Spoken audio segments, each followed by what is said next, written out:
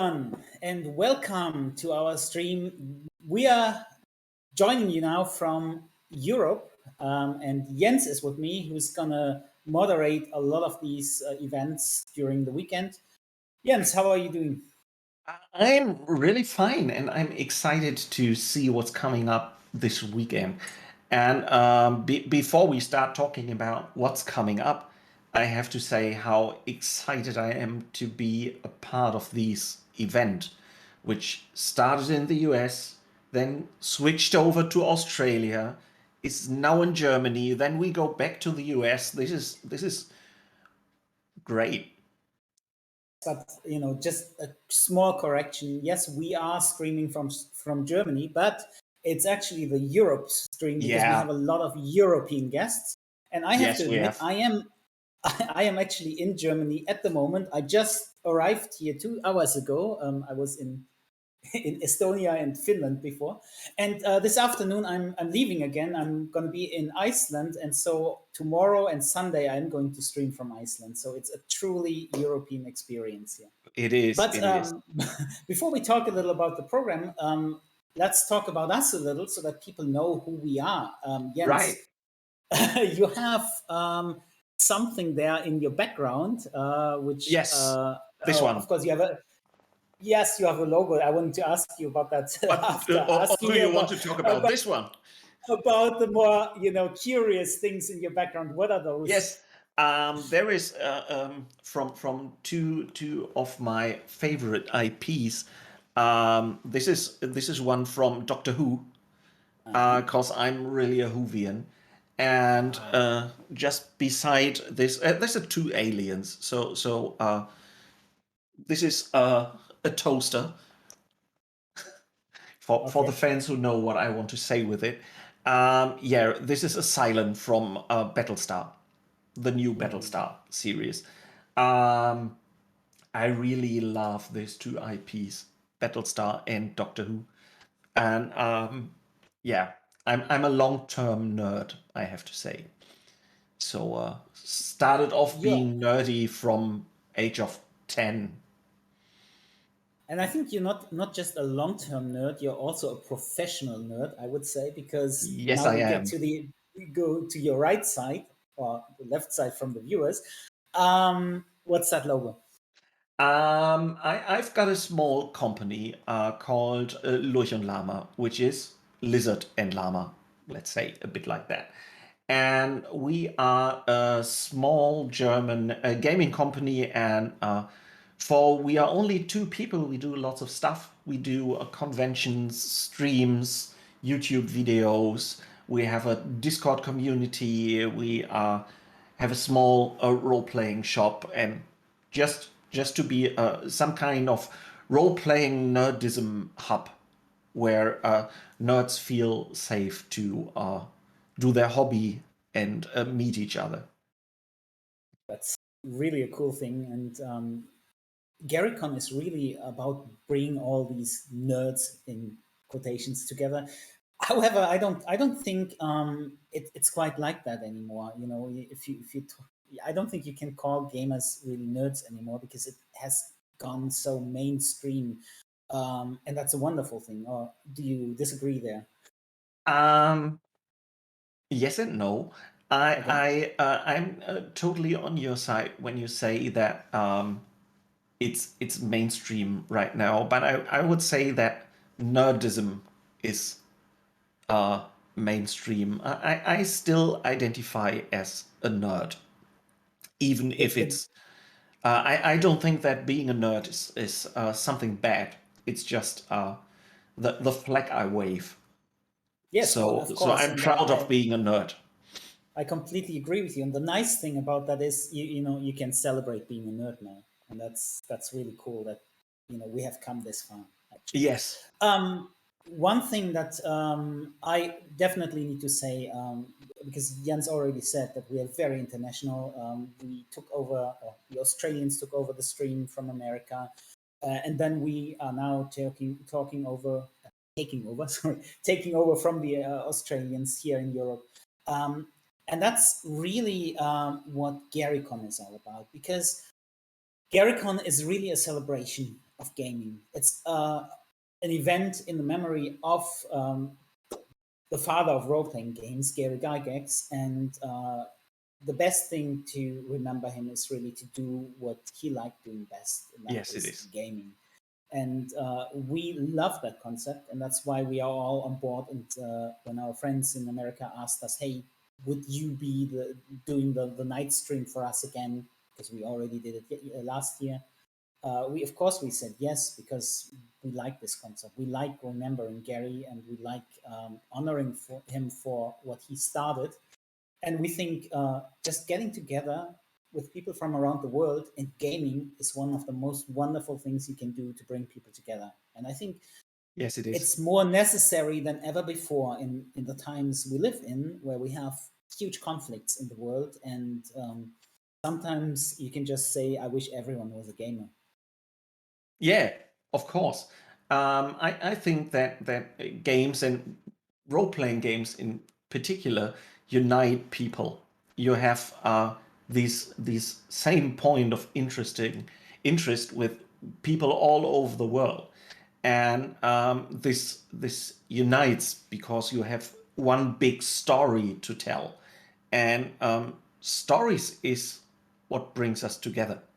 So stories is what's told by your grandma when you are a small child, and this keeps on the whole life, and people listening to the same stories, knowing the same tropes.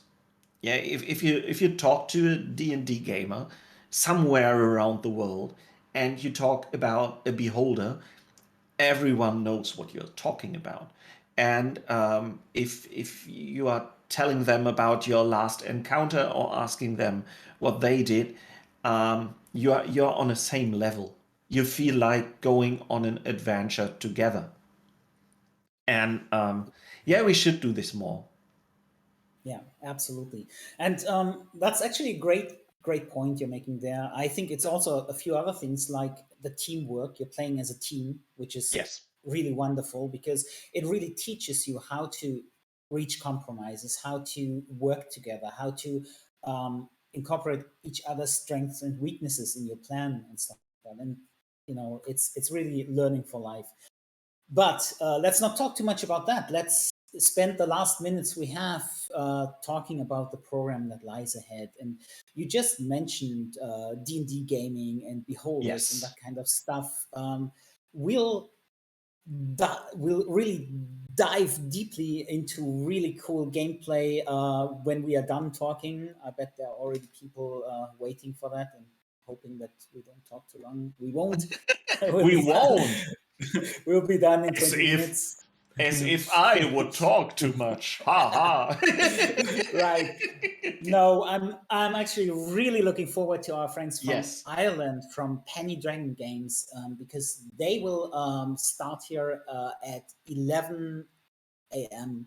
our time, Central European time, which is, and now I have to calculate again, 5 a.m. in the United States in Central Time, the I official just say time. in about 20 minutes. That's a very good thing. You have to understand there's one special thing because the Americans already went to daylight savings time, Yeah, and we here in Europe did not.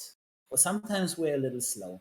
I think we will tomorrow No, yeah, from that's really Saturday on Sunday. We will. exactly. So that's going to be really confusing if you have a convention schedule, and in the middle of the convention, Yes. one part of the world changes time zones. So I'm just mentioning that. I will mention that every morning because I don't want people to miss the great events that we have coming up. Yeah. But please be aware that right now there's a 6 hour time difference between Central European time and Central time in the US, right? But on Sunday, it will be 7 hours. So we'll be 7 hours Okay. apart and be Great. 7 hours behind us. Okay. So that's what's going to happen. So Penny Dragon Games.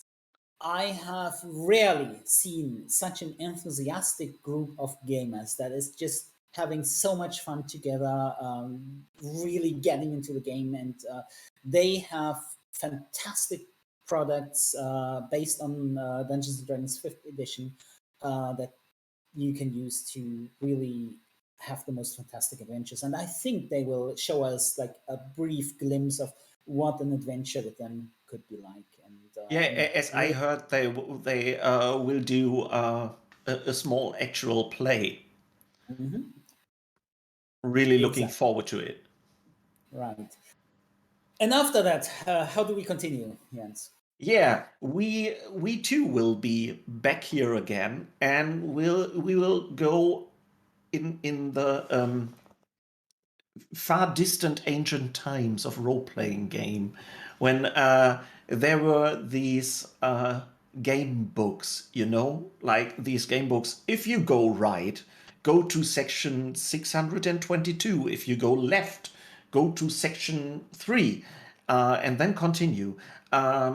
Some of these game books are getting again today really likable, and people are playing these games more and more. And Ras and I will play one of these game books together with you, so you in the stream can decide for us who will read and who will play. I don't know. We'll We don't figure that know out. yet. We will figure I'm that out thinking when we start.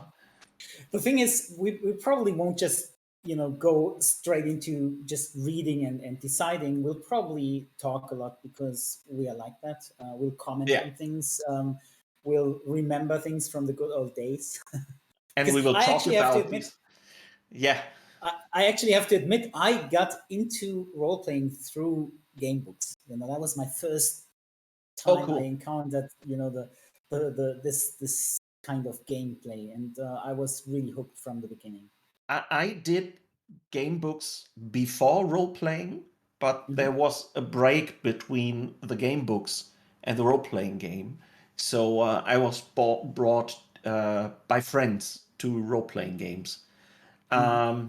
Yeah, let's not talk too much about that. Right, We have a whole hour to fill, okay. and after that I will stay, Hmm. and you will have a break then and can fly to Iceland. And Exactly. I will talk to a friend of yours. Yes. Evil Dave is Evil gonna Dave be is there. is it's a great name. I will talk to Right. Evil Dave, Yes, we'll and talk to Evil Dave. we will talk about the dragon you have right behind you. Right? It's not actually the Dragon Legion dragon, but it is a dragon, and I love dragons. But Dragon Legion is what we'll be or what you'll be talking about, and Dragon Legion is also the reason why I'm flying to Iceland because I'm having a Dragon Legion event there. Dragon Legion is a European network of role players, and they meet in different countries and do role playing activities. And they are especially focusing on bringing young people together through role playing. So you can talk all about that with Mhm. Evil Dave. And this fits so good to this event because one focus of Dragon Legion is bringing people from all European countries together through role playing, and this is just perfect for this GaryCon experience we are having right now. That is collecting role players from all over the world to watch this stream and to be a bit a part of what's happening in Lake Geneva. So this is some kind of a European mirror of what is happening at GaryCon, and I'm really happy to have this talk. What's Right. happening after the Dragon Legion talk? Ulysses is going to be here for 2 hours. And Ulysses is probably the most influential role playing game publisher in Germany. Yes, Um, and one of the biggest it's, in Europe. So Yeah. One of the Okay. biggest. One, All right. I haven't said the biggest, but one of the biggest. And Definitely not the biggest. in Germany, for sure, they are In Germany, yes. In market Germany, they leader. are. And Mm. And yeah, they are I'm they're very good. They're very active. They have yes, a they lot of are. interesting products. They have more products in German, but I think in recent years they have done a lot Yes, more for the English speaking market. And GaryCon is a wonderful opportunity to share them a little more with the world because during these days of GaryCon, we would really like to showcase some really good European publishers, starting with Penny Dragon, but then Ulysses yeah, today as one of the big ones.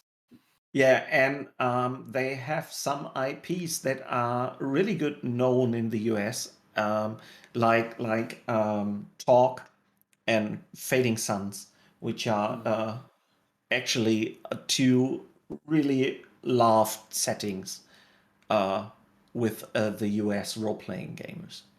mm. And I'm looking forward for it. They are doing really cool things, and they have a 2 hour slot at the end of the Central European program each day of the GaryCon.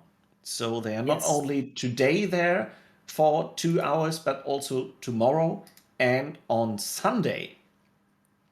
right. Uh, Today it's a more general overview, and you yeah, get to learn, you get to know Ulysses as a publisher and all the cool things they do.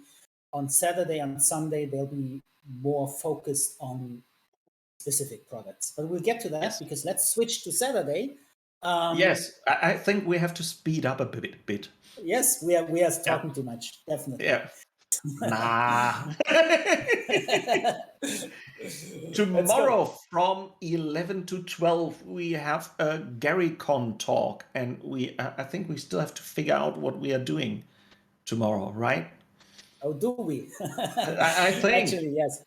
Okay. I think we wanted to take a really cool topic and discuss it regarding something about role playing conventions or role playing on an international level or something like that.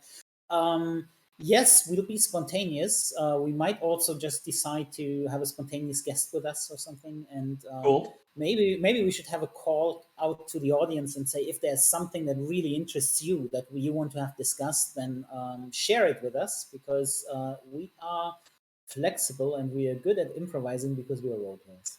Yes, we are. At 12 o'clock Central European time, there will be the Uhrwerk Verlag, or a clockwork, as you might say. And they will talk about Chronopia, a reboot of a classic skirmish game, which has been really well played in former times, and they bring it back again. And Uhrwerk is also, as the name already suggests, a German publisher, a Yes, very interesting one, a very innovative one, also a very small one. But yes. that's really what it's about. We want to showcase small and innovative publishers and maybe give you new ideas of new products and interesting things that you can find in the role playing community. Talking about small and innovative, we come to 1 o'clock, where I have the fun to talk to Manifest Games, also from Germany, Mhm. a really small company, which is a one-man show. There's only money, Manfred, who's doing the games, and he has decided not to do any translations from other countries' role playing games, but to do everything from the scratch. He's got two games he developed on his own, and we will talk about this one, uh, All right. um, a universal role playing system, which is going to be translated to the English language soon, and we will talk about it.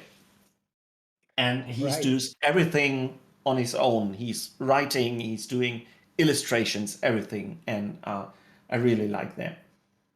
Well, What's happening that's after always that? amazing. After that, we go to System Matters. This is a publisher that is also from Germany. A lot of German publishers on Saturday. Yeah, it's This German one Day. has been quite established in the German role playing community, but System Matters, I think, is also looking to spread their games a little on an international scene. Yes. So we'll be talking about that. We'll take a look at the products they have and the innovation they bring to the market. And I'm very curious about the international projects that they have in the pipeline. After that, there is the second program from Ulysses Spiele, and they will talk. Yes, pun intended. Yes. They will talk about the Talk Infiniverse game. And this is a really cool action pulpy role-playing game, which is lots of fun to play. And they will show you the game from 3 o'clock to 5 o'clock, I think, tomorrow. Yeah. They have a really great game master on board. So that is something you should not miss. Yes. Let's jump ahead to Sunday. We are running out of time, but we Yes. are, I think, being able to finish it just in time. So, Yeah, we Penny Dragon still have Games. 6 minutes. Right, but not if we keep talking like this. Penny Dragon Games is going to be back on Sunday morning. Right. Remember, Sunday is the big day. Time change in Europe, so we'll be 7 hours apart from our American friends. If you can't afford to fly around like Ras is doing, and you ever want to feel a jet lag, Sunday is your day. Yeah, So great. So for us, it means we'll start at noon, at 12 o'clock. Yes, we And will. that's still going to be 5 a.m. So for the Americans, it's going to be the same time, 5 a.m. Central Time. Whereas for us, it's going to be an hour later because we'll suddenly be 7 hours. 5 o'clock American time, noon European time, Central European time to be precise, Central European summer time to be precise. Wow. And I thought they would get rid of it, but they are very slow about that. Yeah. But yeah, that's how things are. And Penny Dragon Games is going to be back just with 1 hour. So I know they have something cool planned for that hour. I'm not sure what they have planned. We'll be surprised. But if you see them now, you'll definitely want to come back on Sunday. Yeah, I'm sure you will. Let's go to the next one. Then at 1 p.m. on Sunday, we have a small Italian publisher that's been extremely successful with a very interesting setting called Kisata. And Kisata is really a setting of the dead, and you can just plug it into your campaign if your whole party dies and you want to continue playing. It's a wonderful way to play. Kisata is a very dark, mysterious setting, and I think they'll be talking about it, I think, with you, right? With me, and I'm looking forward to it. I like the dark and gritty role-playing games.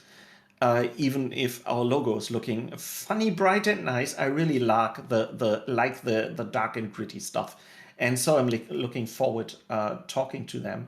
And I will again have 2 hours in the row, because right after our Italian friends, I will meet up with Björn Flintberg from Sweden, and he knows very much about European role-playing scene. He has been very influential with his products, and as you all might know, Sweden right now is the Silicon Valley of role-playing games. They bring up new games over and over again, and are successful all over the world. They get Emmys each year. And I will talk with him about what's the difference between the European role-playing scene and the American role-playing scene. Are there differences? What are the similarities? Where do they come together? What do we different?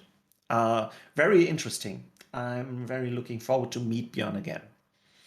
Absolutely. He's actually one of the people who defined the European role playing scene. So, Yes. it's an honor for us to have him here as a guest. Really cool, and really cool guy. So I really like him. I've been on stage with him, and it's always fun. And then you take over with Verlag Thorsten Loof. Yes, that's another small German publisher. I almost said Verlag is the German word for publisher. Yes. Yes, and also one that has been around for quite a long time. Also very, very small, but very, very productive.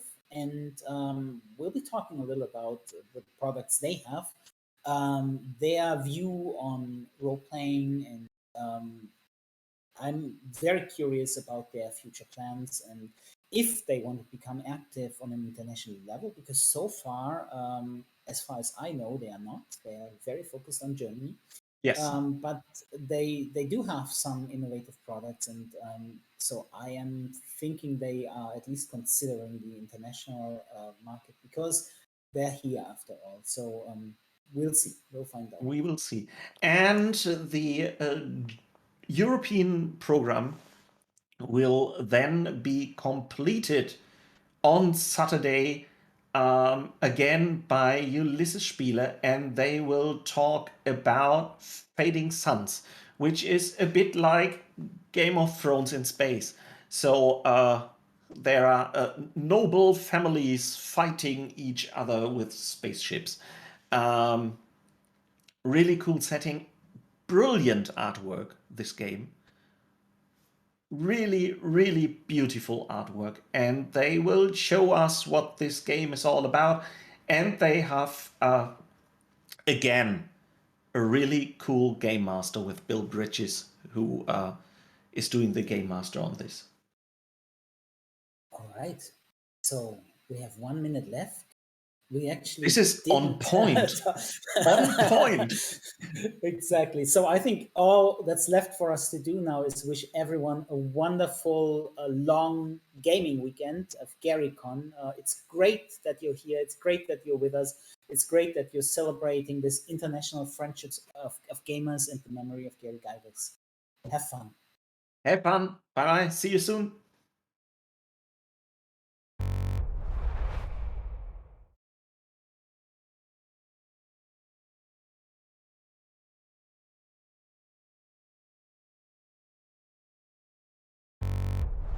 This has been so much fun because it's a different version of Archon. It's like a cartoon coloring book version of Archon, which is really, really fun.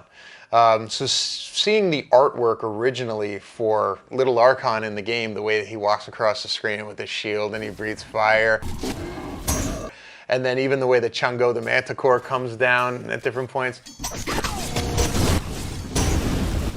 It's so much fun. I mean, you can only dream to have a character of yours then immortalized in that way and playable and unlockable in a video game. The Archon and Idle Champions currently is an earlier version of Archon, so a pre-Hand of Vecna Archon. How did Archon get the Hand of Vecna? Archon was sent out by Tiamat over the course of a decade to go and retrieve artifacts for her. So Tiamat would appear to Archon in dreams, and she would reveal to him the location of a great weapon that could help him, or a great suit of armor. Like the axe that he carries belonged to a general of Asmodeus and was buried inside of this tomb. And so Archon went on this adventure to find that axe of Asmodeus. And so Tiamat would appear to him in dreams, and she did the same to him in terms of this kind of extinction event that was potentially about to happen, where Vecna had teleported huge pieces of land from the Shadowfell and armies and animated this giant long dead titan and was inside of this mile-high structure, juggernaut, going to destroy everything in its path. And so Archon was sent there in order to stop Vecna from destroying the realm. Archon's entire party was killed, except for him. And he wound up using his charisma to become assimilated into another group that shared the same primary objective, which was to kill Vecna and destroy Vecna and stop Vecna from taking over the prime material plane. Now, what this party didn't know was that Archon had a secondary objective, which was to find out what was allowing Vecna to teleport cities and armies from other planes and bring that back. So during that battle, Archon survived, and towards the end realized that the power was coming from Vecna's hand. So when the battle was won, one of the members of this party that Archon joined was going to die. And so in this very vulnerable moment, this, the friends were gathered around as he was about to pass, and Archon pulled off this move in this very vulnerable moment. He used their vulnerability against them, and in a quiet moment led them to believe that he was sent to destroy the hand. And he had the power to do so in this axe. And when he raised his hand up and whispered a prayer to Tiamat and everyone looked on, he swung the axe down, chopped his own arm off, replaced it with Vecna's hand, and teleported away. He teleported to Krull, who was waiting for him, who healed him from the battle and opened a door to Avernus, to where Archon went and then had an audience with Tiamat. Tiamat rose this giant tower of obsidian, volcanic rock out of hell, and this 9 layers tower with dragon heads around the top. Archon and Krull then sent for Torragar, and he met them there, and this army formed, this dragon army formed around Archon, who was this champion who had returned with what the dragon cult and the dragon armies believed was the actual cure for Tiamat's imprisonment, that finally someone was going to come along with the power to free her. But Archon needed time to figure out how to use the hand and how to unlock its power. And so he began this series of mental battles with Vecna, where they would meet on this ethereal plane and have these mental face-offs and these mental battles, in which Archon would try to understand Vecna's secrets while Vecna would try to gain control over Archon's mind. That's how Archon got the hand, and that's what he's doing with it now, and that's what he's up to when you as the player characters run into him. He is in the middle of this process trying to free Tiamat.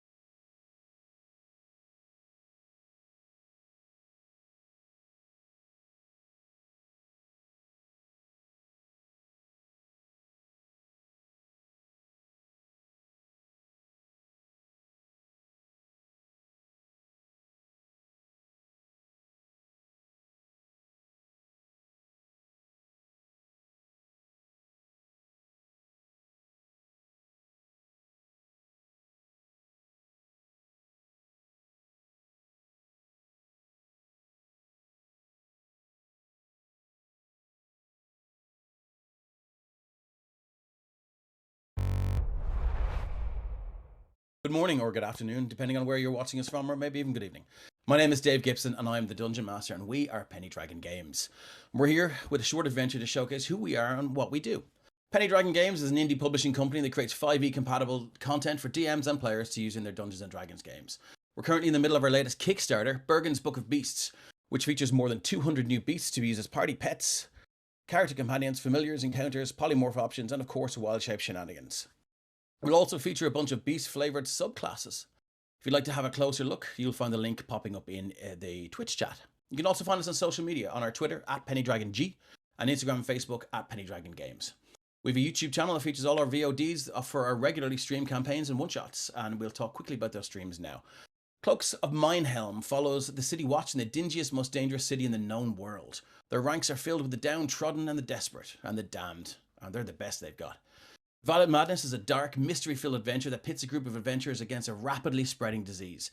Time is not on their side, though, as those that succumb to death from this affliction eventually come back as something else.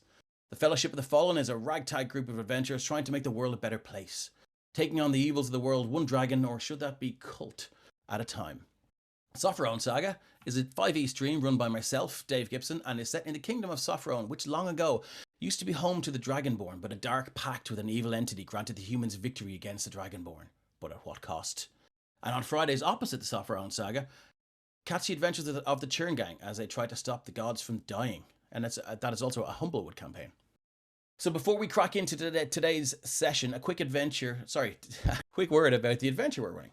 This is an evil party who work for or are indentured to an entity called the Collector, who likes to send them on the odd job now and then, usually to retrieve something that has caught his eye. So let's meet our players. Let's start with Jean. How's everyone? I'm Jean. I will be playing Devnet. He is a soul knife rogue. Came into the service of the Collector a couple of years back. Started developing some psionic abilities and decided to stick around because the money was good. Excellent. Richard. Hi, my name is Richard, and I'm playing Rodolfo the Tall, a bugbear rogue, who's just, he's just doing one more job because he's got to pay off that indenture. Basically, he's Baby Driver in a big furry body. Stephen. I'm Stephen, and I'll be playing Balnor the Banished, an Oathbreaker paladin who is working for the Collector, but is well aware that the only reason he's being employed is because he will be one in his collection one day. Very good. Ryan. I am Brian, aka Deranged Rhino, aka Lex Olson for this game. I'm a Triton Druid who has retreated to the swamps of the land because the people are too disgusting. Excellent. Joe. Hello, I'm Joe. I'm playing Ruin Blackroot. He is a fighter barbarian wizard.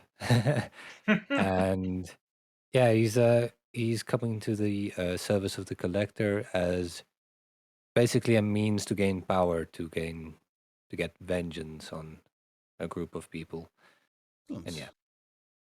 Okay, lovely stuff. I think with all that taken care of, let's crack into today's session. So, the sound of a loud bell chimes once again around this otherworldly palace that you've all called home for longer than you care to admit. You slide off your bunks, grab your weapons, and slowly make your way towards the long corridor that leads to the menagerie of the Collector, the mysterious being that recruited some of you and raised others from childhood into servitude. As you arrive at the gilded double doors, two masked guards gesture for you to stop, and one steps inside, presumably to announce your presence. After a short wait, the doors are thrown wide, and you once again marvel at the sight of the Collector's menagerie. A huge square chamber constructed from a mostly brilliant white stone is brightly lit by magical braziers, the light reflecting off every surface and almost blinding to some of your sensitive eyes. Arranged throughout the room are row upon row of buzzing magical force fields in which trapped creatures of all kinds sit dejectedly for the amusement of the Collector. Here, an adult black dragon, chained with a bright silver manacles, lies in slumber. There, the fabled beholder sits on the tiled floor of one of the cells, missing one eye stalk, with the rest of them sporting shiny metal patches, one huge one over its central eye. As you walk the length of the purple carpet towards the Collector's throne, a curious lifeform catches your eye. A colourful warforged stands in one of the smaller containment areas and gives you a wink as you pass. Hold on, I'm going to move you all over there now so you can see what the menagerie looks like. Here we go. Make sure the music is off. Oh my god, there's a dragon imprisoned. That's horrifying. Yep. So you guys can see there, you can have a good look at what it looks like. Music's on. Wow. Okay, now where was I? Yes. As you walk the length of the purple carpet towards the collector's throne, a curious life form catches your eye. Colourful Warforge stands in one of the smaller containment areas and gives you a wink as you pass. Are you the rescue mission, old boy? I thought they'd be here by now. He says that to you, Rodolfo. I avert my gaze. I feel terribly guilty about sentient beings being, enslaved in this way. I'm sort of like, Okay. your people will come for you one day. Just maybe you should switch off or something. Visibly deflated at that answer, he sits down on the floor and mutters to himself, maybe they're not coming. Maybe you're not worth saving, old chap. Can I get Your you a voice- magazine or something? You hear a voice from the throne. Stop speaking to my toys. The collector is standing now watching you. Standing well over 6 feet tall, the collector is garbed in a gold and black suit, which seems to double as some sort of armor. Wearing a black and gold mask that amplifies his voice. No one, as far as you're aware, has ever seen his face. Short black hair parted on one side hangs over the mask, and he shifts his weight as he continues. Your services are required. Something new has piqued my interest. A small celestial being is being transported through a forest by a detachment of holy men and women. I want that little celestial, and I get what I want, don't I, Major? As he directs his raised voice towards the Warforged. Now, listen up. Head directly to the Hall of Mirrors and enter the 4th mirror on the 11th pillar when you hear 3 tolls of a bell. The way will be open for you for 30 seconds. Retrieve the little thing and make southwest for a day's travel on foot. There you will find a roadside inn. Approach the owner and say, "Good sir, I brought a goose. Wouldst thou pluck my goose?" He will offer you an ale. Drink it. Then he will direct you to the basement where you will stand before a mirror and await the same tolling of bells before you step through.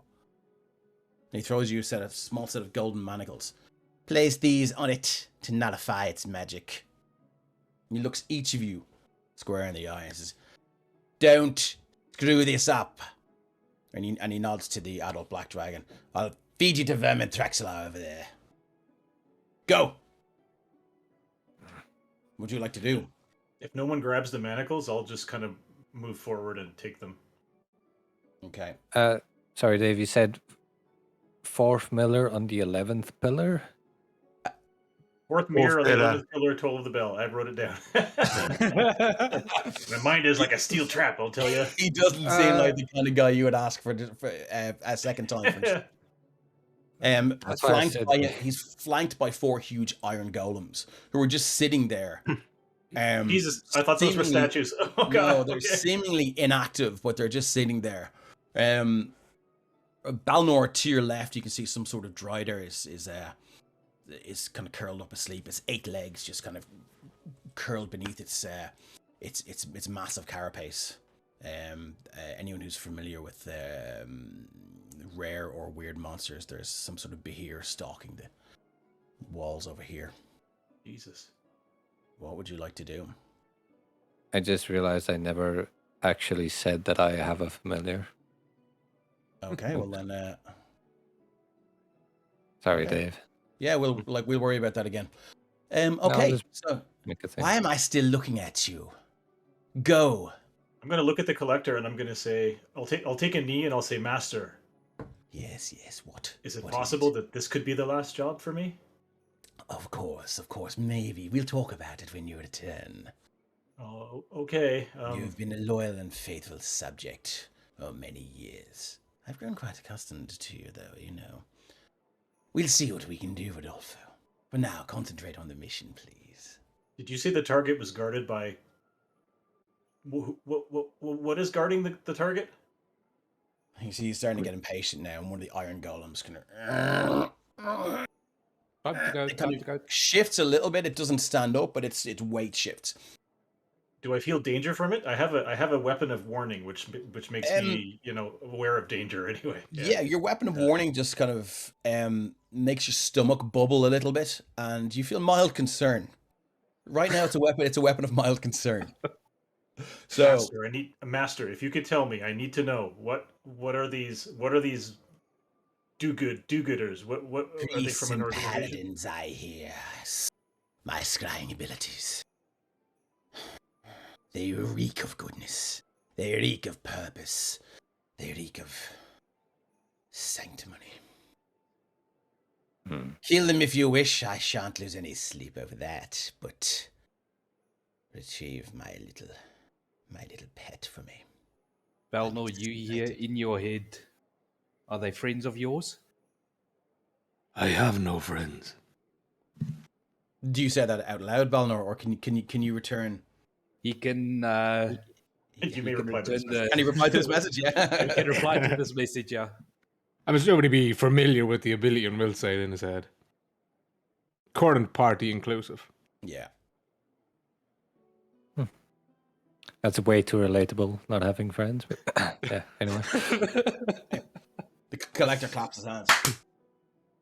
You have 27 minutes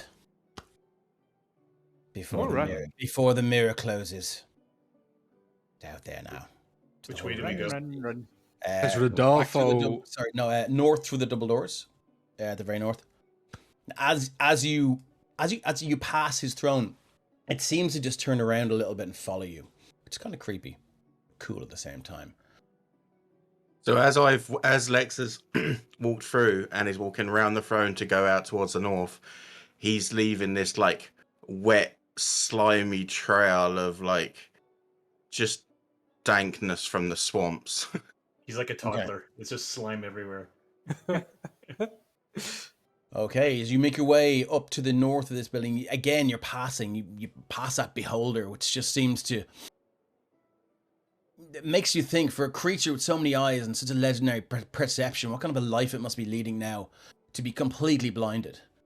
Rodolfo, you in particular, you would sort of maybe reflect on that a little bit. Yeah. And up to the extreme west here, you can see what looks like some sort of brass dragon as well. As you make your one way, thing's for sure is I will not end up in this collection. That's not going to happen. Yeah.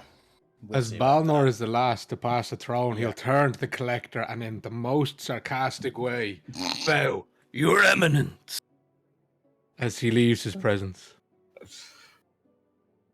Let me just roll an inside check here for the Poof, smoking boot. The first like- round of the game. Is it like a theatre bell, where you overextend the arm and the leg and 10. Oh yeah, like like a little roll with your hand first. Your as back well. leg goes really far back. Yeah. yeah, dramatic. yeah, like Balnor has absolutely no doubt in his mind. Every last one of us are destined for one of the empty enclosures in this room, and he knows that the party might think that they're just being hired and they're making good coin. This is our home forever, regardless if we want to leave or not. You definitely get that vibe. I'm just a human. There's nothing special about me. Okay. We know. Very As long well. as he keeps paying me, I keep going. So I'm gonna copy and paste you all over. And what is this guy? What is this guy here? That looks like a paladin type in that last cave in the upper right. He's some sort of veteran fighter, just sitting there, dejected, no weapon on him, and he's just he just seems to be. He's counting his fingers and toes over and over again. He's 1, 2, 3, 4, 5, 6, 7. I mean, I can go on like this for 2 hours. 5, 8, 6, 2, 4. Damn you! God! What's your story, chum? Damn you! Why are you here? Get me out of Why here. are you worth collecting, human? I'll pay you. Get me out of here. The collector pays us as well. Out of interest, can we work out the cage's constructions, like how it's being kept in? So it's a kind of a 10 by, this one's a 10 by 10 metal lattice cage with some sort of arcane lightning running across it. Roll me an Arcana check there. Oh, this is you can hear some shuffling from the collector's throne as he as he seems to be taking an interest in the fact As he you've charges stopped. up his disintegration ray. Yeah. I know nothing. It's a map IRE in the chat says, where do they poop? Where indeed? It's a map IRE. So what was the Arcana 8? Prestidigitation. It's Yeah. yeah. Don't forget, Ryan. We can see your screen, eh? So you're so make sure you're not close all those tabs that you don't want. Oh no, that's not me. That's sorry. me. Whose screen are we Why? seeing? Sorry, I thought it was It's Ryan. my screen, yeah. Yeah. Okay. So he as you look at this kind of lattice cage with these with this lightning, even though with the aid of Arcana, you can see that the lightning sometimes and sometimes it seems to form into runes, which you've no idea the purpose or meaning, but they just seem to kind of flash across.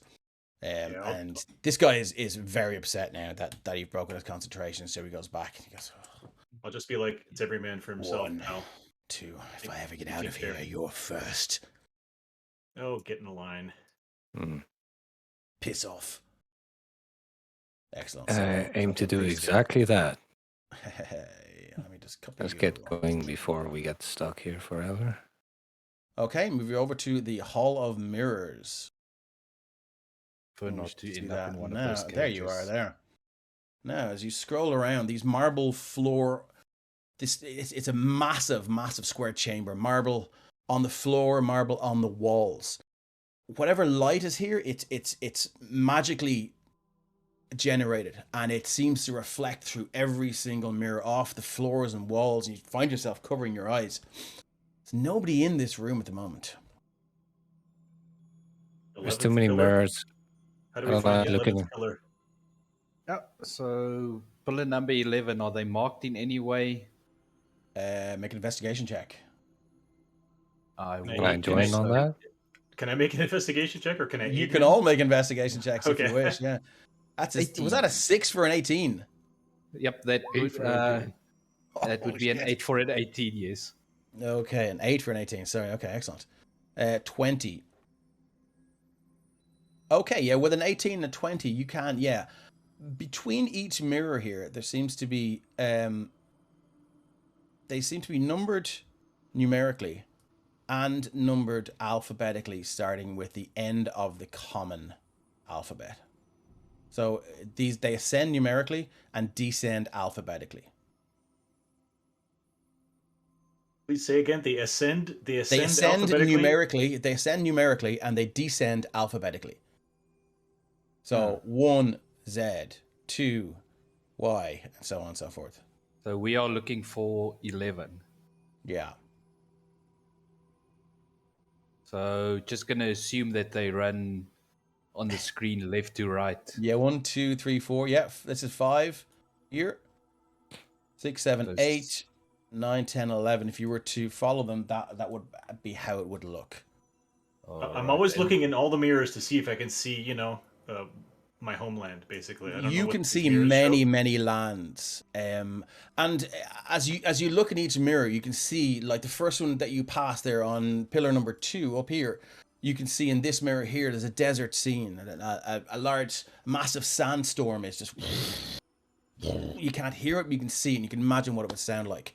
As you pass here, you can see here. You can see a throne room, courtiers deferentially bowing to some sort of nobility there. And then it shifts to a wizard's tower,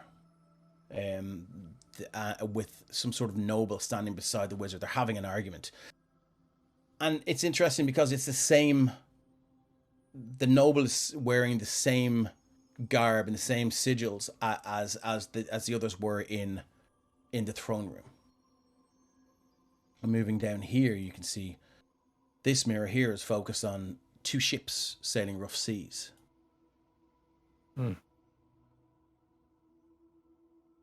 I've always wanted to be a sailor. Just out on the open ocean. I get seasick. Yeah. Oh, I've never been on a boat. Rather by a near lake. the ocean. Go sit next to a lake. Much calmer. So, have you found where? I think this is the pillar. Yeah, this should be the pillar, and then what was it? Mirror number 3. 4. Four. Remember 4. Four. How do we figure out which mirror it is? They are not Are numbered. they? They're not numbered. No. We just do eeny, meeny, miny, mo. Well, let's You look for can't one that reverse. has a forest in it with a bunch of paladins, you know, Yeah, I'll just go counterclockwise around looking for any. carrying a celestial. Okay. We're Anything not that going to the paladins now. We need to see this other being. Yeah, who are we seeing? Yeah, we need to go to the inn to tell him to pluck our goose, and he'll give us a drink, and we'll climb through another mirror, and then we'll stay up the paladin. No. That was. That's to get home. That was Oh, to no, get wait, so- home. Ah, I misunderstood. My Oh apologies. God. Okay. No. Yeah, No, he read it out don't deliberately worry, my quickly. intelligence is very low. Excellent. I don't have the Yeah. keen mind feat anymore. Oh. This is the Suicide Squad for sure. We're just gonna step Yeah. through the mirror and then get gunned down on the beach. It's gonna be great. Yeah, Listen, Okay, I, cool. I am definitely Weasel. Yeah. Okay.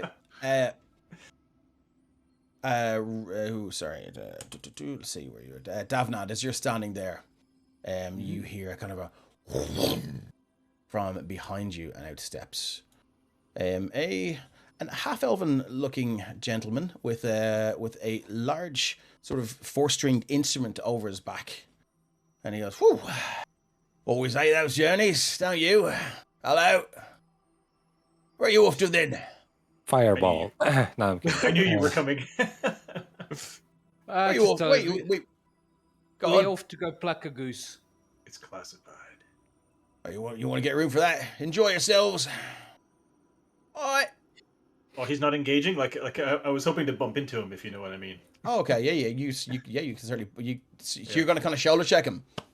Well, just yeah. You know how Yeah. pickpockets work. Oh, very Hey, good. buddy. Very good. Excellent. Roll me a sleight of hand check then. This could be the end of the adventure right here, guys. I'm sorry. I can't help myself. It's gonna go south. Sorry, gonna go south. Fighting a level 20 bard right off the bat. Let's go. Oh God! So this is the problem with characters that are made on this on that are made quickly, is that my sleight of hand's not very good. It's only 13. Okay, let's see. Let's see what his PP is. Yeah. I made this character for fighting, not for. Passive perception is he catches you, so you're just you Oh. sort of bump in. It's a really really fumbly attempt to try and lift something from the inside of his cloak, and his hand just goes catches you.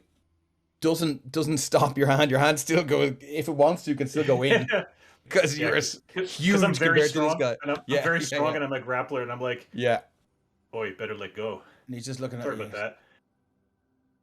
All right. Never know who you'll meet in here. Yeah. You never know who's higher in the food chain, the ranks either, do you? Of course, he probably ripped me off, but anyway, okay. Yeah. I'm gonna. He kind of heads off very, very suspect now. Just gonna walk up to Rudolph and say, "Listen, I've told you 1,000,000 times before. Work on your distraction first, then go for the pickpocket." I could have killed him. Sorry, he's not really great at stealing. We're No, still he's working not. on him. So, as you stand before this mirror, you can see forest scene, and you're looking at it in silence for about 10 or 20 seconds, and then Lady Astor. So you can see now there's two heavily armed men. Sorry, I'm gonna move over to my. Not gonna move you there. Sorry, I'm gonna move over here. Yes, two heavily armed men. And what looks like some sort of priest in robes, along with a heavily armed woman traveling by. And the mirror seems to be focusing on this dashing young man in his plate armor, walking along with this similarly garbed tiefling woman. And you can hear the talk now, and they're like, "Lady Astor, we've worked together many years now, and I believe we are a good fit. When we return to the kingdom, I'm going to ask for your hand in marriage. Would you accept?" And she's like, "Oh, Sir Hedgeford. And then the mirror goes and opens. What do you do? Step right through. I am Yep. sneaking. I am sneaking through. I'm Okay. sneaking through also. Sneaking through a portal. Anyone who's sneaking through an interplanar portal, please roll me a stealth check. I'm like, you go left, I'll go right. Ooh, I'm not sneaking. I'm just kind of like slopping through. I'm just like, Excellent. Dave, Yeah. considering that we know that There we're we probably go. going to have to mug these people, I would Yeah. like to cast False Life on myself. Yeah, you can do that. Anyone wants to cast Sure. any kind of buffing spells before they step to the mirror, feel free. I got a nat 20, even though I'm slopping through. Okay, you just kind of okay, you're just going to seep through very quietly Yeah. instead of slopping. Cool. I think That's everyone me who and wants to Davnat spell. always Pulse. use the druid as the distraction, and this time it's like nope. Nice, Although nice. we still technically rolled higher than him. So So, somebody roll me a D100, and that will tell me where you land in this general Sure, area. I'll roll one. I already rolled it. No problem. 52. Take the Okay. 52. Just remember, Ronald, we've still got the paladin as a distraction if we really have Yeah. to use This is where you land here, just off to the west of them. Now I'm going to move you in to our forest battle map, and again, thank you to It's a Map on Facebook. At It's a Map IRE, who I buy all my battle maps from. And we appreciate Sorry, it. Dave. I Yeah. couldn't see False Life, so I casted Longstrider instead. Okay, no worries. Yeah, cool. If you want to look up. it. All right. Cool. Okay, and you land there. So who got the stealth check? 22, 23, 23. Is anyone not stealthing? Can you do a Yes. shift thing? I'm not stealthing. Sorry. can we quickly move away from the entrance point so that Cool, those that thanks. aren't stealthing won't give us away? Yeah, You that was can the certainly try. thing. And Dave, if you want to scatter us more, it's fine. I don't mind. No. That's how you get there. So as I stealth through, then, like I said, I kind of slop through, but really quietly. I just going to blend straight into the trees. Okay, the we'll use that growth and- existing. Yeah, we'll use that existing stealth check. Because I Yeah. presume we've worked together before and we've gone through these gates before, so hopefully we have an MO that's kind of like You would have, rogues yeah, go through, definitely. hide, split up, and then the fighters just land like superhero landing. So. I am, as I'm walking out of the portal, me and myself like diverge into two people. Wow. Okay. As That's freaky. it's myself and a ghostly counterpart of myself. Okay, They do look you want another mostly token for similar. that? But, yes, please. Sorry, it's my echo. Okay, I can cool. just make a circle and put it down. No. I'll Okay. just give you a second. Okay. A second ruin. What's your character's name again? Ruin. Yeah, Ruin. There he is. Yeah. There. I'll put a little And thing on him. Hold on. fantastic. There's As we have had And, use of these mirrors before, do Mhm. we understand that these mirrors show us our quarry? So we are pretty sure that these are the people Yes, we need you are to be. 100% sure. And as you Okay. can see now, when you land, the two whose conversation you were privy to, Sir Hedgeford and Lady Astor, are there, and behind them, clad in leather armors and wielding a bow, to which an arrow is knocked, is an older gentleman, maybe in his 60s, and behind here is some sort of garb-robed priest, who is carrying a very small golden goose. You can hear him complaining, "Sir, it's biting me regularly, sir. I'm in a lot of pain," and it just and snaps at his face again. It's like, "Sir," and he's trying to hold it out, and Hedgeford is like, "Quiet down, Velnor, quiet down." Can I Special murder the moment lady between, now? and then he's like, "Hold," and they all stop and sort of listen. Sorry, Dave. As we Yep. came through the portal as well, I'm just going to use psychic whispers. Mhm. So I'm going to set up a telepathic link between all 5 of us for the next. That's nice. That's cool. That's some Avengers stuff right there. Telepathic link perfect for a number of creatures equal to your proficiency bonus. Nice. For the next 4 hours, we can all communicate telepathically. Is that concentration damn. or is it just an ability? It is just an ability. Awesome. Okay, cool. Yeah, so something has caught their attention, and Hedgeford is like, hold. Draws his weapon. Feeling the connection take place, Balnor will say in the link, okay, folks, showtime. Usual script. I shall move forward and distract the imbeciles while you surround. And with that, I told you to go left. Why are you hiding? This is my hiding spot. I just realized I hid behind Davnad. I thought he was That's fine. You can hide behind me. That's okay. The druid went the other way. Lex went that way, so let him have his fun. Yeah. Okay. They're aware something's happening here, so we're gonna roll initiative. So the weapon of warning gives me advantage on initiative and prevents any of my party from being surprised. So if there's anything that can surprise us, or if somehow they gain surprise on us for whatever reason, that won't work. That's why I asked if it was okay to take that item, because that's totally fine. Yeah, go for it. Like, I mean, I have a pretty crazy initiative. Yeah. My initiative roll is as good as ever. Did I click my token? Sorry, Dave, I did not click my token. Well, then click your token and roll again. Okay. Ryan, I just realized we're both players in the same game, so this is going to go brilliant. Yeah. For anyone watching that obviously hasn't seen our Penny Dragon games, I am notoriously known for rolling incredibly bad. Regularly. Forgot to click on my token. God damn it. Yeah, if you just click your token, just roll again. Oh no. Okay. The turn order wasn't up. I'm not. Shit, yeah. Oh, no, there we go. Goes. Yeah, No, there it is. There we go. It's okay. In all fairness, it'll always go in there. Mine should be 15, but if you let me have 19, I would be appreciative. Yeah, no problem. I can change that to you. Where are you? Because if I have higher initiative than the bad guys, I can murder them. Yeah, no worries. Are you in there? You're not, so I can add you in. Where are the bad guys? I'm the good guys. I see myself. I'm at the bottom. 19. Oh, no, 19. Yeah, and you are 19. Cool. I mean, bad guys is just a term of depending on which side of the story you're from, right? Exactly. Yeah. So every time I see paladins, I think of the paladins that came to my village and slaughtered my people. And I'm like, yeah, I'll give them the same justice. Hey, that's the same thing that happened to me. Hey, those paladins, like a real Conan origin story here. Yeah. Okay, here we go. So first off, heretics.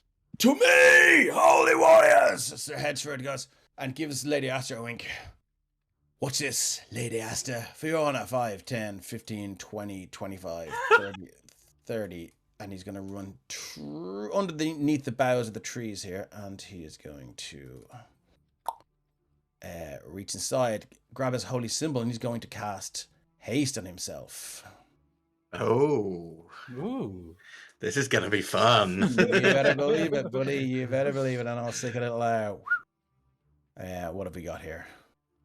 A little mudslide or something like that for him. Okay, and that's all he's going to do. Next up, Rodolfo the Tall, you're up, my friend. So he's in love with this woman? I mean, he just asked her to marry him when you were checking out the yeah. So I hate these paladins so much. I want to make him suffer as much as possible. So I'm going to use my assassin's attack on her with my longbow. Okay. Wow. Okay. Go for it. I'm just going to turn on all my bonus damage, which is sneak attack, surprise attack, because I'm a bugbear, and I'm just going to hope that I roll a crit. Oh, it's going to automatically be a crit if I hit. So, why? Because they're not surprised. So as an assassin, I get advantage if I get to attack somebody before they go on their first turn. Starting at 3rd level, when you're at your deadliest, when you get the drop, you have advantage on attack rolls against any creature that hasn't taken a turn in the combat yet. Yes, you have advantage, which will give you sneak attack. Advantage won't give you the crit, though. No, but assassinate gives me the crit. Yeah, the assassinate feature is when someone's walking along in the warehouse checking boxes and you dropping them. If a character's aware that there's a combat going, then that doesn't apply. No, the assassinate feature from the assassinate subclass literally says, in addition, any hit you score against a creature that is surprised is a critical hit. Yeah, I see what you mean. Yeah. Okay. Cool. That's fine. Yeah, cool. That's fine. That's fine. I'm okay with that. Goddamn. Goddamn paladin, anti-paladin. I hate you so much. Okay, so let's go longbow. And again, I've never used this kind of character before, Yeah, no so worries. I will go public roll and submit.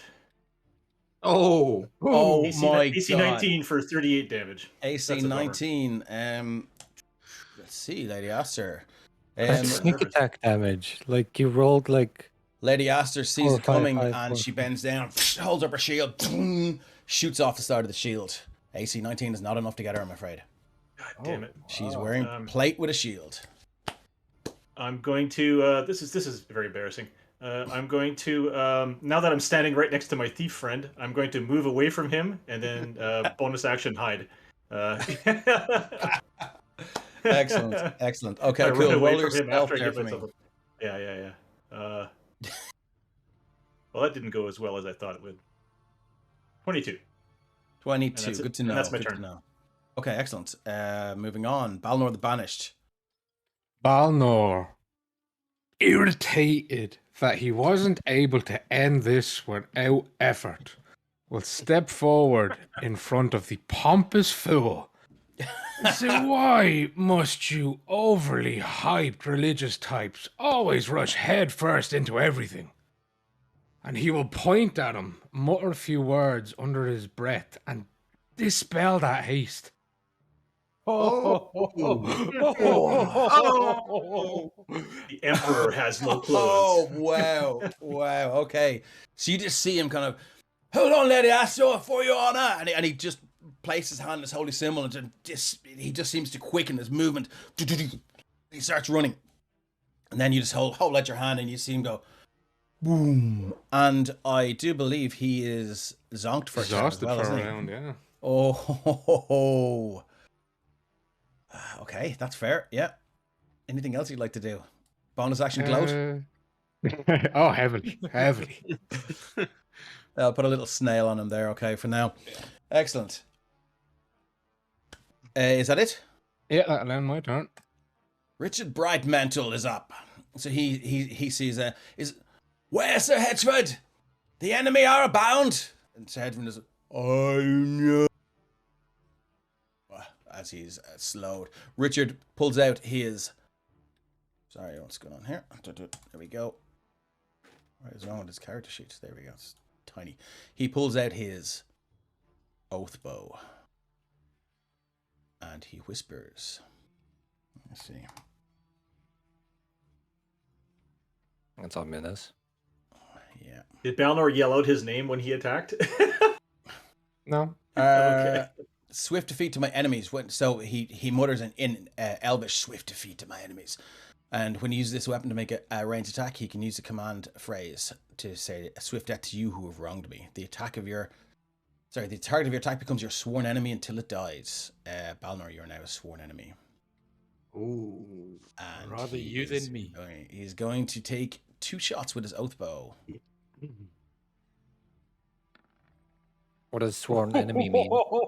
Oh, Wow. Wow. But nice knowing you. That's, Yeah. that's, what I Dave, wanted, that's what I wanted to do is crit. Are you hacking?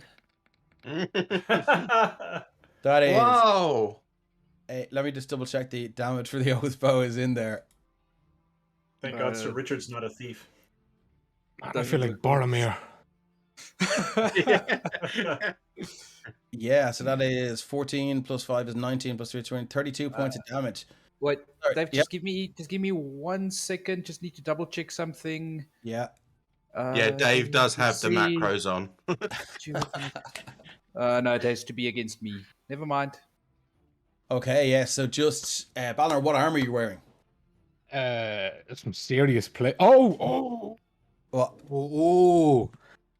Thank you for reminding my ignorance. While the arrow hits with unbelievable precision, there is immaculate blue flash as the adamantine armor rejects that crit. Oh, amazing. Counteracts amazing. it with a radiant force and reduces that to standard damage. Okay, so that is 1 plus 5 is 6. So 9, it's still a very fucking lot of damage. 19 points of damage, yeah. Yeah, so yeah, you guys see that flash.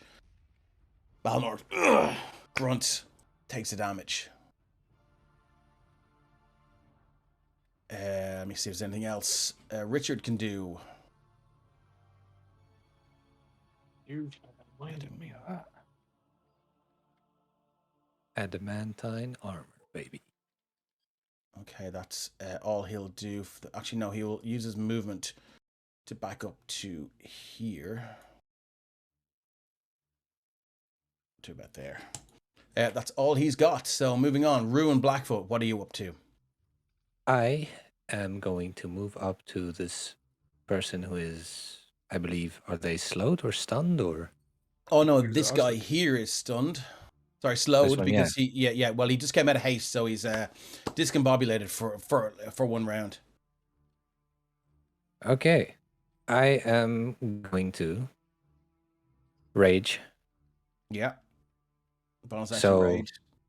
And as I get sorry, go on. as I get angrier, like ghosts start seeping out of the ground around us. Oh, nice. And Did they're you just kind of Astral Guardians? wispy right now. Yeah. Cool. I'm like full ghost is what I am. Cool. Yeah. So you And guys just see these things, sort of these hands crawl out of the ground, and then these sort of ancestral ghostly spirits just sort of dig their way out of the ground. and yeah, then I'm just gonna take 2 swings at him with my longsword. Okay, roll to hit, my friend. So Sorry, I didn't mean to Not press. reckless, just normal attacks. okay. So what's that at? 15 and a 28. Let me see. He's a head fed. His AC is 28 better 20. bloody here. 28. The AC is 20.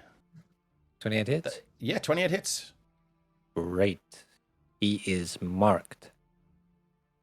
So if he attempts to attack anyone who isn't me, has disadvantage. And Okay. if he manages to hit someone who isn't me, they have resistance to the damage.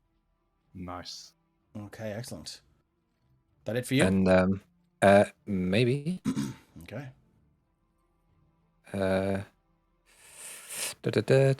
Just checking one thing. I'm mentally going to command the echo because it doesn't say as an action or anything. Yeah. To Okay.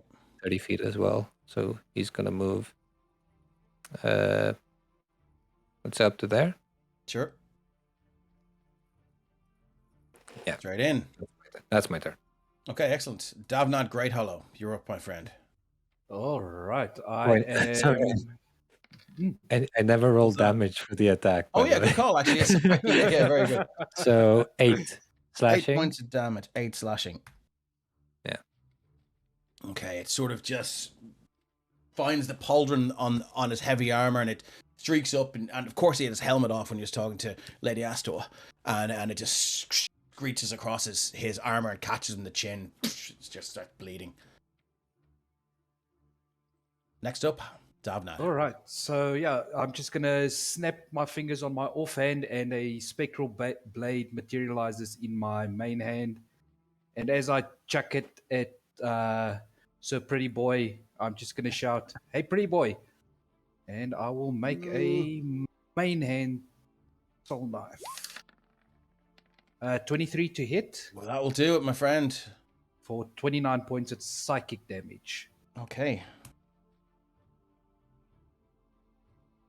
And then So this ghostly arrow just streaks through again, and just seems to enter the wound that was first opened up by Ruin, and just sail right through it and disappear. He screams in agony. movement, I am going to, let's see. How far I'm can I jealous. get I'm back? jealous that he hit and I didn't. All right, so not movement just yet. So I'm going to spend another psionic energy dice. Yeah. Let's see. Let's roll it. 6. So that would give me 60 feet. See where I can get. I can get all the way. Yeah, I'm going to go there. So I'm going to lean around the tree and chuck another spectral dagger in that direction and teleport there Yeah. as a bonus action.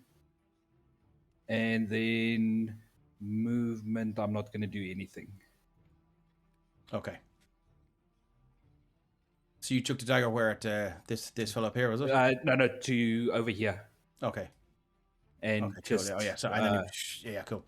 Okay, that's it for you. that's it for me. Okay, moving on to the priest holding the duck. He looks around for a little bit, and the duck goes, "Mah," and bites his cheek. And he goes, bloody hell! And he goes to put it down, and the duck goes, "Oh, oh." And he tucks it under one hand. He goes, "Right, you bastards! This is my last mission. Supposed to retire after this." And Is that correct? I think you retire, all right. I grumble to myself, it's your last mission, all right. so he is going to cast.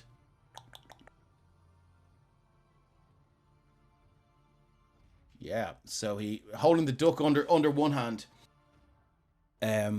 What's the range on this now? Let me just see. Are you hiding, Davnat? I'm not hidden, but I am technically behind the tree. Okay, so he still has line of sight, I would imagine. You'll have cover, but I mean, because on the dynamic lighting, it's showing as a barrier, so I'm not sure how much cover you will give me for it. Yeah, Yeah, it's and for me, dynamic lighting is showing that I can see it, what everybody can see, so I don't. Oh yeah, well look, let's not worry about this now. No, he's just going to land a flame strike on you, so I'm pretty sure he can see you. Jesus. No, that's fine.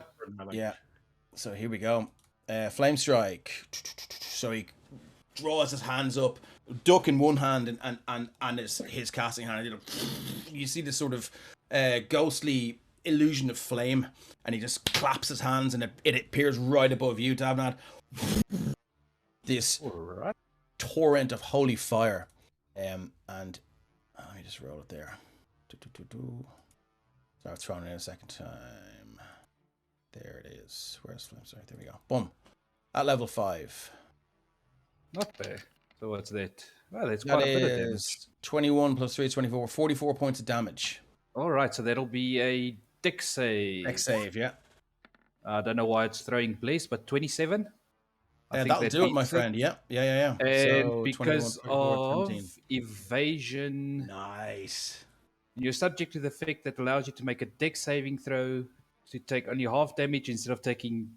Instead, you take no damage. Wow, excellent. Lovely. So you just see In it the coming. vein. That sort of that heads up that you got from the ghostly image of what he was going to cast. You're like, I've seen this before. You just dive aside.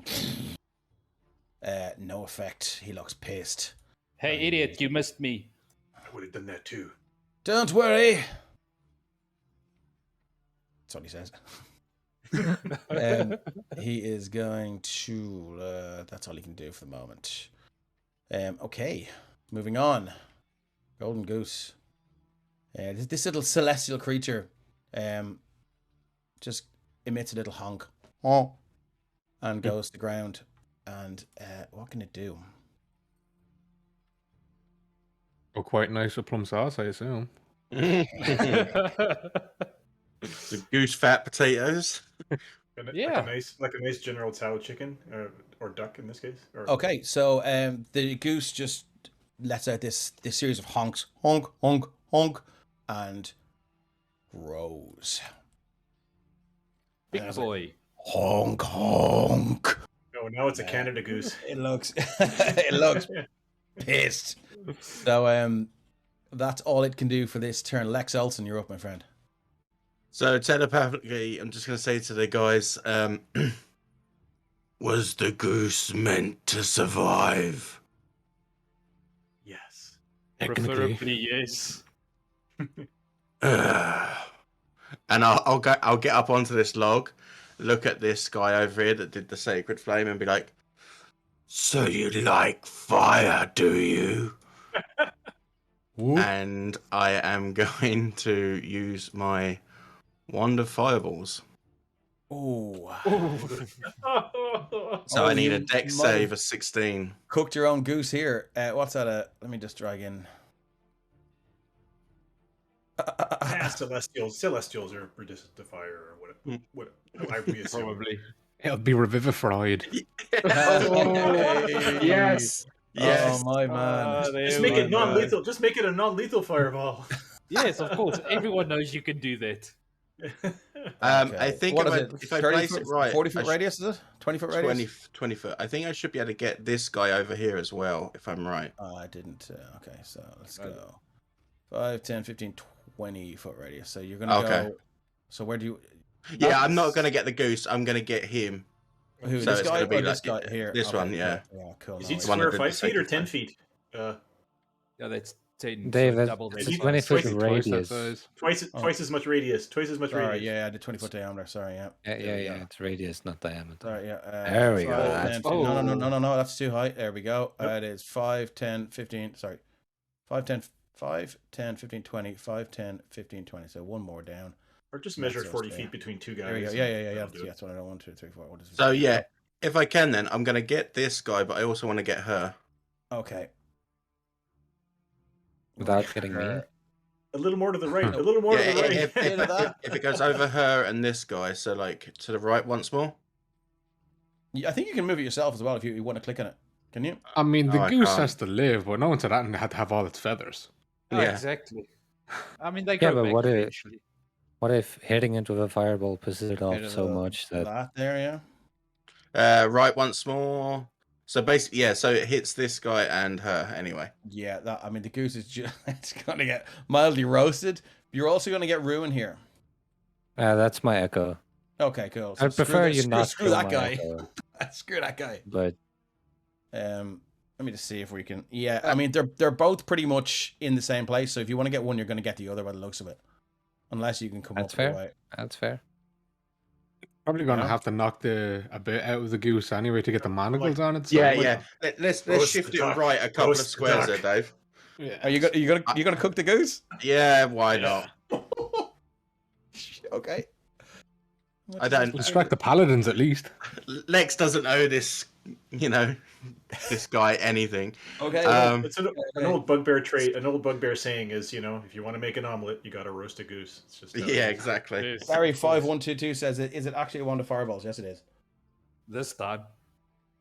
Yeah. So DC 16 dex for save from all of them, please. Dave. Okay. Lower would be better, obviously. Dex. So the priest. Here we go. That is a 16. My poor little goose did nothing to anyone.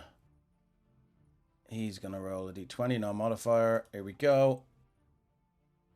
Hey, clerics might have a negative Oh, dex no. modifier. You never know. Yeah. And Lady Aster. Get back to her thing. Let's give her a dex save. That is a 17. Damn. So, Jeez, so let's do full damage for my goose here.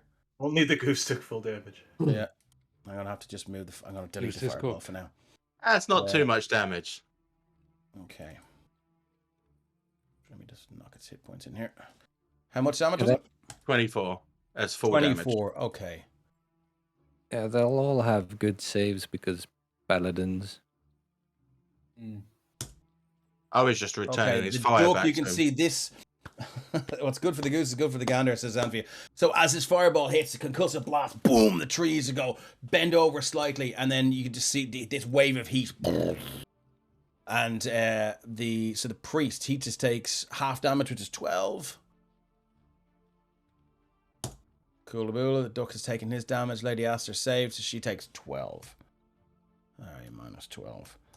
Everyone just sort of goes to kind of just takes a knee and goes to ground, and they're like, as the fire watches over them, the goose just goes, honk, and you can see half of its wing is now burnt off. Okay. Anything else you'd like to do? No, that's it. Okay, Lady Aster. Taking in the battlefield, she is. Let's see, who's the. She's gonna run straight to save her love. She's going to move in here. She has the 5, 10, 15, 20, 25, 30. I should get to Did she pass by my echo? no, she would have gone. She would have made sure not to. Like, she would have gone like 5, 10, 15, 20, 25, 30. There. And she's going to go now. Yeah, cool. So she's going to have a go at you. Die, heathen scum! And she's going to go 2 attacks with her longsword. Let's see if she can do it. Yeah. First attack. That is a 25. Not it. Does a 25 hit? So she's gonna dump in a divine smite on top of this. And here we go with some damage for you, my friend. That is 14 radiant and 7 slashing as the weapon just hits and this explosion of radiant damage just burns the hair in your face and your eyes and on your head. That's 21 points of damage. Minus 14 for the radiant, and then minus 3 for the 4 for the slashing, because I'm raging. So minus 14 for the radiant. So you take the full radiant damage, and then you take 3 for the slashing. Yeah. Then she's gonna go with a second attack. Mm-hmm. I said die, and she goes again. And she's gonna drop in another divine smite. So that is 14 radiant and 4 slashing. So let me just mark those off her sheet there. Okay. 2 max radiant damages. Wow. Yeah. No, yeah, actually, yeah, max on both times. So that's 2. Cool. Okay. Well, yeah, that hurts. Let me just see what anything else she can do. She's going to use her aura of alacrity. Emanates an aura that fills you and your companion's supernatural speed, allowing you to race across a battlefield in formation. Walking speed increases by 10 feet. In addition, if you aren't incapacitated, the walking speed of any ally who starts their turn within 5 feet of you. That's not really going to do much, but I'll still put an aura of her against her. So within 5 feet, give her an aura of 5 foot. Dynamic lighting aura. 5 foot. Shape circle.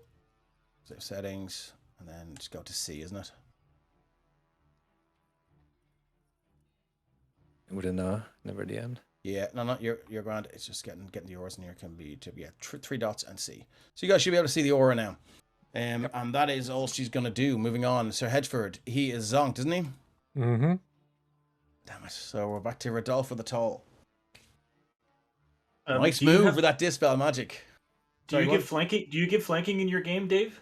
Yes, but you like 2 people. Like, so if let's say, Because Rodolfo would Hedgeford- like to just move behind her and get flanking so that he can get sneak attack. Yes, and, advantage. but if she turned to fight you on her turn, you would no longer get flanking. This person would. Okay. Also, I have a 10-foot reach with melee weapons. Can I get Nice. flanking with 10-foot reach? I'm just a question. Yeah, for sure. Yeah. Okay. Because that means that I can just move 30 feet to here, and Okay. and be like, are you in love? Let's see how we can end that. And then You I beast! will try to stab her with my short sword. Yeah, so I have freakishly long arms, and my short sword has a 10-foot reach, and I'm like, I guess the in-game animation is I leap forward and stab, and then leap back. You know, to where I was. Yeah. Cool. Okay, so I'm Wow. giving myself advantage, and sneak attack, surprise Yeah. attack is a thing of the past. So here we go. Yeah. Oh, I keep forgetting I have to click on public roll. AC 23. You can change that, I think. God. AC 23, Lady Astor, I believe that'll do, but let me just confirm. It's hard to see these character sheets when they go. Mm. AC, yeah, you've definitely hit her. So 13 sneak and 8 piercing. Yeah. 21 points of damage. She screams and her eyes just kind of blaze with anger as she turns to face you. Well, she will in her round. So bonus action, I'm going to using a bonus action as a rogue. I will dash, so I move another 5 feet up next to her. Yeah. And then I will use. I'm so nervous. I haven't been a player in a big game in a while. Yeah. I'm going to use my fighter feat of action surge. Oh. And I'm going to initiate a grapple because I am because I am a grappler, and I'm going to be like, come here. I'm gonna make sure that you don't go anywhere. Thanks for the raid, Hero Stone raid, with a party of 34. Awesome. Good to have you guys here. Nice. Just a quick explainer on what's happening. We have not quite a Suicide Squad, but we have a bunch of evil characters who are working for an entity called the Collector, and they've been sent to retrieve this golden goose, which has since grown in size, and it's being escorted through the forest by a bunch of goody two shoes paladins. So here we are. It's also been half cooked. Yeah, someone dropped a fireball on the thing they're supposed to bring back to their boss. Their goose is almost cooked. It's a little ding. Yeah, so I'd like to initiate a grapple, which means Yeah. I just have to make an athletics check against her. Yeah, cool. And then hopefully I can grapple her. And then because I'm a grappler, I get special stuff after the fact if I successfully grapple. So she's going to what is it? Contested athletics. She can make athletics or acrobatics to defend herself, and I'm going to make I think athletics. I'll to go attack. athletics. I have a 28. Oh yeah, you just pin her arms to her side, and she lets out a. She did not expect this level of strength, even from a bugbear. You have successfully grappled now. Yeah, so for now her speed drops to 0, but otherwise there's no effect, I think, of Okay. being grappled. I think it just means her speed is dropped. Next turn I can pin her using my grappler ability and things like that. I also get advantage to attack people that I'm grappling. So that's pretty much why I took this ability. Nice. Okay, and cool. That's it for me. Excellent. Okay. Lovely stuff. That's you? Yes, that's me. Yes. Yeah, excellent. Balnor the Banished. Balnor, infuriated that 2 arrows perfectly found position between the plates of his armor would rip them out. So be it. Step forward, saying an infernal prayer as spirits begin flying around him as a shroud envelops him. And then he will pull his vicious longsword and attempt to strike the Holy One in front of him. That's not 15. gonna do it. Will not do it. Attempt again. That might do it. Wow. Okay. This is gonna hurt. So let's get some damage modifiers going. The smite coming in? Oh, there's a smite coming as well on top, yeah. Oh, wow. Okay. And Dave let's adds a go. 0 to the HP. I'm going to assume he's not undead or fiend, unless it is a crit. So, 46, 73, not 81 points of damage. How's he feeling, Dave? 81 points of damage. Okay. Yeah, so you holy crap. So you just step forward, all business, and this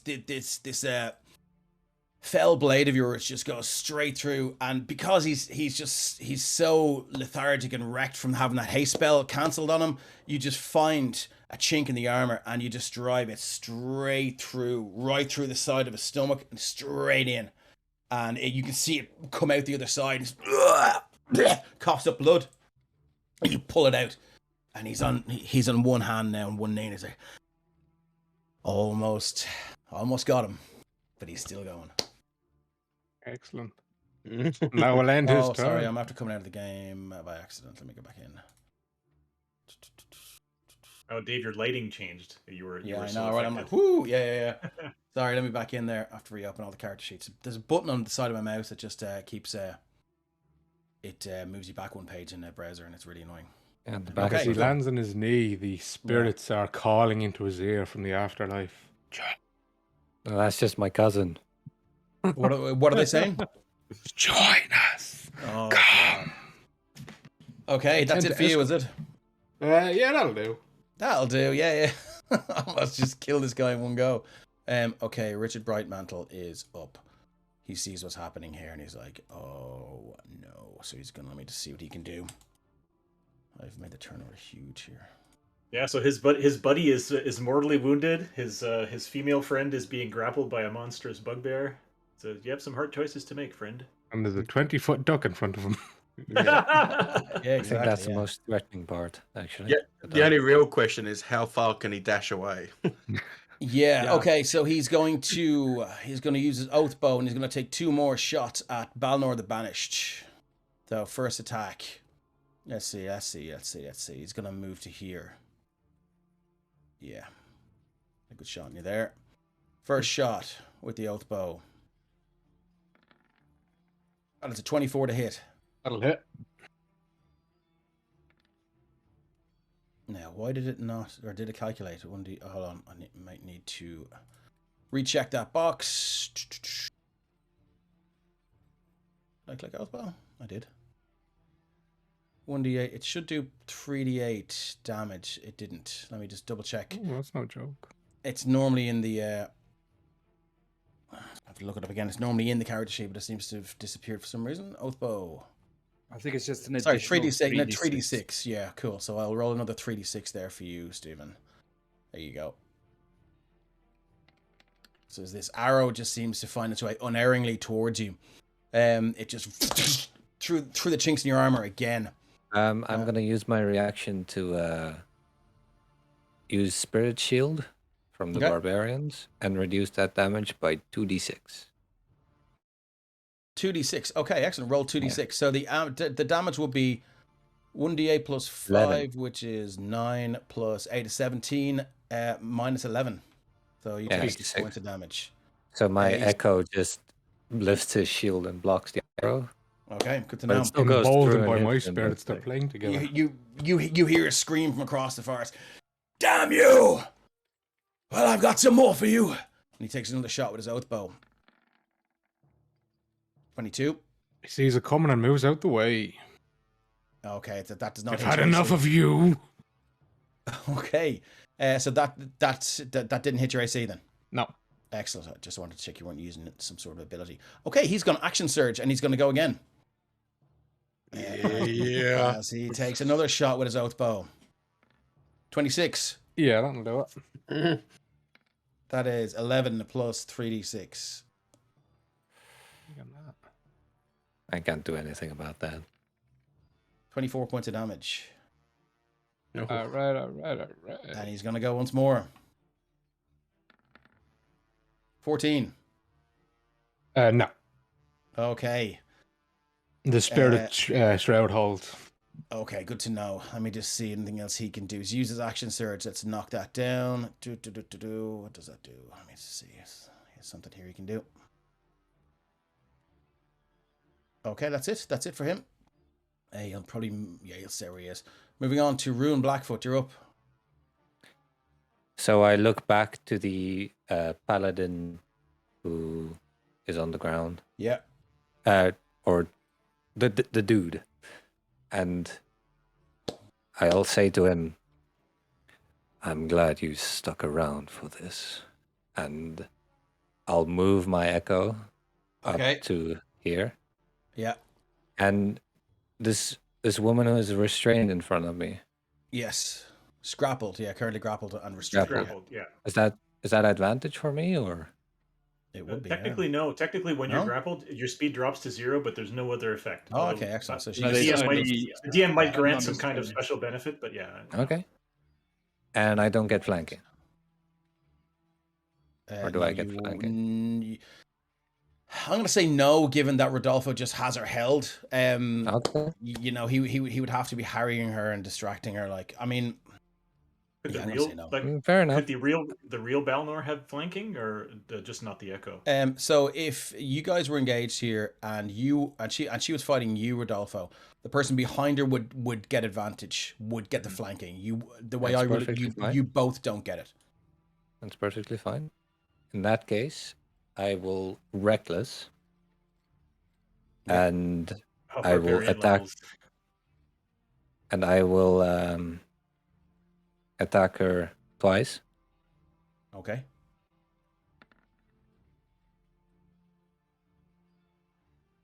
Okay. What's that? That is 20 to hit? 20 to hit. I believe that hits her. And I'm like, what are you doing? Kill the other one! Does? Yep. Oh, okay. Her AC is 18. Oh, fantastic. So I want him to see his lover get murdered. 12. So evil. I love it. 12 points of slashing damage. Okay. Yeah. And then second attack, Like, you fool, kill the other one! He's almost dead! 18. 18 is her AC. Yeah. 15 slashing. 15 slashing. Okay. And then I will take an Yeah. additional attack with my Unleash Incarnation. Third level, you can heighten your Echo's Fury. Whenever you can take an attack action, you can make one additional melee attack from the Echo's position. Okay. Can use it a number of times equal to my Constitution modifier. Okay, great stuff. So that's 1. I have 2 more uses left. 20 is not going to do it, I'm afraid. This guy's AC is more than that. Oh, it's still against her. Oh, sorry, her. Okay, sorry. I thought you were using. Still against her. That hits. Another 15. God. Okay. Oh no, sorry. And I'm going to action surge. Okay. Oh my god, this is a meme. This is the meme. 19 is 30 a hit. to hit. 30 to hit. Sorry, yeah. Why are you getting advantage? I'm recklessing. Okay, very good. Yeah. Another 14 damage. Okay, yeah. And then on the last attack, I'll turn around. No, I'm kidding. I'm still going to try to kill her. Natural 31 for a natural 20. Okay, roll your damage. This could be it for poor Lady Aster.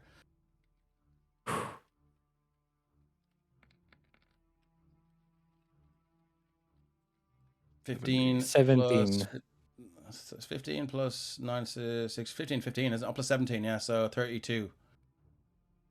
No, it's only 17. The 9 and 6 as if it was two-handed. It's versatile. Sorry. Oh, brilliant. So that's 17. Yeah. Thank you for that. Yeah. My keeper.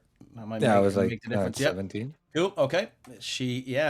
So, like, Rodolfo, you're holding her there and she's struggling and like trying her best to escape. And you can feel now the struggle's getting weaker and weaker as Ruin's blade just pierces her so many times. And your arms are slick with blood now as it's sort of between you and her metal armor. And you're just finding it that bit harder just to keep the grip on her, but you manage it. And then lastly, I will bonus action second wind. Okay, excellent. So you're going to give yourself I have 3 fighter levels, so...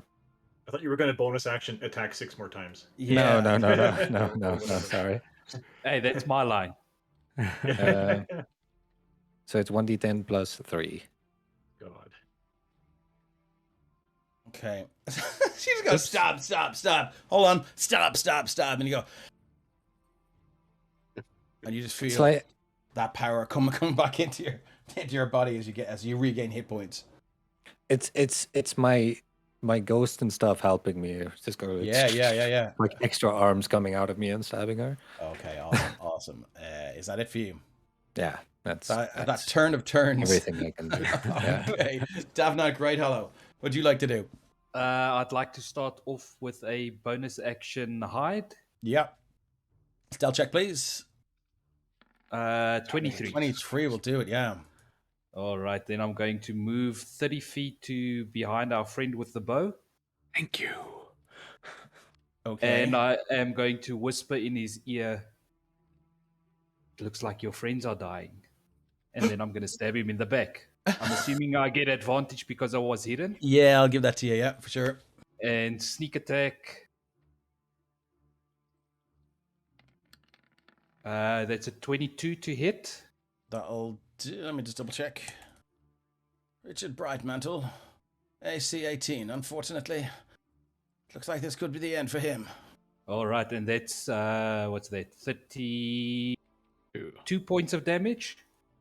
32 points of damage. Okay, your blade finds the chinks in his admittedly magical leather armor. You just feel the blade scrape off bone and then just slide into something very squishy, and you hear him breathe out in pain. And that is my turn. That's it. Okay, excellent. Up to the priest. What can he do here to save the day? Run away. Oh, is the duck in the... Yeah, he isn't. Oh, yes, because he did the thing last time. Run away. No, he is going to... Let me just see if this will work. He's going to move to here. Sorry, let me just see. Very foolish. Lex. Actually, no, I think he should be grand. If he moves, if he stays there. Yeah, he's going to move there.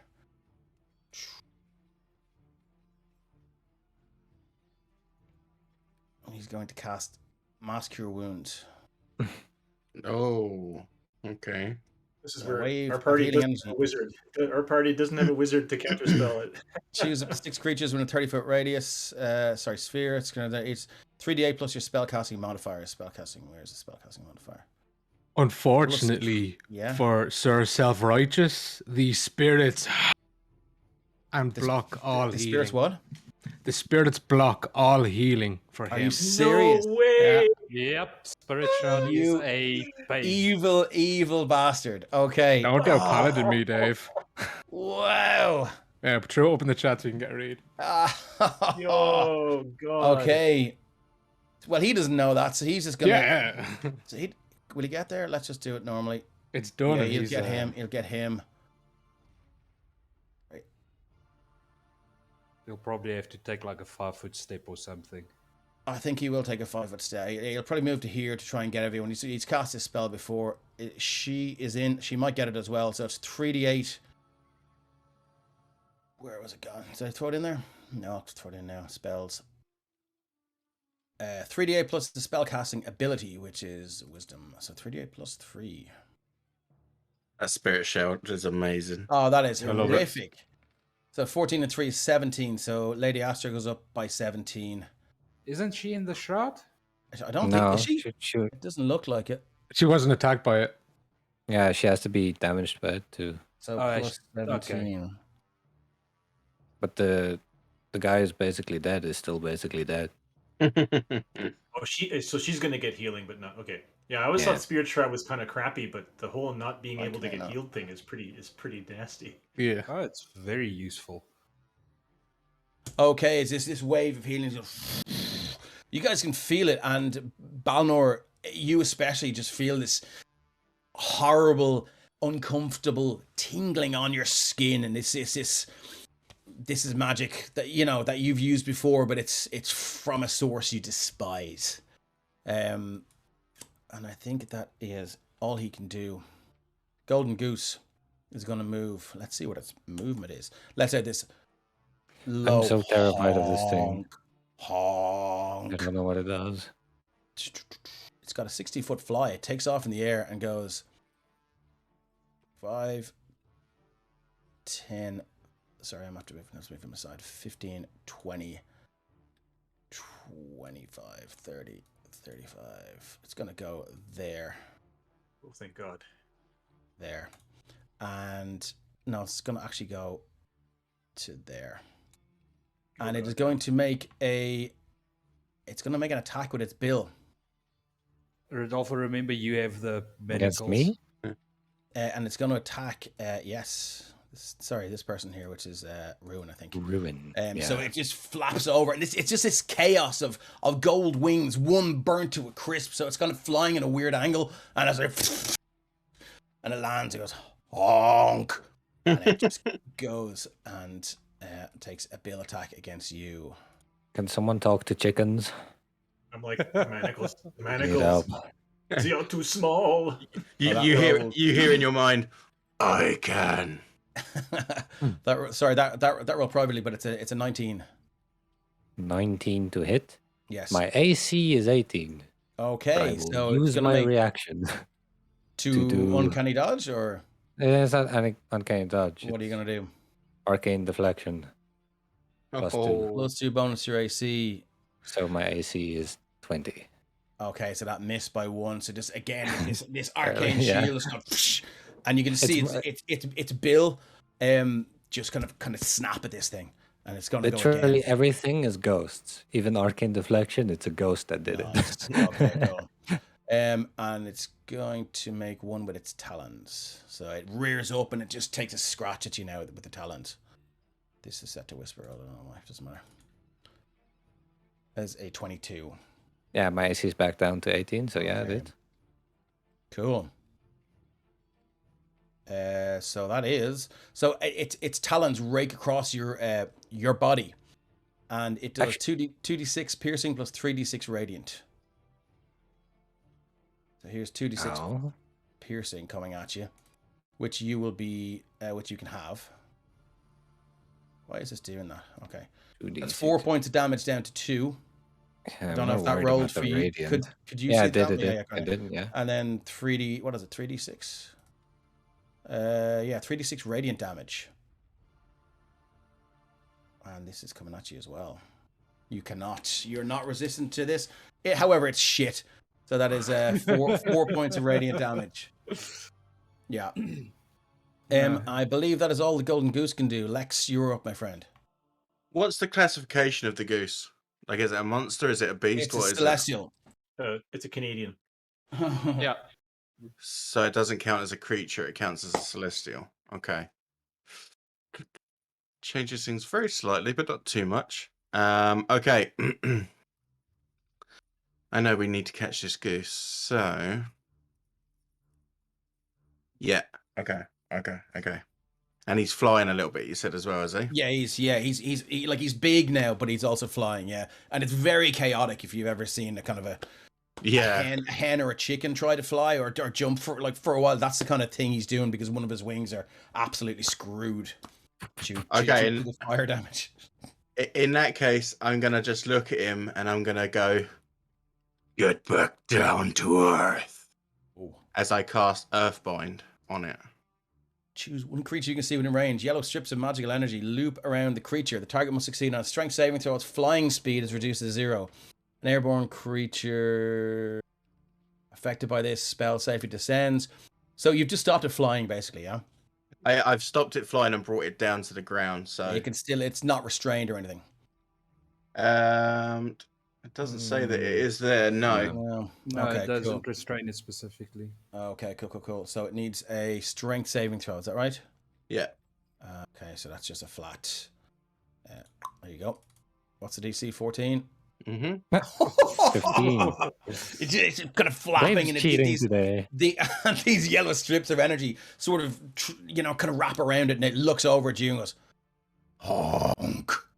And a deep growly honk now at this stage. Okay. Anything else you'd like to do? I'm gonna make my move. I'm gonna go over to this guy. Yeah, I can make it right up next to him. Oh dear. And just as a visual and a simulation for you, all he can smell is this like rotted, like swamp water and rotted woods and bugs and stuff like that. It's just horrible. Okay. It's vision of stagnating water. Yeah. Like home. Yeah. It's essentially, yeah. Nice. Filthy druid. Okay, so what'd you like to do? You're gonna give him a belt to your hand or what? No, that was my action for that. Oh, sorry, the earth bind. Really... Of course. Sorry. Yeah. Cool about it. That moving on, Lady Aster. Okay. Here she goes. She's like struggling and squirming, but she is going to use her save her own life or save her friend's life. She's going to use her bonus action to Misty Step. And she's going to move. She's just going to become vapor. And as you hold her, she's going to Misty Step to... I'm going to vapor, all right. She's going to Misty Step to there. So 5, 10, 15, 20... That's me. Sorry. 5, Echo 10, Knights. 15, 20, 25... 25, 30. She's going to use... So that was her bonus action. Shag it. I think Lay on Hands is a bonus action as well, isn't it? No, it's full action. Oh. Is it? Oh, full action. Okay, cool. Steven in our game mainly plays Paladin, so he's the aficionado. So she's going to use her Lay on Hands. Where is it? Divine Health, is it? Quickly tell me what the Lay on Hands is for... 5 per level. 5 HP per level. Going to dump in 45 hit points to herself. Can I ask where she was? She was here, and now she's here. No, I mean like in terms of hit points. No, you can't. Well, you can ask. I just won't answer. Yeah. So So I think that's all she can do. She can use her movement. I think she'll come back. We're doing good. We're doing good in the action economy. 25. She's going to move in here to try and 25, 30. She's going to move in here to try and take out Balnor. That's all she can do. Her hedge is back. So let me just move this this thing off him, the little snail. And right, he's gonna. Sir Balnor, do you have the Sentinel feat? No. Okay. He's going to go 5. He's gonna action disengage. Okay. 5, 10, 15. So he would have gotten a sniff. Oh, wait. Yeah. I think I have something for that. Just gotta make sure. You're like a Swiss Army knife. No, just gotta make sure about the wording on this. Oh yeah, you can. Yeah, Yeah. If you have Sentinel, you can. Yeah. As long as Yeah. nobody Yeah. else has it next to you. Yeah.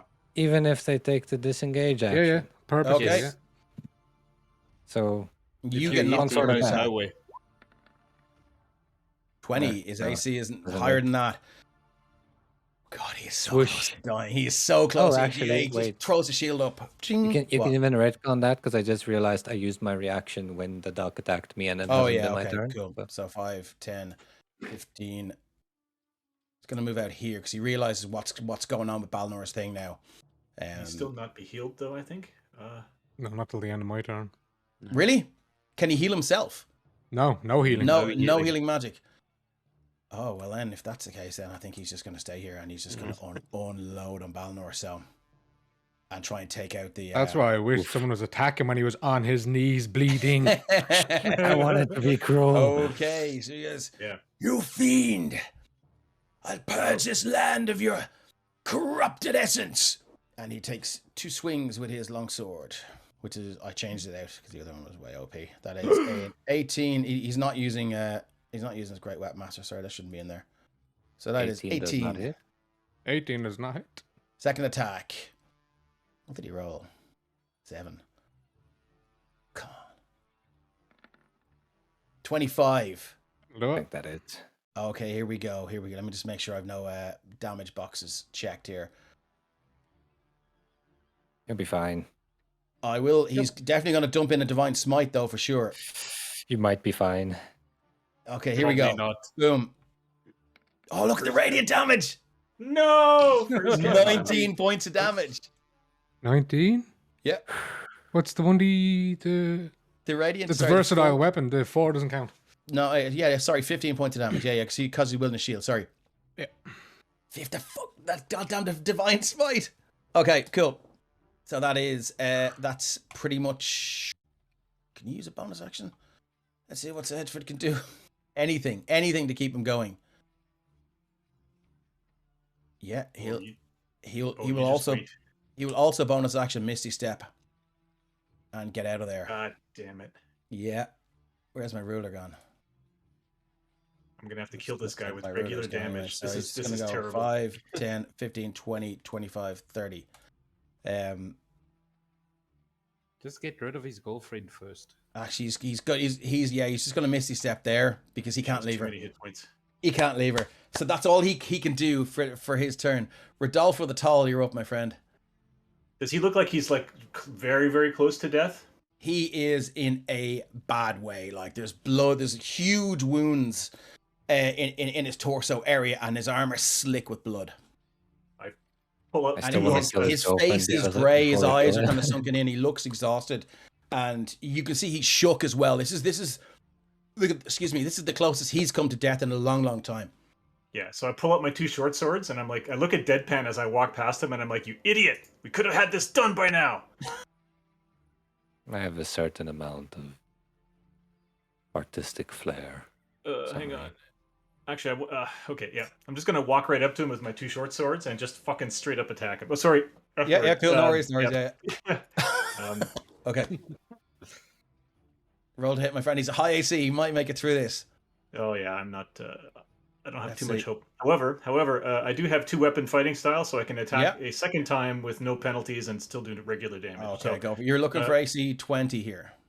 so I have a +2 short sword. First swing, I think it's gone. AC wrong. 25 for 8 damage. 25s. Let me double check something because I remember he had a higher AC than that. I just want to make sure the shield is equipped. Oh no. God, my hands are shaking. No. Okay, yeah. What's that? 25?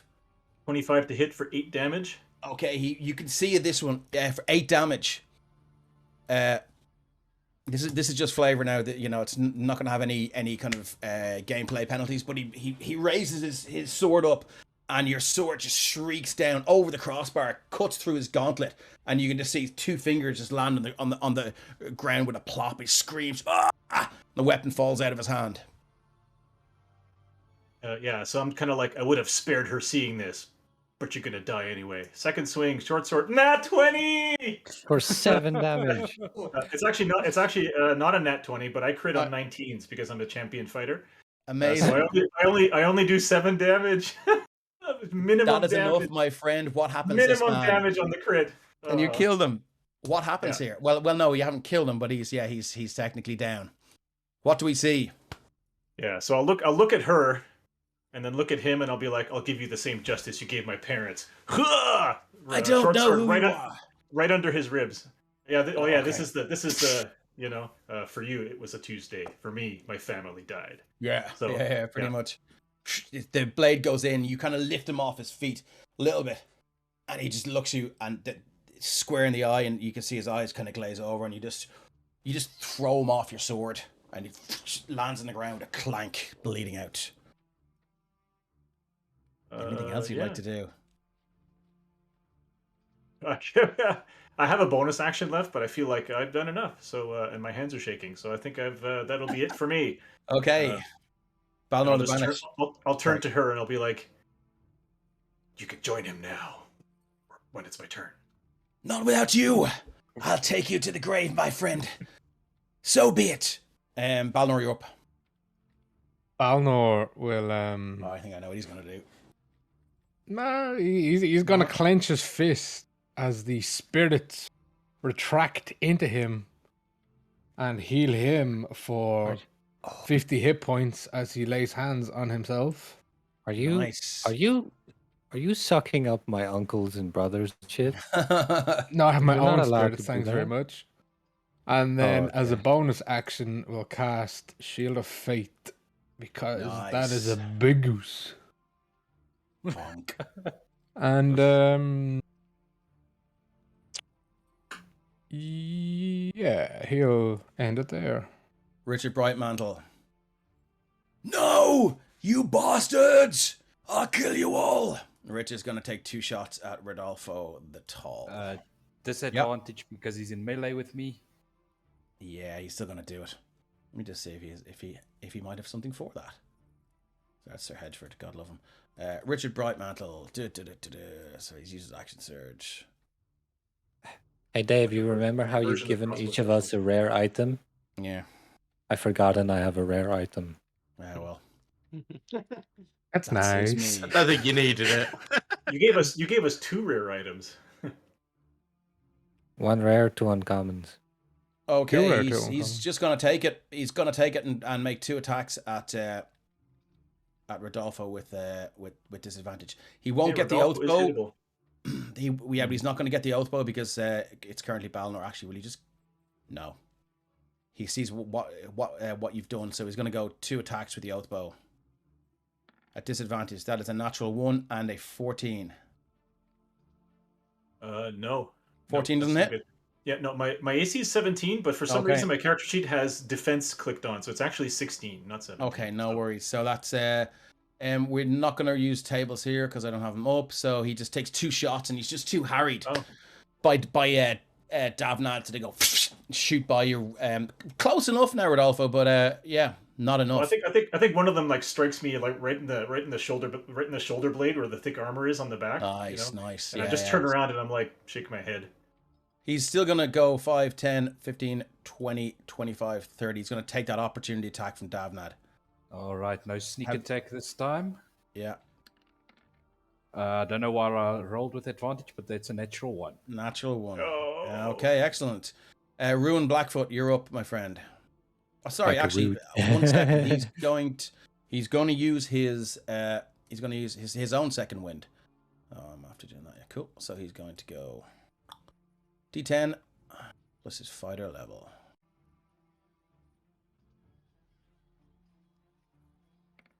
Okay, excellent stuff. So he heals up a certain amount as well. Now, Ruin. Okay, I am going to move my echo Mhm. 30 feet up to this guy. 20 feet? Yeah. 20 feet up to him. Be right next to him. Yeah. And then I'm going to bonus action swap places with it. Okay. It's just part of the Yeah, that's fine. echo feature. And then I'm gonna lay 2 attacks into him. Nice. Reckless. Okay. 2 longsword attacks. Roll to hit. 29 is a 29? hit. For how much damage? 12. 12 points of damage. Okay. Second one. 21. 21. That's going to do it as well. For how much? 12. Okay, your 2 longsword slashes just cut down both arms, cross the trunk of the leather armor, and just kind of rake across his exposed arms. They just start pumping blood. And I'm going to unleash incarnation again to attack Okay. the duck once. Okay. Why do you want to kill the duck? You're meant to bring this I thing don't want back. to kill it. I don't want to kill it. I want to tag it so I can mark it with my Okay. Cool. Is that Oregon from you? Or actually, Ian? no. I'll just keep marking this guy I just attacked with my ancestral mark. Okay, no worries. So he has 15-minute warning. 15 minutes. 15 minutes. Okay, Yeah. cool. He That has it? disadvantage on anyone who's not me. Yeah, go for it. Okay, good to know. Davnad, you're up. All right, moving up to our priest friend. Mm. Getting all the rogue things. Yeah. Main hand, soul knife. Why don't it roll sneak attack? Anyway, it's a Nine, I think we'll hit. Yeah. it's a lot to hit. It is plus 9. Yeah, I just threw on the Yeah. the honing strike just in case. So 24 it's a points of total of damage. 24, and then also getting advantage, but not sneak attack on the offhand Yeah. attack. It's a natural 20 for 3. Oh god. Okay. Ooh, yeah, just like the opening scene of Conan the Destroyer, when he's looking at Lex, you just run up and 2 daggers straight into the sides, and he screeches in pain. That it? That would be it. Okay, it's his turn. He looks at you with pure hatred, and as he's out of 5th level slots, so he's going to cast. I think he's going to cast Blight on you. That sounds like fun. Yeah. It's not. Yeah, he's going to cast Blight. What's he gonna do? 4th level. 44 that is necrotic damage. 44 necrotic damage as he just points at you, and you just feel all the moisture and life just drain from your body. Your skin gets tighter and drier, and you can see the veins through your almost translucent skin now just black, and you scream in pain. So Yeah, I con have to do a save, con save save, for yeah. half. Take the first one. 12. I am going Not to gonna do it, my use. friend. Yep. I'm going to use Psi Bolstered Luck Okay. and roll a d10 to add to that. Oh, okay. Nice. So let me just. Oh, That makes it a amazing. 22. Amazing. Okay, excellent. Cool.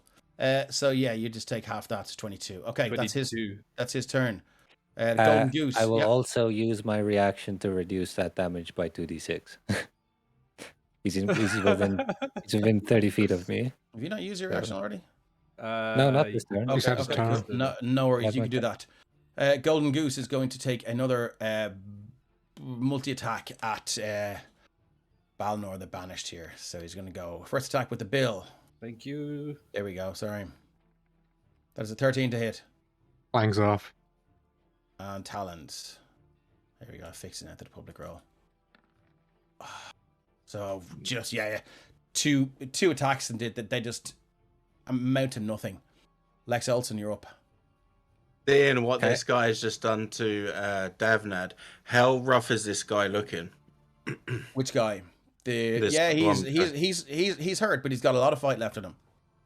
Okay, so I'm going to grab onto his shoulders as he's facing Davned, and you can see as my vines and tendrils start to go around him, I'm going to grab the back of his head, pull it back, and just say to him, "You're not the real blight of this land, but you will be," as I cast Blight on him. Amazing. No reverse card on him is what you mean. Yeah, that's pretty much. So what's a con save? Yeah. So that's a d20 plus 2. 19 plus 2, 21. So he takes half damage. So he still takes 11? Yeah, he still takes 11 points of damage. Again, it's not quite as extreme as... That's a lot of 1s and 2s. Yeah. Yeah. You reach back and your huge hand is covering his mouth. You can hear it's somewhere inside. Is that it? Yeah, I'm staying here to finish this guy. Okay, Lady Aster has pumped a lot of healing into her. She's just in she's just in rage, so she's gonna just unleash at Rodolfo. And here we go.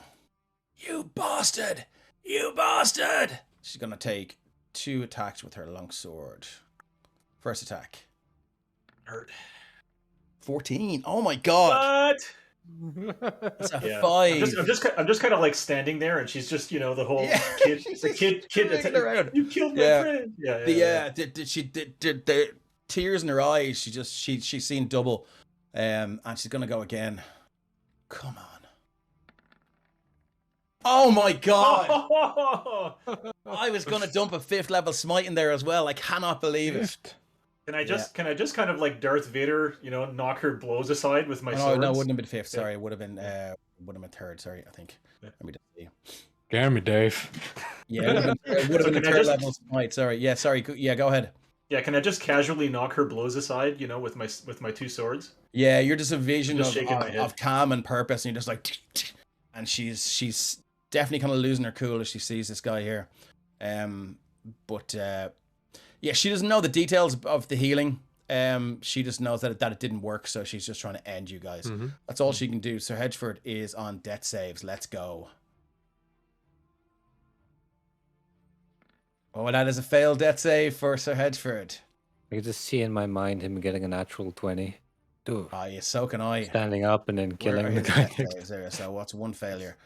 Okay, moving on, Rodolfo. So could I use like a? Because I mean, Rodolfo we're getting short on time. Can I get her to surrender? I'm pretty good at intimidating, and I can appeal to her sense of, if you surrender, or if you give in now. In fact, that's what I'm going to do. I'm going to use my action or bonus action depending on what you say. Yeah. I'm going to turn to her and say, "We're not here for you. You can still save your friends with whatever magics you have. We're just here for the goose." And very specifically, I'm going to say the collector wants the goose. He doesn't care about you. Like, I'm dropping that name, for future purposes, so that these do-gooders will know about the collector, And Okay, cool. I'm like, stand down, and we get the goose. What do you say? And you're very aware now that with 1 swipe, you could probably end Sir Hedgeford's existence in this planet as well. Like, not like kind of metagaming wise. You're pretty sure if you just stuck your sword through him, he would be gone. Yeah. So you're kind of holding your weapon, pointing down at him as well, to sort of make her aware that I would say whatever charisma-based skill you want to roll with advantage. Yeah, I have intimidation. Okay, go. Yeah, yeah. Feel free to do that. 25. 25. And mentally, I'm saying to my team, you bastards. If I get them to surrender, you better stop fighting, you sorry sons of guns. I don't know. I kind of want to kill that dude just to spite her. Scout's honor. You can't kill him now when he was on his knees. Okay, you can see her whole body language changes, and she goes, "Very well, take him. Take it. Throw down your weapons. Take it." If I still have an action left, I'm just going to move past her and try to put the manacles on the goose. Hopefully they'll magically enhance and be bigger, or I don't know. Yeah, she speaks something in Celestial to the goose. Maybe about 10 or 15 seconds worth of conversation. Does anyone speak Celestial? Yes. I think everyone Okay. understands Celestial. Isn't that the language everyone understands but can't No, speak? it's common. Oh, Oh, well. okay. I don't know. No, but, Anyway, anyone I that, do not speak understands it hears her say, "Stand down. They may take you now, but we'll come for you. I can't let him die." And you just hear honk, and then he goes. It gets the enlarge reduce drops, and the goose is like honk, honk, honk, and Seems it true love prevails. stops. She rushes to Sir Hedgeford, and Richard over here. He goes, "You can't be serious! We can't let them take it!" And she's like, "Look at Sir Hedgeford! Would you have him die? Damn you. Damn you all. It's not the last you've heard from us." Just remember, I wanted to have a conversation like civil people, but Sir Nosewell came running at me. There's nothing civil about your demeanor, sir. As I Just walk Wait till away, you I get blow to him a know me, kiss. friend. So I put the manacles on the goose, but I'm like, Okay. I look at the goose and I just put one end of it around his neck. Schlick. And like on understanding what's going on, it steps into the little kind of feet size manacles as well, and I stay looking. its little head goes down. I stay looking at this guy intently with my sword pointed at him, and then swap places with my clone and dispel the clone. Okay, excellent. Cool. So I think we're done in 4 minutes. So it's safe to say, I'm gonna move these guys over here, and they can try and bring Sir Hedgeford back to life. So as we are about to pull the feather and go back to where we've got to go, Yeah. Lex just points out his hand towards where they've all grouped. Yeah. And as per my wonder fireballs, I can use more than one charge. Oh my god, really? I use my 6 remaining charges on them.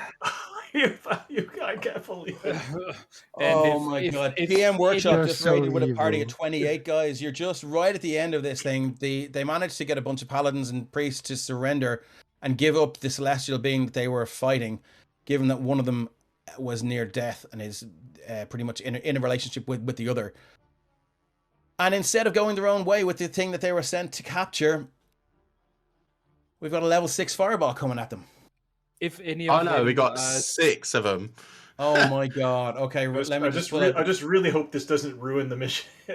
if anyone does survive, there's a couple of soul knives with their names on it. I can do Crown 60. of Madness. Oh, you one of those as well? You're up for this as well? Okay, excellent. Okay, let me just try to get a fireball here. I can't do an evil laugh because I'm not some kind of voice actor, but I cackle when I see this. It's half that damage if they save, by the way. Okay. I shake my head.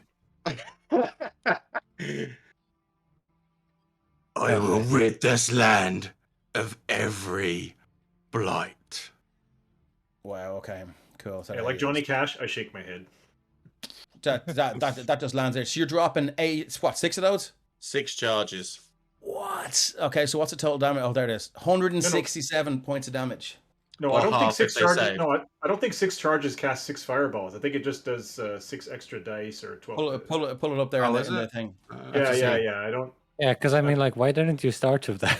It's gonna say that was. Because I That don't was want to completely ruin the game by Yeah, that would've finishing been- it in that would've 2 actually- minutes. You should have opened with that one, appreciate Iron you. Man. Yeah. While holding it, you can use an action to expend one or more of its charges to cast a fireball spell. For one charge, you cast a 3rd level spell. You increase the spell slot level by 1 for each additional charge you expend. Oh, so it's just an extra D6, is it? So yeah, you would do a 9th level Okay. fireball. Okay, so tell me what to roll and I'll re-roll it. It's what is it? 9th level would be 86, I think. No, it'd be more than that, wouldn't it? No, it's 8d6 at base. So an extra 5 levels on top of that. Thirteen Plus dice. another 5, yeah. So 13. 13. You could still kill the downed paladin if you exceed his total hit points. No, I rolled crap that time. So 50 Really? points of damage. so that's 2 failed saves for him. Yeah, okay. Yeah, but he That's- already had a failed save, so Yeah, so he's gone. Yeah. No, no, that's You two just hear failed this, saves this total. massive explosion. You can feel the concussive blast come your way, and then this wave of heat. You're, Technically, a fireball only makes him lose one field save. Yeah, Only well- only melee attack. But Anyway. I mean, I'm not I, gonna say. Yeah. So guys, what happens here? What happens I here? psychically high five Lex. Okay, so what happens here is you just see this massive explosion, and you just hear these screams of pain. Are you going to make a run for it? Yeah. Okay, Yeah. excellent. And They're that's not- where we they're not leave it gonna there. follow That's after where we'll that. leave it tonight. Today, guys. Thanks for joining us on the GaryCon screen. We are Penny Dragon Games. You can check us out on social media at Penny Dragon G on Twitter and at Penny Dragon Games on all of the other social medias. Thanks to Michaela for helping us get everything set up, and thanks to everyone in GaryCon. Even a dream to work with. And thank you also to my wonderful players. And to you, Dave. Thank you, dear. Thanks, Dave. Awesome Cheers. session again.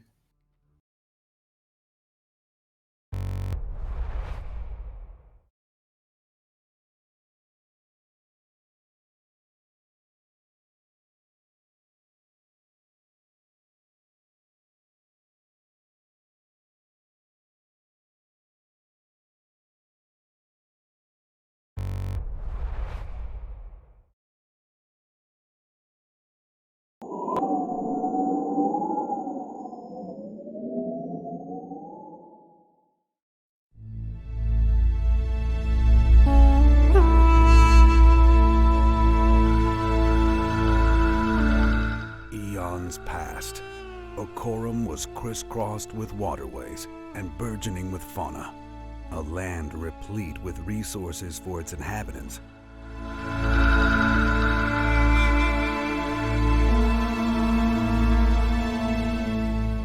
One group prospered exceptionally well.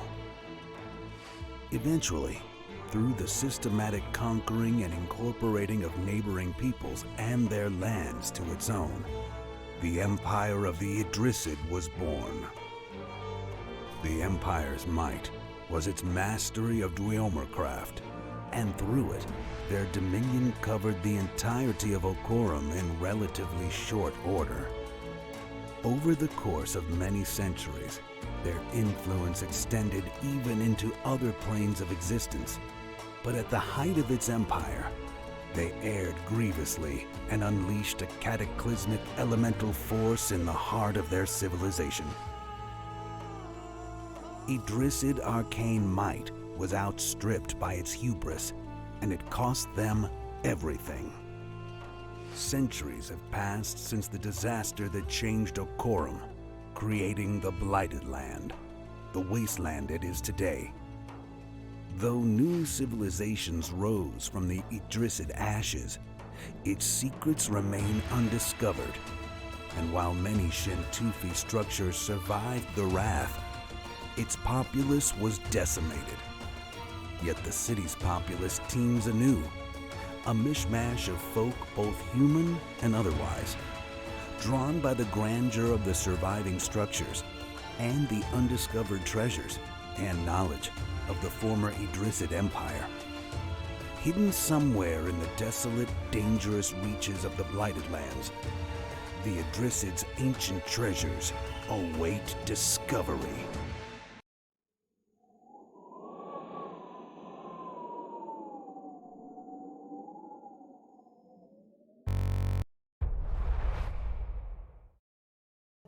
Back again. I think we are live now again. What a great game, full of action, explosions, and fun. Absolutely. Makes you Was- want to play in that game, right? Yeah, it was so much fun watching these guys. This was really epic, and ending with a cliffhanger with a huge explosion is something which always helps in role-playing games.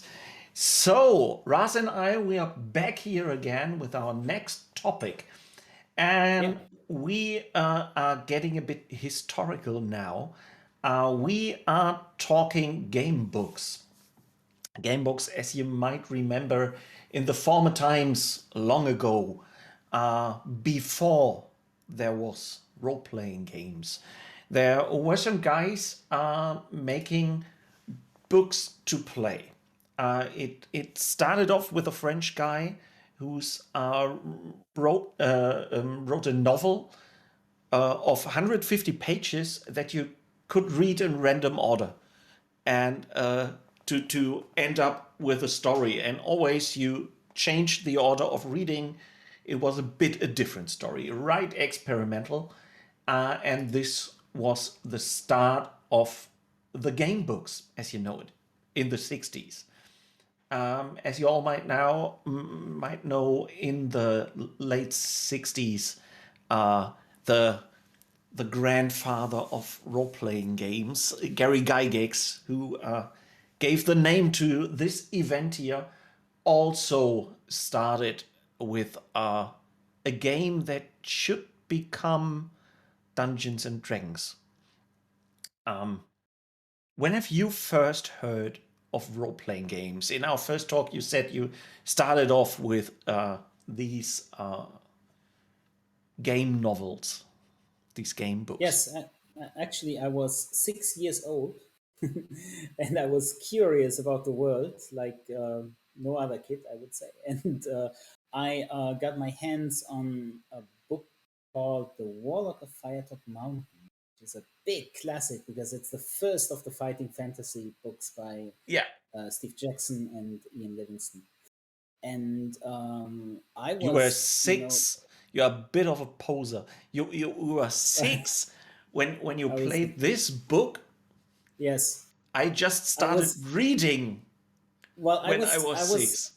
I was an early reader, and I just Yeah, couldn't of keep course my you've been. hands. I couldn't keep my hands away from these books, Really and it cool. took me a long time to read through them because you can imagine that my reading speed was painfully slow. Yeah. But I was so fascinated by this fantasy world that I just kept going. And I think I would even say fantasy books helped me with my reading skills because I was just so hooked that I couldn't let go, and I spent hours and hours and hours dying And and dying again and then trying yeah, again. yeah, it wasn't. Especially this book wasn't fair at all. Yeah. There were so many points in this book where you just randomly die, that you really have to have your patience to read this book through. And talking about this book in particular, the Warlock of Firetop Mountain in German, was also well known as Der Hexenmeister vom Flammenberg, which I had in my bookshelf in German. And nowadays, role-playing games would be proud to have a success this book had. Can you guess how many copies of this book were sold? Oof, I have no idea. You mean on an international level, right? Like with Yes. all the translations? Yes. 2 million would be my guess, but I have no 15, clue. 15 million copies of this book Right. were sold worldwide. And this is such a huge success for a game book, which was not at all mainstream. This was something for nerds in our age, and this with this book, I think Steve Jackson made himself a name which keeps on clinging and clinging till today. And he never stopped making good books. And they were And really and easy. Ian Livingstone too. He was very, Yeah, you're don't right. forget him. He was very I influential too. yeah. Um, they were quite easy. You had two possibilities to go through these books. In some of them had the possibility to do it as a fighter or as a mage. The mage was always the tougher way, like in the Lonesome Wolf books of Joe Denver. There you could do this as a mage, which means that you die double so often. You had just agility, strength, and luck. And that's it. and you played through this whole adventure with only these three attributes.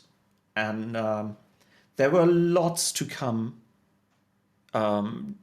doing also these books. And they still go on till together. What was for you the special thing on these books? Well, for me as a little child, it was really the fact that I was the hero, simply as simple as that. And Yeah, I thought I was really cool, and I imagined myself in that role, and my fantasy and my imagination just blossomed in this way. I played through all of the fighting fantasy books. I have them all, in fact, which is kind of cool because some of them are really rare now, and you yes, pay a lot of money for them. So I'm glad that I have them all, and but they are not my favorite ones. But of course, fighting fantasy is a good example of role playing materials that came out of Europe, out of the UK to be more specific. Um, but they're having a comeback now because I think in the US, Scholastic picked up the license, and that's Mhm. great news, I believe, because Scholastic is really a publisher focused on young people and getting young people to read. And Yeah, I see that as a great opportunity to get role playing and fantasy and reading into schools and into the hands of young people. So that's really cool, and it worked for me. Definitely, it drew me into the role playing world because that's really the first step. And at some point, you don't want to be you don't want to have these choices A and B. You want to have hundreds of choices, and that's when you jump to Dungeons and Dragons or games like that. yeah, But and that said, yeah, go ahead. uh, I think it's time to get the audience participated, to get you into our chat. I would like to know of you guys and girls out there, um, who of you has read these books when you were a child, to or maybe today? Do you know these book, the Warlock of Firetop Mountain, or do you know the Lone Wolf series? Um, just write it in our chat if you know these books or not, and if you like them. I would really like to know who of you guys and girls out there ever played these books. So I know for some of you, it's not the time to be active. I don't know where on the earth you are sitting right now. Penny Dragon Games Lone Wolf series was their thing. Elderon says he found these back in the days in the public library. This was also the way I got to know them, through public library where this book stood. Yeah, we know. We all would like to change the stream title, but we are working on it. Technical magic is happening in the background, and Well, I'm the not a thing is, magical. this We try. We try. yes. But the thing is, basically, we need to mind control our friends in America to change the Yes. title, and we can only mind control someone if he's awake. So, Yeah. we'll wait for that. But yes, back to the topic. I have to say, personally, I loved the Lone Wolf books. I fell in Mhm. love with Lone Wolf, and I played them all. In the Yeah. first series of 12, and then all the way the extended books and everything. And I had the pleasure of meeting the author, Joe Diver. And Joe is, or was, because he died a few years ago, but he was a really wonderful role player, an amazing guy who, back in the days, won the D&D Open Championships at GenCon, for instance, and then wrote those books. And he was really someone you could listen to for hours. I was fascinated by him, and his books are really a big classic, I think. So he was a real storyteller, someone Mm. who can tell stories on books and conventions and fascinated his audience all the time. And you, by yourself, just wrote an adventure book, right? Yeah. But Wow. I do stuff. I do crazy stuff like that all the time. It's not the first game book that I wrote. I've written several game books. Actually, I wrote the first game book when I was, I believe, 12 years old, and it was a lot of fun. Yeah, I was 13, but it was not a game book. It was a role playing novel I Okay. wrote. Um, yeah, we all started up by something like this. Penny Yeah, of Dragon course. Games. Penny Dragon Games ask, where can we get this adventure book of Ras? You can't get it yet. It's not published yet, but it will come out next year. So you're basically getting a very early preview of this. Um, I need to tell you a few things about that. Why did I write it? Well, we are with the Dragon Legion network, which I'm very active with. We are preparing a big role-playing game that we want to introduce to schools, and Jens will talk more about that in the next hour with our special guest, Evil Dave. But so I don't want to say too much about that. But we were thinking that it would be really nice to tie in with the setting and have several smaller products that could get young people involved and could give them a glimpse of the setting to Yeah. draw them into the world of role playing. And so I said, well, a game book is the ideal way of doing that because my own experience, obviously, because I was hooked that way. And so I said, I'll write one. And I love writing. It's one of my favorite hobbies, actually. And I did it together with my co-author in America, Monica Sherman. I actually met her when I worked for Wizards of the Coast back in the days. We were working together there, and we've become friends. And we love writing together because we're very good at actually finishing each other's sentences. So our writing really blends in. And so I was working in the US in the last 3 months in Mhm. December, January, and February. So I was there anyway, and I told her, look, this is a perfect time to meet up and write together. And so we wrote a book. It's not completely finished yet. It's just what we wrote the outline of the game book. So all the number sections are finished. We wrote them as, basically as notes. This is what's going to happen.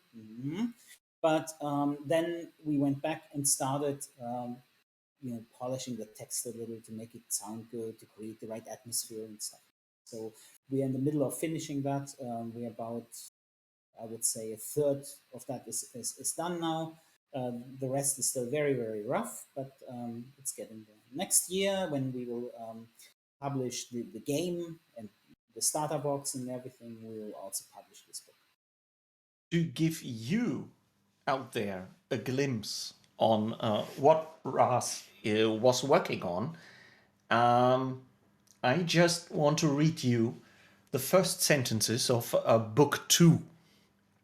There are 2 game books in the file Ras gave me, and as it's not so polite to make advertisement for oneself, and I can do advertisement for Ras as much as I want without being rude, I can read to you something of this book. So get yourself a coffee or a tea and a cookie and listen to this. Book 2, The Story So Far. Centuries ago, the kingdom of Valar was founded when a hero named Valar defeated demon lord Nargash and drove back the forces of darkness. With the blessing of the elder son, he brought light to the people of Valar and kept the demons at bay.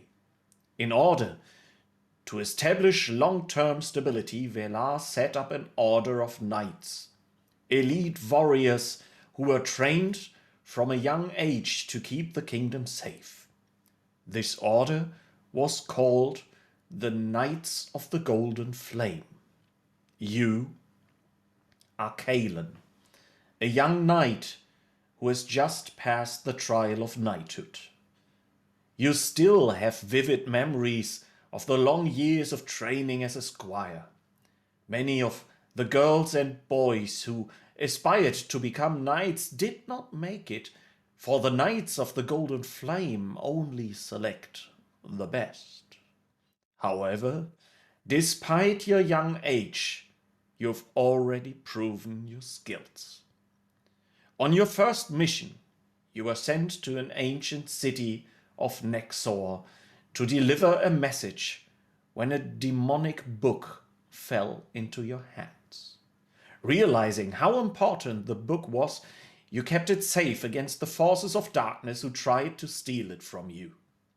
When you finally managed to show it to a sage who could decipher the ancient demonic writing, it became clear that you had to act fast and retrieve the scepter of souls from an ancient crypt before the forces of darkness could get their hands on it. After you return home, you were hailed a hero. The scepter of souls was locked away securely in the deep vaults under Torn Keep, the stronghold of your knightly order. However, it seemed that your work isn't done. After only 2 days, you are summoned by Grandmaster Severus, who has a new mission for you. This is the beginning of Book 2 that you and your friend wrote. And it starts out like all these books, quite epic. So the story in this, yeah, it also summarizes book 1 because that's yeah, basically the main mission you're doing in that book. yeah, and it's like always in these books, it's a really epic, huge story you are in. Seldomly, it's just you have to help the village owners against wild running boar or something like that. It's always the world being close to extinction and you are the only one to save it. I think these stories work well if you're by yourself. They Yeah. don't work so well if you're in a group because then you kind of need to make sure everybody shares the glory. But if you're by yourself, you can take the full glory. So it works well in most cases. It does. Should we just start playing your adventure? Yes, one thing. Let's make the first decision because we called this knight Kalen, and we used a name that can be either female or male, and we even referred to boys and girls training there. So you do have to choose this thing. Are you female or are you male? Because that has an impact on the story as well. Okay, I let this session to you audience out there. Yeah. Just write down a 1 for female and a 2 for male in the chat. Help us play this game. Write down a 1 for female hero and a 2 for male hero. Come on, guys, girls, wake up. Only 4 people right now. Okay. Here it seems a majority wants to see a female knight. Cool. Cool. We start out with a female knight going on an adventure. Nice. I will start with the first section, and then you take over again. Yes. Right? Or you interrupt me and comment on things. No, just all right. keep doing. Here we go. You hurry up the grand staircase that leads to the Hall of the Flame, the richly decorated ceremonial hall at the heart of the knight's stronghold. As soon as you enter the hall, you're greeted by one of your former instructors, Sir Lorcan, a young man who only became a knight himself 4 years ago, but who has risen in the ranks of the order very quickly. Good to see you, Kalen, Sir Lorcan says with a smile. Recovering the Scepter of Souls was a very heroic deed, and we are all proud of you. However, there's no time to celebrate. We have received dire news from Lawsign, and we need you for a special mission once again. So Sir Lorcan gives you a wide smile. May I lead you to the Grand Master's office? I'm sure Master Severus would be much better suited to explain the situation to you. You nod and go with Sir Lorcan down a side corridor and up a staircase, which leads to the richly appointed office of Grandmaster Severus. Welcome, Kalen. Grandmaster Severus is sitting behind a large oak desk. You take in his warm smile that crinkles the corners of his eyes and his snow-white hair with affection as he addresses you. I suppose Sir Lorcan has already told you what this is about? Sir Lorcan shakes his head. No, Grandmaster. I merely informed Kalen that there's a special mission. Then let me get straight to the point. Grandmaster rises from his chair and walks over to you. Yesterday we received the news that Godrin, the sage, has disappeared. Godrin has been investigating demonic ruins in the village of Eldenridge near Lawsine. He and his colleagues spent the last weeks here to study what's left of a demonic temple. The sages are working for the Queen, and they believe their work could help us discover some of the dangerous remnants of demonic power that are still left in Valerne. So it goes without saying that Godrin's disappearance is of great concern. The Grandmaster fixes his eyes on you. Kalen, I would like you to go to Eldenridge and find the missing sage. Find out what happened to him. You nod, wondering why the Grandmaster chose you for this task, considering your limited experience with missions for the Order. May I ask why you're sending me? Why aren't you sending Sir Lorcan? You hear Sir Lorcan chuckle beside you. Oh, I have my own little task. Besides, you showed such great potential when you retrieved the scepter that we want to give you a chance to really spread your wings. Grandmaster Severus nods. Couldn't have said it any better. We see greatness in you, Kalen. Will you accept this mission? Of course, you reply, before bowing politely. May the light carry you, Grandmaster Severus says before you leave the office. I'll take you to the armory, Sir Lorcan says as he catches up with you. Let's get you properly equipped for this. And now comes If the you, first decision to make. No, the second. We've already done it's one. yeah, actually, this is tied to that decision because this is a decision that is tied in with the order of training you belong to. So the decision is if you wear a phoenix brooch, go to 182, and that would be the case if you are female. And if you wear a Okay. dragon brooch, you turn to 239. So Okay, in that so case, it's an automatic decision, which you've automatic already made. decision to 182. Yeah. Scrolling. You I know, will I just take on reading. There you are. go ahead. Sir Lorcan walks side by side with you down the corridor. A smile curves his lips and his eyes sparkling. Occasionally, his arms brushes against yours as the pair of you walk. So, he says, are you a little scared to go on your first solo mission as a first knight, my lady? There is humor in his voice, and you nudge him with your elbow and give him a mock glare. Do you think I can't do it? I know you can, Kalen. Lorcan stops in his tracks and turns to face you, laying a warm hand on your shoulder. His customary smile is in place, and the corner of his eyes crinkle. I wasn't kidding before. We all were impressed with your skill and courage. I mean, I've always known you were good, but the way you brought the scepter to safety completely on your own, that was amazing. He brushes his hand down your arms to grasp your hand in his. I have completely faith in you. You should know that. If anyone can accomplish this task, it's you, Kalen. He tilts his head and watches you for a moment before releasing your hand and starting to walk again. You shiver involuntarily. Getting so much attention from someone who is seen as probably the most handsome among all the young knights feels a little unusual. Here we are, Lorcan announces. The armory.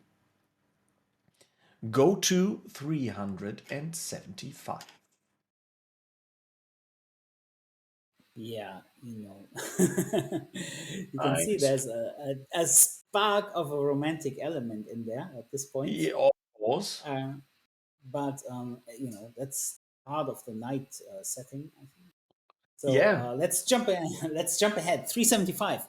You enter the armory. The large room has racks of the different weapons that the Knights of the Golden Flames are expected to master, all orderly taken care of, stored and categorized. The blades on the swords and the pole arms gleam with deceptive beauty considering their purpose.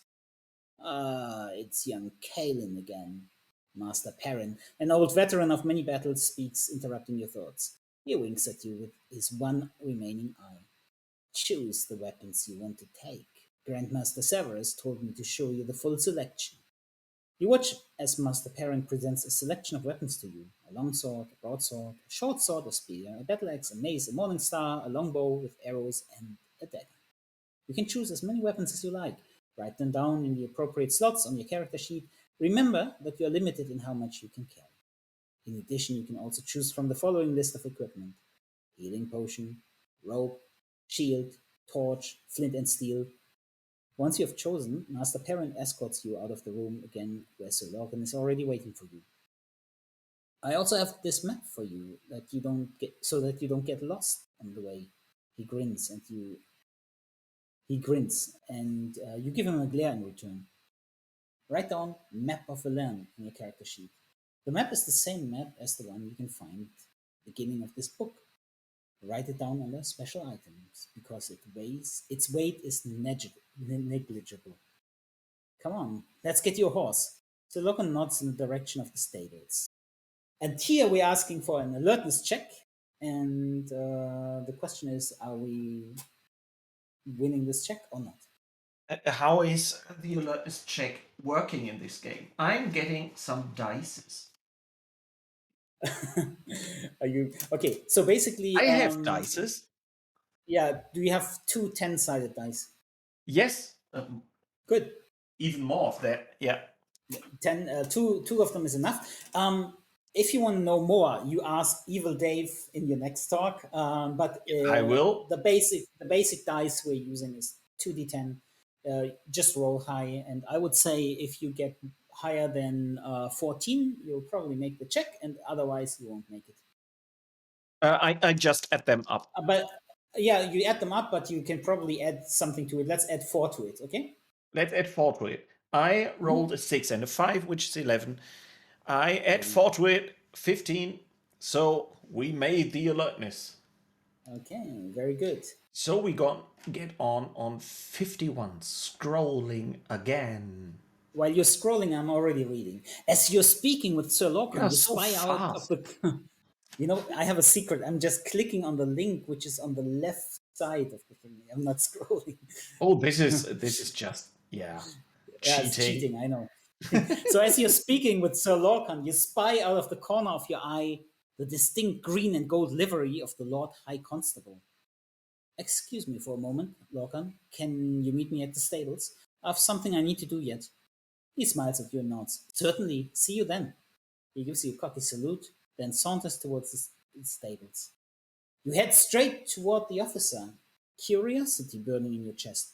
What could he possibly be doing here at the keep?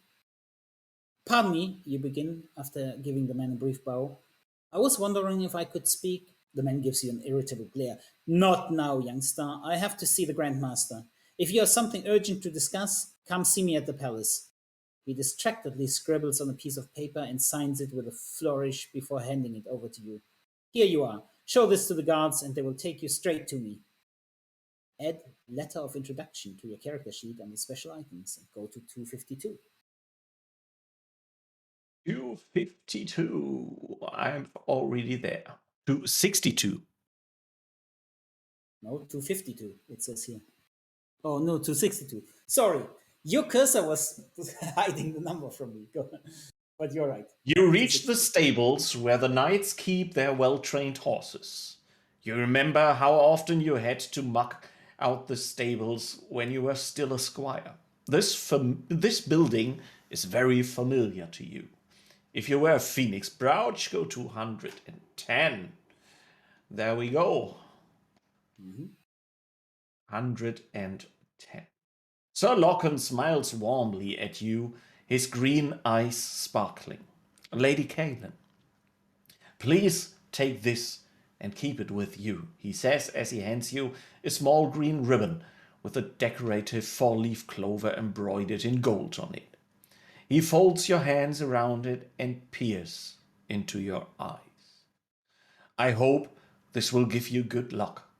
Please be careful out there, my lady. Write luck charm on your character's sheet. This charm will allow you to re-roll one die roll. Once you have used that chance, it doesn't work anymore. You can use it at any situation in which you make a die roll.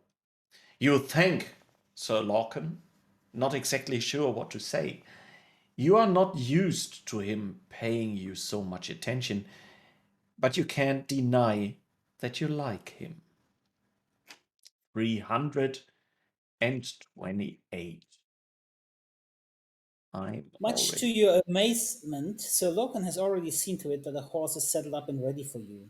A squire leads the horse into the courtyard and hands you the reins. You thank him and lead the horse to the gate of Flanky, the citadel built on the northernmost hill of the land's capital city of Shindra.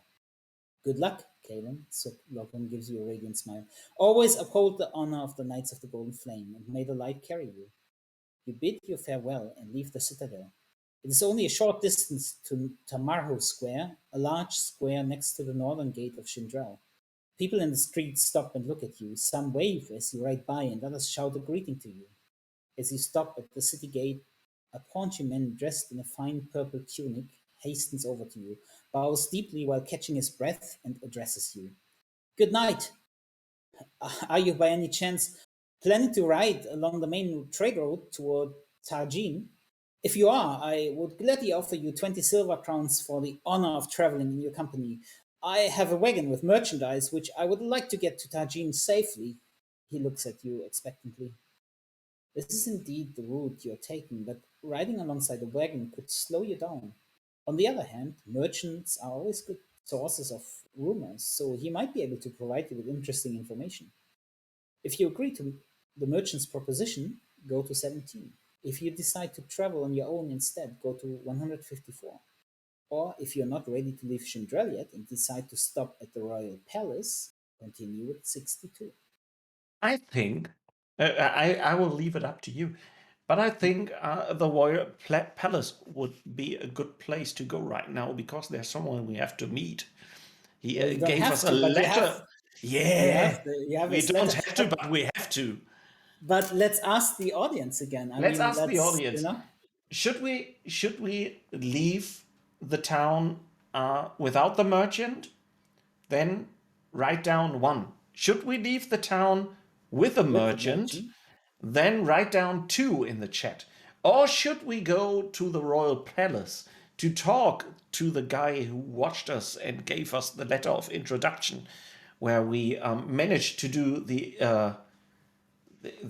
alertness check? Then write down 3. Go for it! Go for it!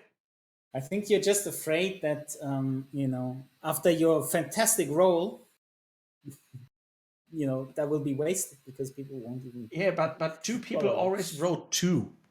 Yeah. Leave this town with a merchant. A merchant is interesting. Yeah, it is. Oh, now we get the 3. That's your influence, yeah. Maybe. Maybe. I would really like to know who this guy is. Yeah. Yeah. So let's see. Let's see this guy. 62. Okay. 62. There we are. A guard at the palace gate stops you. Greetings, the man says, smiling at you in a friendly way. What is your business at the royal palace? If you want to tell him that you are here to meet the queen, go to 251. If you reply that you need to see Lord High Constable, continue to 364. If you ask him to take you to the commander of the Sunfire Guards.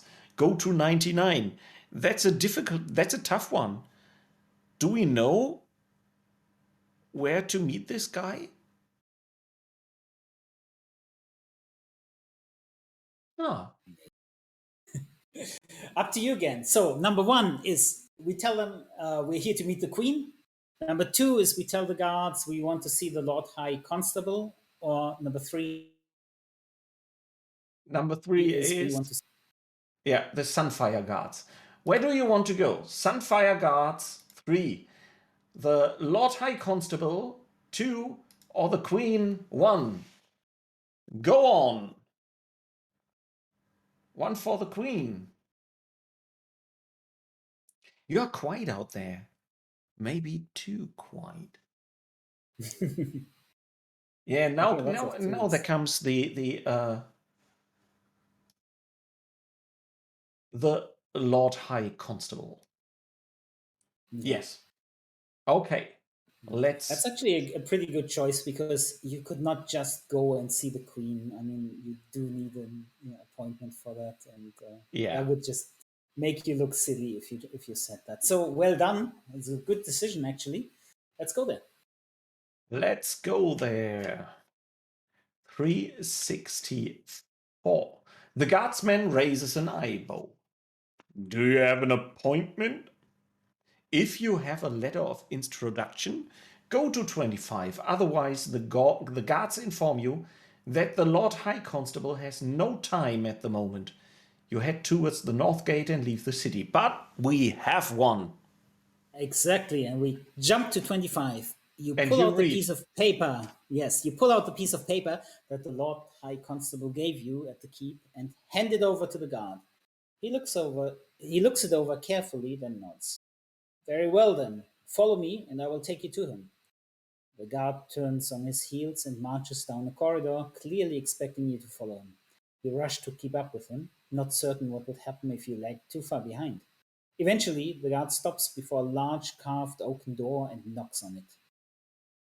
Sir Osric, you've a visitor, a knight of the Golden Flame, who had a letter from you. You hear the harried voice of the Lord High Constable call out in return. Very well, please enter. The guard opens the door for you and indicates you should enter. Then he closes the door behind you. You find yourself in a cozy but cluttered office. The desk has several books open upon the surface. Some scrolls are scattered hither and yon, and an ancient and portly tabby cat snoozes noisily on the sill beneath the narrow window. The Lord High Constable, Sir Osric himself, looks up on you with momentary confusion, then nods to himself. Ah, yes, the young knight from before. What can I do for you? You give Sir Osric a bow. It's more what I can do for you, sir. You seem to be having a difficult time of things, and I was wondering if there was anything I could do to help. Osric gives you a tired, appreciative smile. Oh, that would be fabulous. Let me tell you, we have serious problems up north. I'm getting reports of demon sightings, attacks on villages, and people from highborn to lowborn going missing. I'll be honest, our army is stretched thin as a Nexa fishmonger's purse. Someone or something is stirring up trouble. He pauses to take in a deep breath and a drink of the hot steaming mug near his elbow. He sighs, then fixes his eyes upon you. I don't know why you're interested, but I'll not look a gift griffin in the mouth. If you'd really like to help, why don't you have a word with the commander of the Sunfire Guard? He just returned from the north and likely has more information to share. I'd be obliged for any help you can give. With that, he waves his hand in dismissal and starts to read one of the many scrolls littering his desk. You give him a bow, then turn to go. If you want to see the commander of the Sunfire Guard, go to 99. If you decide to waste no more time and head north, continue at 154. I think we've gone so far. Why stop? But as always, you are to answer. Type 1 for the Sunfire Guard. Type 2 for, well, enough talking, we go. Just write it down. 1 for the guard, 2 for the go. I can comment on this a little. So basically, our audience is pretty smart because they figured out that there was more to it here, and they have already started hearing about some of the things that are going on there. And that's kind of how we built this game book. That there's, if you can actually gather a lot of information that will help you understand what is really going on, and not just scratch the surface. However, you can just also play through it and scratch the surface and still win, but it might be less satisfying than really discovering who's behind it and what is going on. Yeah, we have a lot of ones, even a one with exclamation marks. So they really want us to talk to the Okay, gods. You let's go. make haste to find Commander Tamas Idith of the Sunfire Training Yard. As you approach, he disengages you with the young troop he was training. Greetings, Commander Idith, you say as you give the man a short bow. He gives you a warm smile, his eyes taking in your brooch. Well met. The Knight of the Golden Flames are always welcome here. Thought I haven't seen you before, he says, searching your face. You nod and briefly introduce yourself as a newly knighted member of the Golden Flame. But the reason I'm here is that the Lord High Constable asked me to inquire about some trouble that you were experiencing. The commander sighs deeply and frowns. I have found some hints that a group of cultists bent on summoning a demon are operating in Chindril. Do you have time to help me and check out lower docks tonight? I suspect that they have their meeting place there. If you want to politely decline and write north, go to 154. To agree to help him, go to 126. If you'd like to ask why he doesn't send his Sunfire guards to chase down the cultists, go to 298. So now it takes really time. We are on a really important mission. But it's up to you. Should we go to the docks? The docks, right? Yeah. Should we go to the lower docks tonight and stay in the city to hunt down the cultists? Should we leave the city and follow our mission? Or should we ask for more information? 1, the docks. 2, we leave. 3, more infos. What you say? So this really brings back the vibes of these old books. There's only one thing the old storybooks had that till the point we get there is not in this book.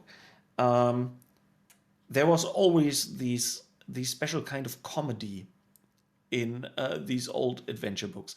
If you read The Lone Wolf, there are so many points where you just sit there and think, well, this is really ridiculous.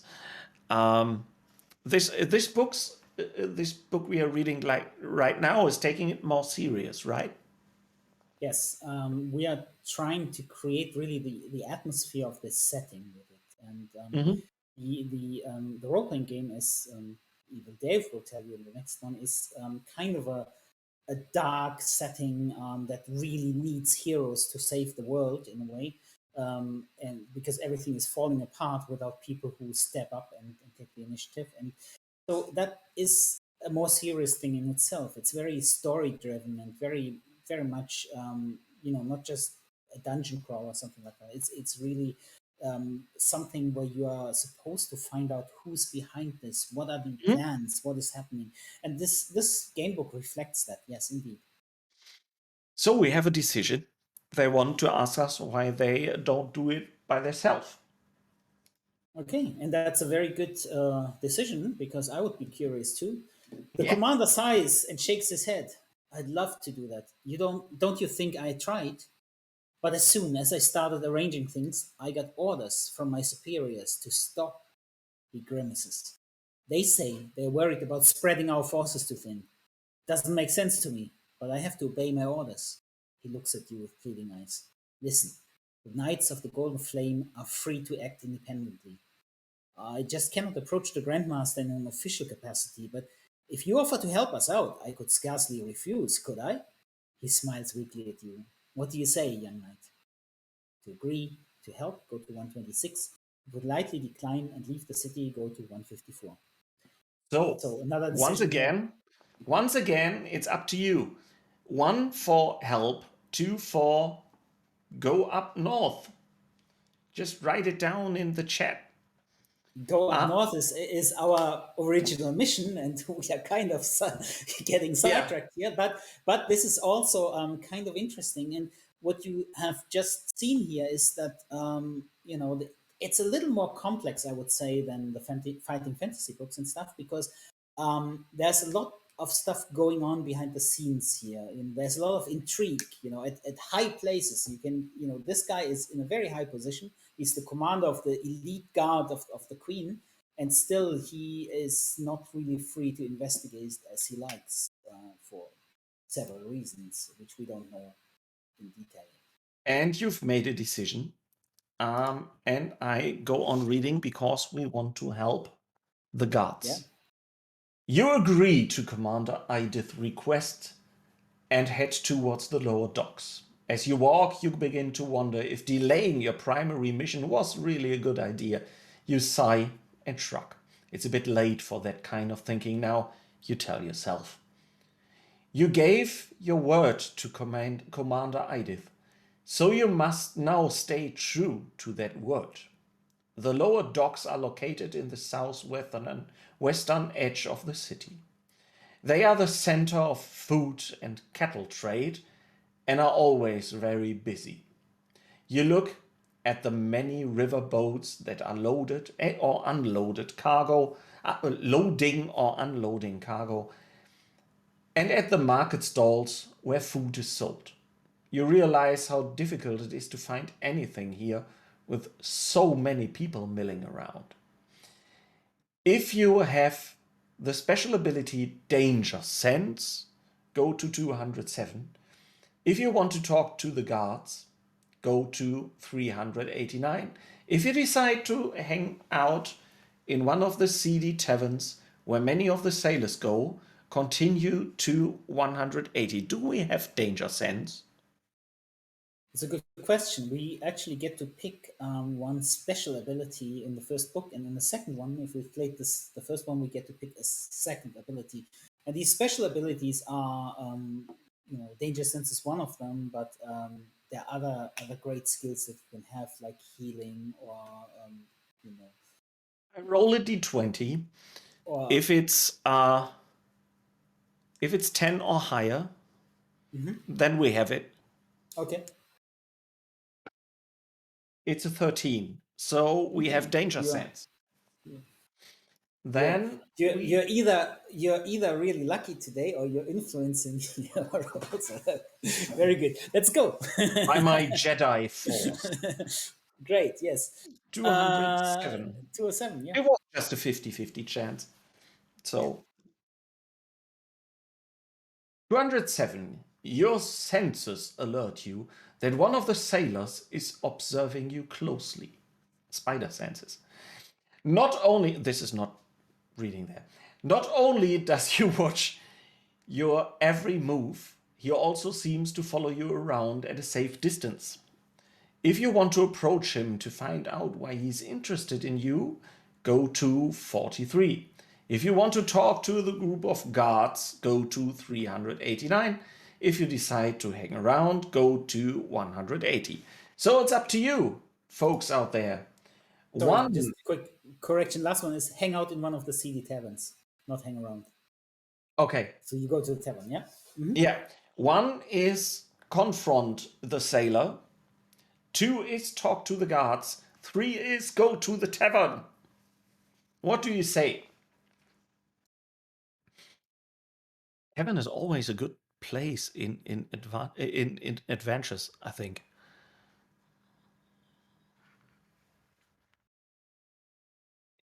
Yeah, but most people want us to confront the sailor. I knew it. Yeah, be Okay, confrontive. because It's up to they you. want. I think they want to fight. Yeah. Right there, you go.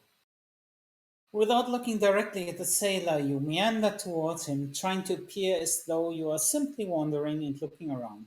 Once you get close to him, though, you notice that his body is stiffened and he seems to be on guard, his eyes darting back and forth. Once you've got him cornered, you paste on your most polite smile. Evening, friend. I noticed that you've been following me for a while now. Is there something I can do for you? His eyes go wild, and he shakes his head. What, me? No, I haven't been following you.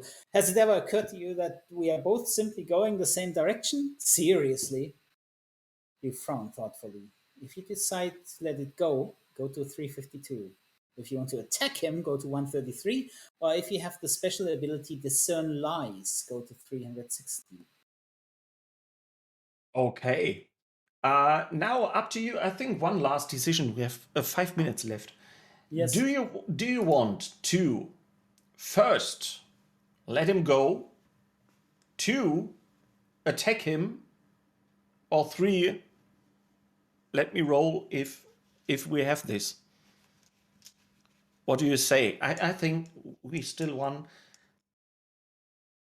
We could theoretically have it, but you already picked Danger Sense, so it's less likely that we have Discern Less Lies. likely. So I think from 1 to 15 we don't have it. 16 to 20 we have it. All right. We don't have it. Okay. We don't. So attack or let him go. Attack, attack, attack. Looks like we are going to attack him. Terrible. Yeah, and Terrible. we are night. Yeah. Well, here we go. You decide to. Oh no! Wait, I went. I took the wrong one. I have What's it. the You attack one? draw your weapon and advance Yeah. the man. Defend yourself, villain, you say. You can see the fear in the sailor's eyes as he backs away and starts screaming for help. Only a moment later, a group of city watchmen arrives. What's this all about? The watch officer asks you. This knight just attacked me, the sailor says, pointing at you in an accusing way. He was following me, you reply. The watch officer groans. As a knight of the Golden Flame, you should know that we have laws here. You cannot just attack anyone you don't like. He turns to the sailor. You may go. The watch officer turns back to you and informs you in no uncertain terms that even as the knight of the Golden Flames, you are not above the law. The Grandmaster will hear about this, and the guards strongly suggest that you should leave this place. You lose 1 honor point. You decide to leave the lower docks. So, in the end, we get these moral lessons. Yes, we are a knight, but we are also not allowed to attack anyone on the street who's just following us. I think that is actually something that I also like to put into role playing games. That you're not just doing whatever you want, but you have to do it in a very clever way. Basically, in this setting, if you're a knight, of course you cannot just break the laws of the city and stuff. If you want to find out something, you need to be more subtle about it and more clever and find the right ways. And yes, if you just go the straightforward way and just think a quick attack can solve things, then you're often mistaken. In some cases that works though, but only if it's not basically in violation of the law. Okay, then, Ras, I think you have to run. You have to get your plane to Iceland because tomorrow, when we talk again, I will still be sitting in this place and you will be in Iceland. Yeah, and since this is a stream from Europe, that fits really well that we are in different places and joining at GaryCon to celebrate gaming around the world. It's always fun to talk to you, but because I never know in which country you are right now, this is just Yeah, I'm in Sweden the next day. I'm in Lithuania. Just wait a second. I give you a call when I am back in London. And and this is yeah. You are really Yeah. all around the place. Right. It's a crazy day for me because before the stream I was traveling, and after the stream I'm also traveling, and so it's 5 countries for me today, which is kind of a record in between. I was in Estonia this morning, then I flew over to Finland to Helsinki, and from Finland back to Germany. So third country, and now I'm flying to Copenhagen in Denmark, and from Copenhagen to Iceland. So tomorrow I'll be back from Iceland, and we are starting the day together again, right? So greetings to the Icelandic ferries. Of course. And for you out there, stay tuned. We'll be back after a short break with our Dragon Legion talk. Then Evil Dave will be here and talk to me. I'm a bit fearing that there is a Yeah, cause why he's called you have Evil Dave. you have every reason to be afraid. Evil Dave Yeah, is. yeah. Good luck. Yeah, thank you. Thank you so much. All And right. you guys of girls out there, stay tuned. We will be back just after a short break.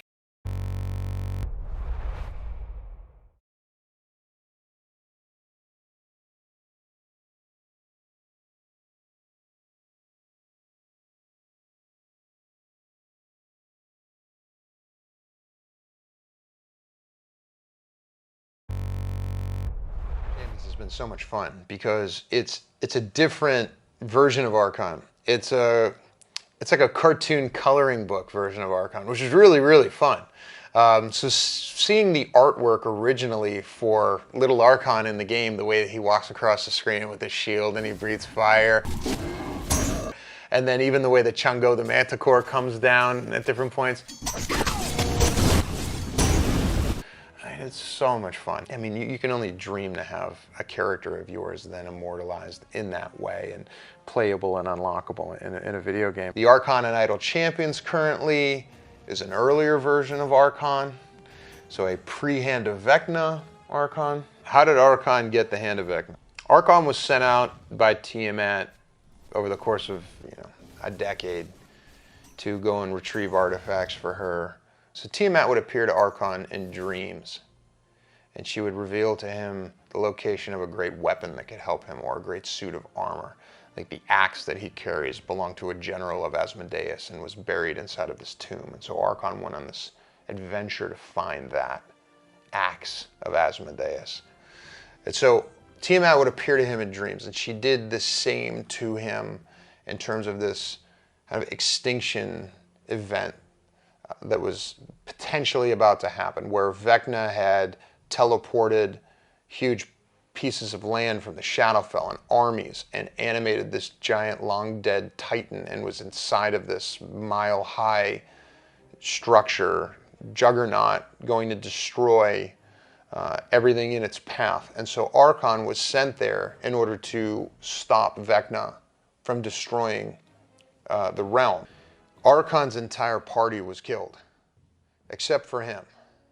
And he wound up using his charisma to become assimilated into another group that shared the same primary objective, which was to kill Vecna and destroy Vecna and stop Vecna from taking over the prime material plane. Now, what this party didn't know was that Archon had a secondary objective, which was to find out what was allowing Vecna to teleport cities and armies from other planes and bring that back. So during that battle, Archon survived, and towards the end realized that the power was coming from Vecna's hand. So when the battle was won, one of the members of this party that Archon joined was going to die. And so in this very vulnerable moment, the friends were gathered around as he was about to pass, and Archon pulled off this move in this very vulnerable moment. He used their vulnerability against them, and in a quiet moment led them to believe that he was sent to destroy the hand. And he had the power to do so in this axe. And when he raised his hand up and whispered a prayer to Tiamat and everyone looked on, he swung the axe down, chopped his own arm off, replaced it with Vecna's hand, and teleported away. He teleported to Krull, who was waiting for him, who healed him from the battle and opened a door to Avernus, to where Archon went and then had an audience with Tiamat. Tiamat rose this giant tower of obsidian, volcanic rock out of hell, and this 9 layers tower with dragon heads around the top. Archon and Krull then sent for Toragar, and he met them there, and this army formed, this dragon army formed around Archon, who was this champion who had returned with what the dragon cult and the dragon armies believed was the actual cure for Tiamat's imprisonment, that finally someone was going to come along with the power to free her. But Archon needed time to figure out how to use the hand and how to unlock its power. And so he began this series of mental battles with Vecna, where they would meet on this ethereal plane and have these mental face-offs and these mental battles in which Archon would try to understand Vecna's secrets while Vecna would try to gain control over Archon's mind. That's how Archon got the hand, and that's what he's doing with it now, and that's what he's up to when you as the player characters run into him. He is in the middle of this process trying to free Tiamat.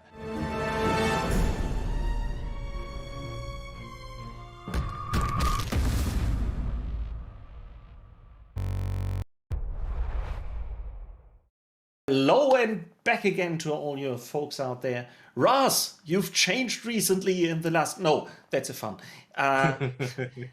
Welcome, Evil Dave. I've been warned that I should be cautious because I totally have to fear you because you are evil, Dave. Well, you know, yeah, probably. It's good. Probably a good word. So where's this name coming from, Evil Dave? It is a combination of when I was a LARP ref for a system back in the UK. I was the person who ran the ritual side of things. So whenever anyone ever did the rituals, and I was the person running it. And if you mucked up the ritual, I would punish you very harshly. So I was known as Evil Dave because I was the one who hurt people. You were the one having all the fun. Exactly. Yeah, it's always punishing people for wronggoing rituals is exactly. Yeah, cool. What was your most fun experience you remember doing this? There was a very important ritual that was to save the kingdom from a very bad thing that was going to happen, and halfway through the ritual, the person doing it forgot what they were meant to be saying, and slipped out of character and said something quite rude. At which point, everything went horribly wrong, and there was explosions. People fell over. Someone got possessed by an evil demon. It was all good. It sounds like a really funny afternoon. Yeah. Being possessed by a demon. Yeah, pretty explosions. Good. Ordinary weekend in Great Britain. Yeah. So, you are here because you are one of the Dragon Legion, and you are into Project Nexor. But before we start there, just tell the people a bit about yourself. Who are you when you are not evil? Well, if you ever when I'm not are evil, when I'm not evil, I'm just Dave. I have been role playing now for 37 years. I started when I was in school, and got involved with D&D originally, and have been role playing and GMing ever since. I've always wanted to make games and role playing games. I've had 2 attempts before. There was a company which was starting up in the UK, which I got involved with, and we did some writing for that. And then a few years ago, there was a cross Atlantic group called Metagames Inc., where we started to make a game. We got it through Kickstarter and we published it. It wasn't a role playing game; it was a card game, but we got it published, and I was a writer on that. So, but otherwise, my main background is probably finance. I did stuff with the financial industry and things like that. Yeah, if your main job is with finance and numbers, it totally explains why you have fun throwing people's rituals back at them. Exactly. I think, Yeah. I mean, yeah. I think, my day yeah, just you. my day job was being evil, so it sort Yeah. of crossed up.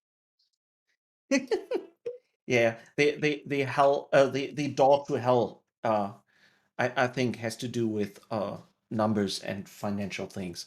Exactly. Yeah. Exactly. And now you are part of the Dragon Legion. Yes. Something that was mentioned from time to time here at GaryCon, the Dragon Legion. But I don't think we really have explained people what Dragon Legion is. Okay. Well, Dragon Legion is an international network, mostly, well, primarily aimed at bringing young players from across 18 countries and beyond within what was the European Union. Unfortunately, the UK has left that, but we're still there. Basically, bring young people from across Europe together to do some role playing, to set up events in various countries. I was involved in an event in Glasgow in the UK where we were looking at Arthurian legends, and so we were designing gameplay around that. And so there were two types of events as far as for Dragon Legion. One is where we would get people together to design something, and then there are events where we gather young people across to actually play out the scenarios and the events that we have designed beforehand. As part of that, considering that we are involved with young people, we are very active in schools to create projects for schools and specifically. So that kind of leads into the Nexor project, because it's a sort of next stage up from just the general Dragon Legion. It's a very specific program. I think that in times like now, where many forces are pulling us apart, having a project like Dragon Legion, this is bringing people together in communicative games. Yeah, throughout the borders of Europe is so important, and I'm really thankful that there are people like you out there doing stuff like that. This is really great. Because one of the things is it teaches people how similar they are. It doesn't matter where you come from in Europe, what language you speak. When you bring everyone together, especially when it's concentrated on something like role playing, it doesn't matter who you are and where you come from. We can all play together and build up a community, which, as you say, in this day and age, with everything going on, is really important, and it helps build bridges across the whole of of Europe. Yeah, and this is so very important to do right now. How many people are member of Dragon Legion? Do you know that? Oh, I don't know the exact numbers of how many people involved in it. I mean, we cover 18 countries from Iceland down to Greece and all over the place. We've got members from all of those countries. So we've got hundreds of members across Europe. Can you tell us of one special event? You said there are two kinds of events. One is where young people are coming to meet each other and get to learn each other through playing, Hmm. to sharing heroic experiences with each other, and the Yeah. other is for the ones the game makers, let's say Yes. so, meeting and talking to each other and making up things, Yes. developing games. Have you examples of these two? I'm really interested in how this works.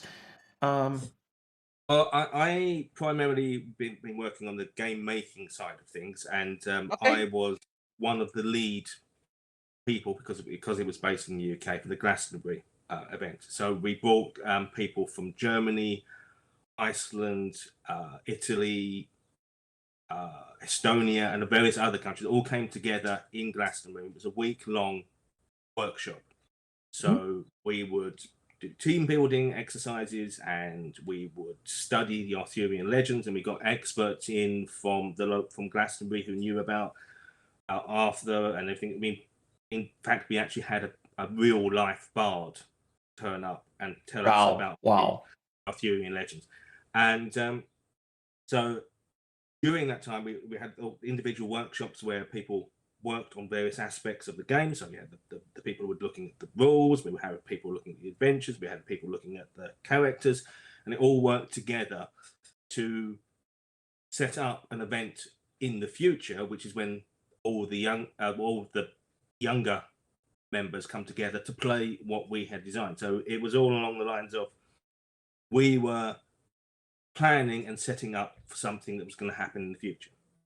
So we knew we knew that we had to get it right because other people were going to come and play it, and that's another event around Europe had done the same thing, which is where the week-long adventures take place, where people play what other people have designed. This is really cool because there are many workshop events where you plan things, you do things, and then they go in the drawer and they just stay there. And then this is sometimes a bit disappointing because you had such great ideas and you put them together with many fantastic people and then nobody uses them. What a great idea to make a second week where others take the stuff you invented and play with it. Do you get feedback from these playing weeks Yes, about yeah, how it works? exactly. Yeah, there's a full reporting, and we get feedback from everyone who's involved, and it's pretty much always positive because it's a fully involved game where the individual groups, because we've got such a large number of people coming and being involved, that they set up their own groups which then interact and can change the storyline as it goes through. So yeah, we always look to what we've done and the feedback that we've received, and then build off that to build something better the next time we do it. Really, really cool. I think one important question for people watching us, if they are from somewhere around Europe, is there a possibility to participate in what you are doing? And how can people reach out to you? Yes, right. Well, the membership is we, as I said, we are involved in 18 European countries at the moment. That's Iceland, Sweden, Finland, Ireland, Denmark, Netherlands, Belgium, Germany, Poland, Estonia, Luxembourg, Czech Republic, Romania, Portugal, Spain, Italy, Greece, and the UK. And the membership is tiny. It's €1 a month to join. And Okay, if you this go, is just everyone can afford this. yeah. So yeah. Yeah, and if you go to the Dragon Legion website, which I tried to remember, It's Dragon minus a Legion, legion.com. This is the site where you have to go, and there you can see everything about Dragon Legion, and you can also sign in for the Dragon Legion if you contact them. yeah. Really, really cool. How did you get to know Dragon Legion? How did you get in contact? I got involved via a friend, Gary, who is the person I've known for many, many years. And we basically we set up the LARP game that I mentioned earlier and a tabletop group that's been running for about 35 years. And Raz sent out a request to the roleplay groups in the UK about getting involved with the Dragon Legion. Gary thought that was a fantastic idea. I thought that was a fantastic idea. And yeah, we introduced ourselves and offered our services in the UK. I think if this is that Gary, I had an interview with him on my Twitch channel a few months ago. Probably, yes. Yeah, a really nice dude. Yeah, He's a really cool guy. And he is he a teacher, right? Yes, he is. Yeah. And he incorporates role-playing game in school. And I wish I've had a teacher in my days who even knew role-playing games. Exactly, yeah. And yeah, Gary's a really cool guy. So you said that you have a project coming up, and Raz told me long ago about the Nexo project. But maybe some people out there don't know it.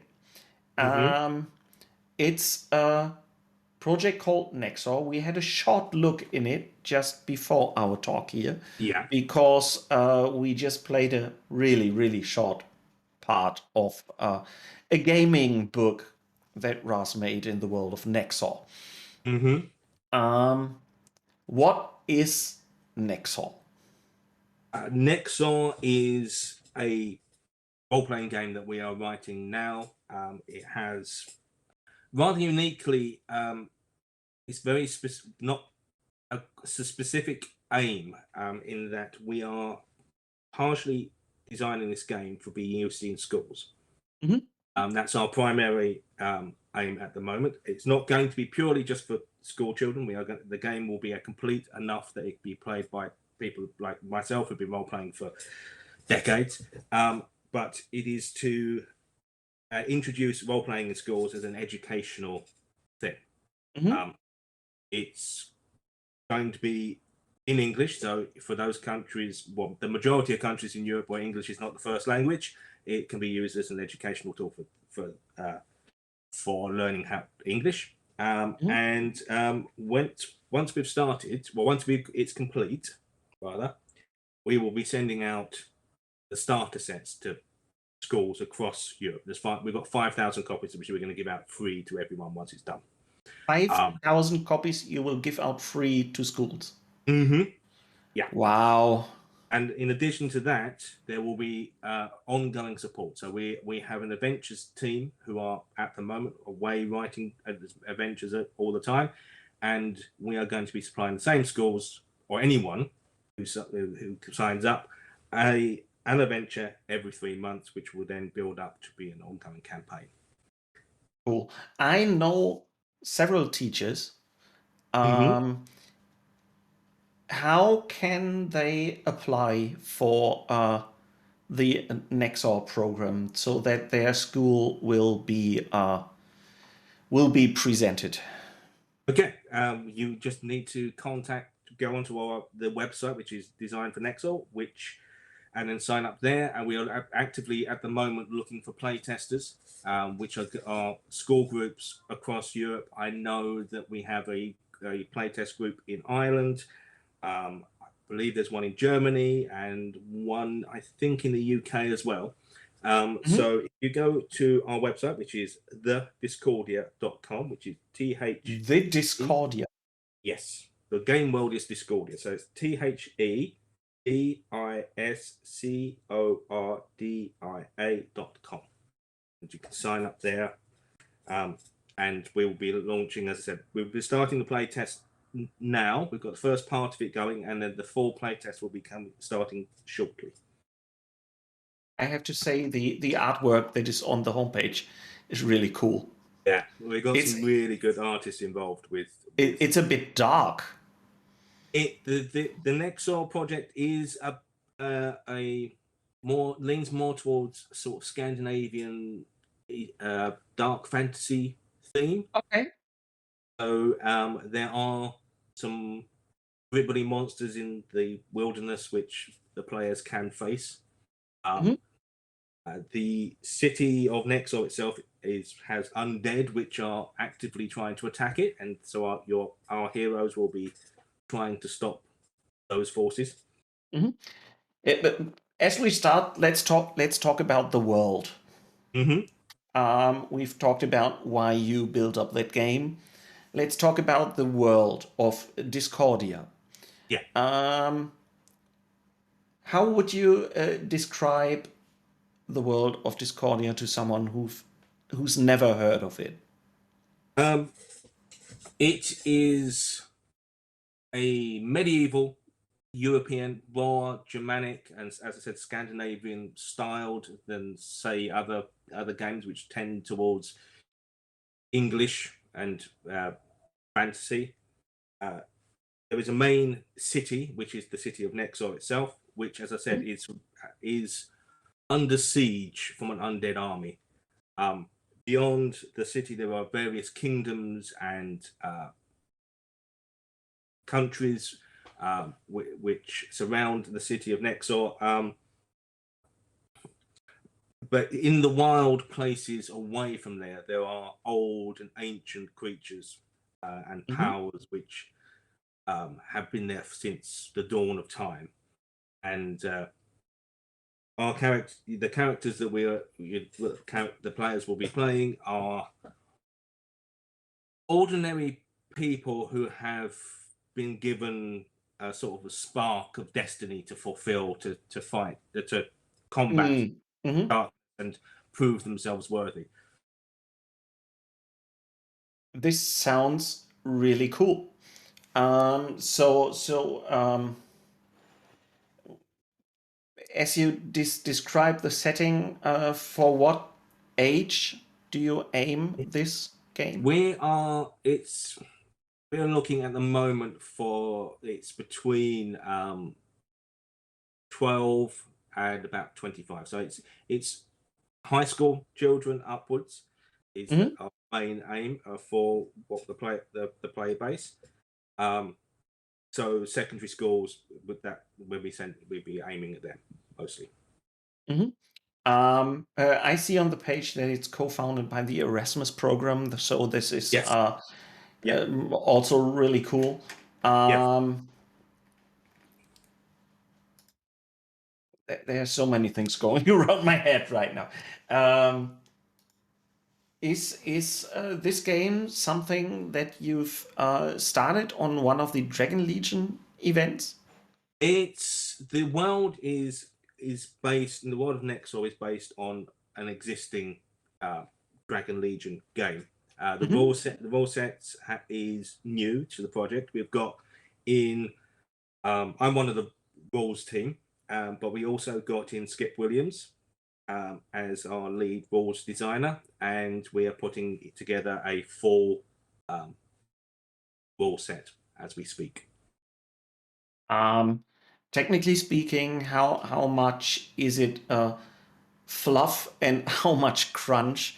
How crunchy is this game? There are several role-playing games where you have there's a saying, you have 7 books of rules for 1 book of adventures, or you have 1 book of rules for a wall full of adventures. So where on this scale do you set this We game? should be relatively more setting heavy than rules heavy. That's the aim. The aim is to keep the game as simple as we can, but as interesting as we can, because so many of the people coming into the game will never have played a role-playing game beforehand. So we are looking to start people on the journey of role-playing. So we want the game as straightforward and as simple as we can, while making sure that it's interesting and the players have an ability to grow. And that's within the team itself. within the Nexor project itself, there are three main teams. There's the rules team, which we're building the framework, which is we're hoping to keep as hidden as possible behind. We have the settings team, who are building up the various aspects of the world, and we have the adventures team, who are using both of our other teams' work to build up adventures. So we all feed into each other, but it's three main aspects that we are concentrating on. So it should be more balanced towards, I would say, more balanced towards fluff than crunch. Yeah, there are two questions in the chat right now. One is from the Dead Operator, and asking, it's not so much children friendly as you are planning it from 12 to 25. Why did you decide to do such an approach, to do it more gritty and dark and not for smaller children? Because one of the reasons is because we also want to look towards the established market. While our main aim is for the youth area, we also want to make sure that when they start this, the campaigns and the role playing can continue on, and for it, so it can also be available for the adult market. Right.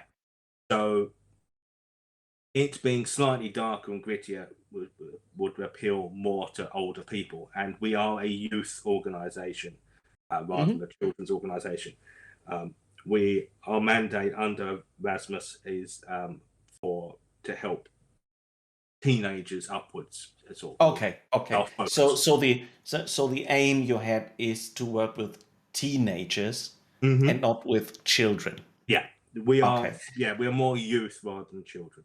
Okay, this explains a lot. And the second question is if it feels a bit like Symbaroum, if you know it. I have heard of Symbaroum. I have never played in Symbaroum. I actually even have the book, one of the Symbaroum books, on my shelves. But the pile of shame we all have. Yes. It's getting higher and higher in my room.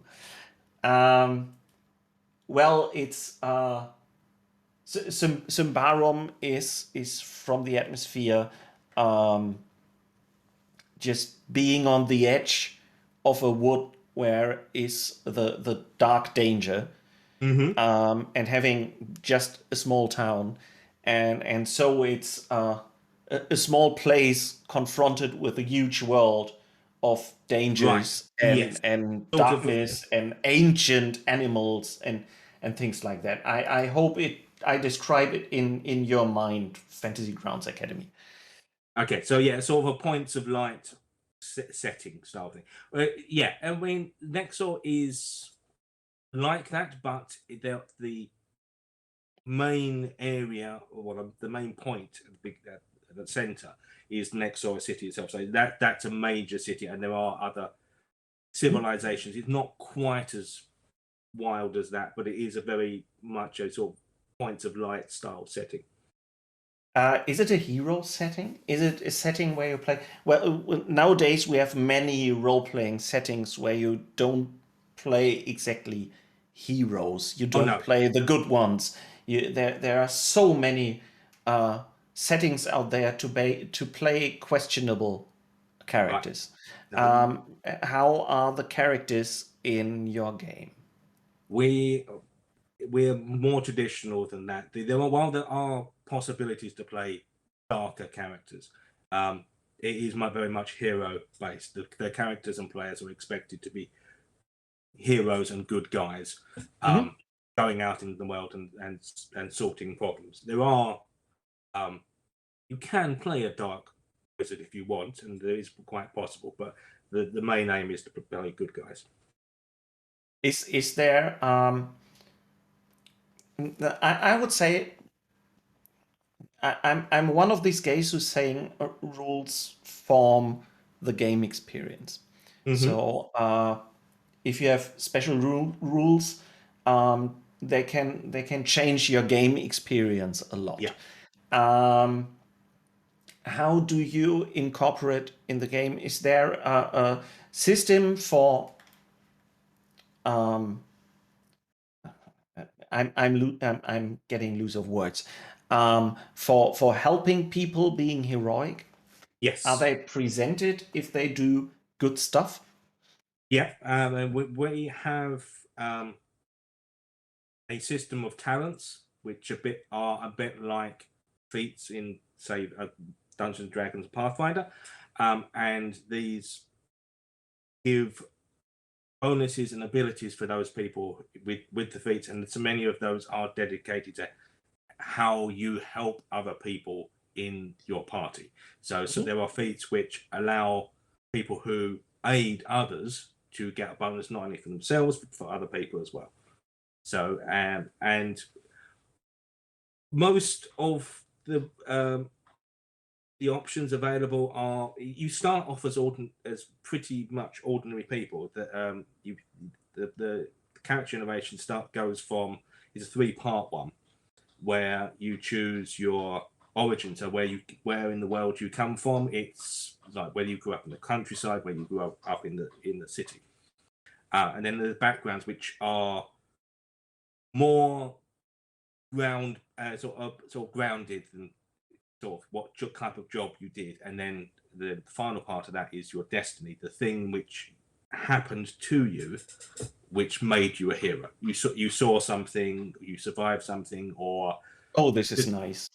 or you just got dragged along. But basically, if you want, you can start off as Samwise Ganges, and you just got dragged along into the adventure. It wasn't your choice. You're there, and now you're here. You have to do something, and you've got your destiny, which sort of leads you on. So all the destinies are set to push you towards being more heroic or more active in the world. I really like this because character motivation is something that always helps doing role-playing games. If you are not only just, well, I'm a level 2 knight and what I can do is swing my sword. You have incorporated your destiny in character rules. I really, really like that. This is also some kind of modern way to do it. Many games nowadays are doing it. Yeah. Really, really cool. Are there any questions of the chat you want to ask Evil Dave? He's not biting. Maybe he would be, but he's far away. He's in a safe place. You are in a safe place. Just ask questions you would like to ask. I would really like to hear from it.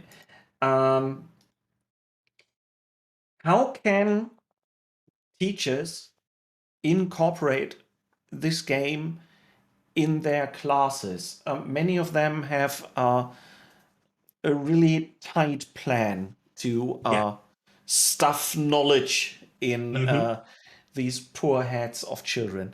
How can they incorporate it? Can you do it in the normal classes, or is it something they have to do in spare time? What do you think? I would suspect that it's more something that happens as an after school kind of thing. Speaking purely from the UK's perspective, that's where what happens with us is that it's mostly a sort of after school gathering to incorporate added things. But as I said, the book is written in English, and therefore it will help with English lessons. And the aim is to incorporate team building and communication and creativity. And at the moment with the playtesters, there's a kind of creative writing aspect to the game before it begins, as the people think up what they want to play and write out the background effectively, but it's a sort of creative writing side of things. How it works in schools, unfortunately, is not my best. That's not my side of things. That's Gary's things. That kind of how that would work. But okay. I think I will have to catch Gary someday for that to talk about. Cool. Talking rules. Yes. Ras told me that is more your side of the medallion. Yes.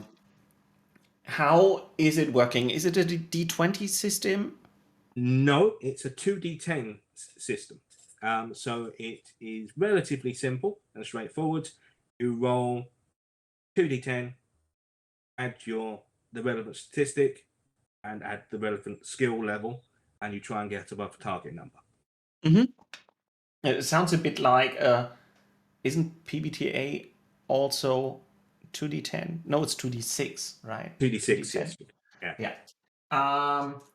Dead Operator is happy to hear that it's not again another D20 system.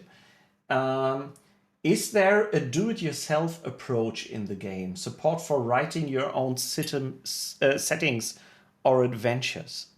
Definitely, there is will be for adventures, and if you want to move over to another setting, and that will definitely be something you can do. At the moment, we are designing the rules for the set in line with the setting, so we're trying to merge everything together. So some parts of the rules will be built into the setting, but it should definitely be possible to shift it over and change it to a different setting if you wanted to.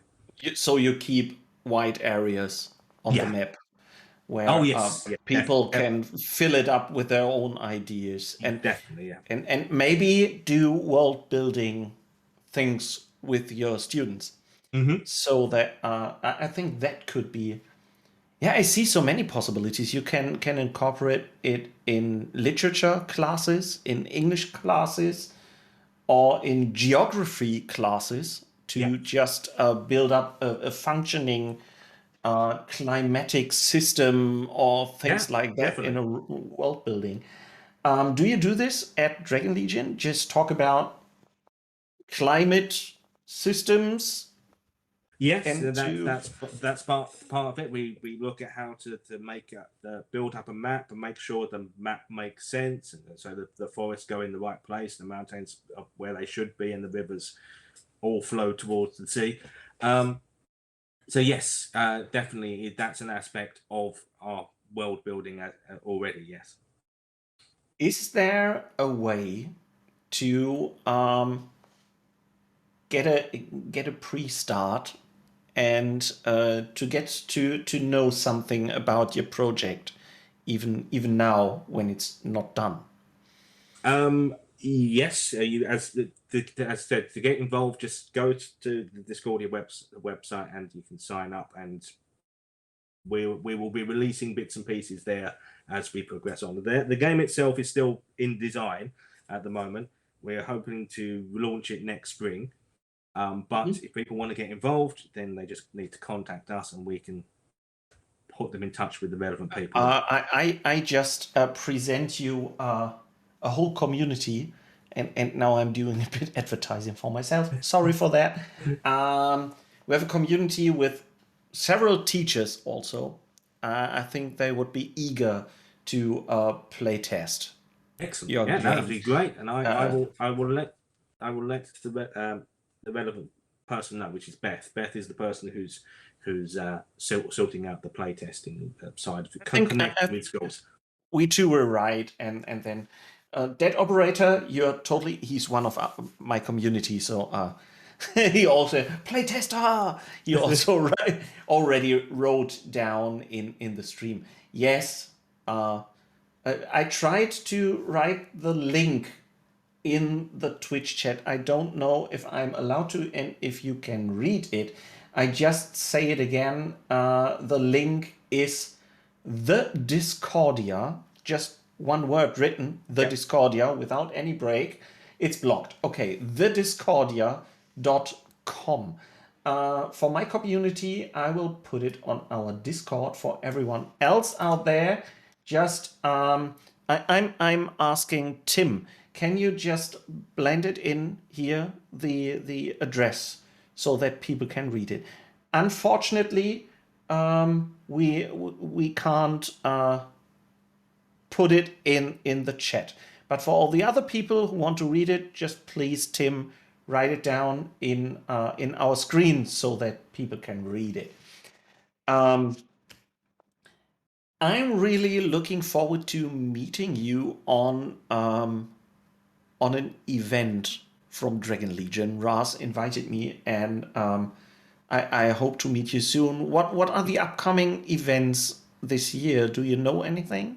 The main, well, I know there is a Nexor meetup in May in the UK.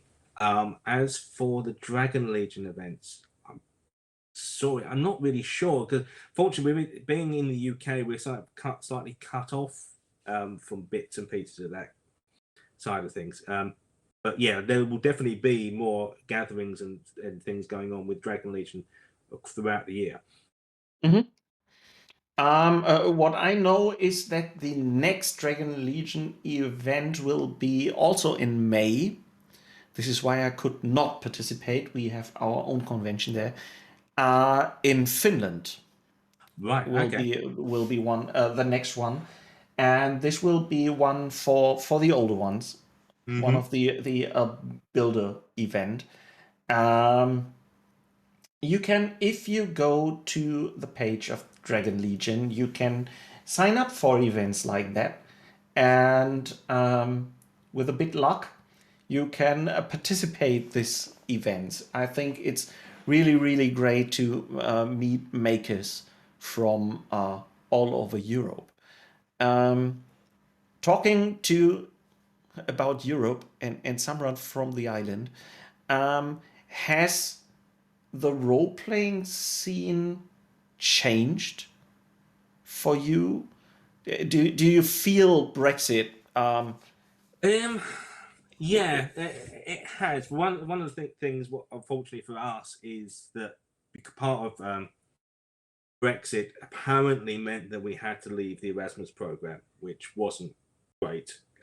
Because without the Erasmus program, I wouldn't have got involved with Dragon Legion in the first place. So that doesn't help. The cost, it's getting books and things in now is become slightly more difficult.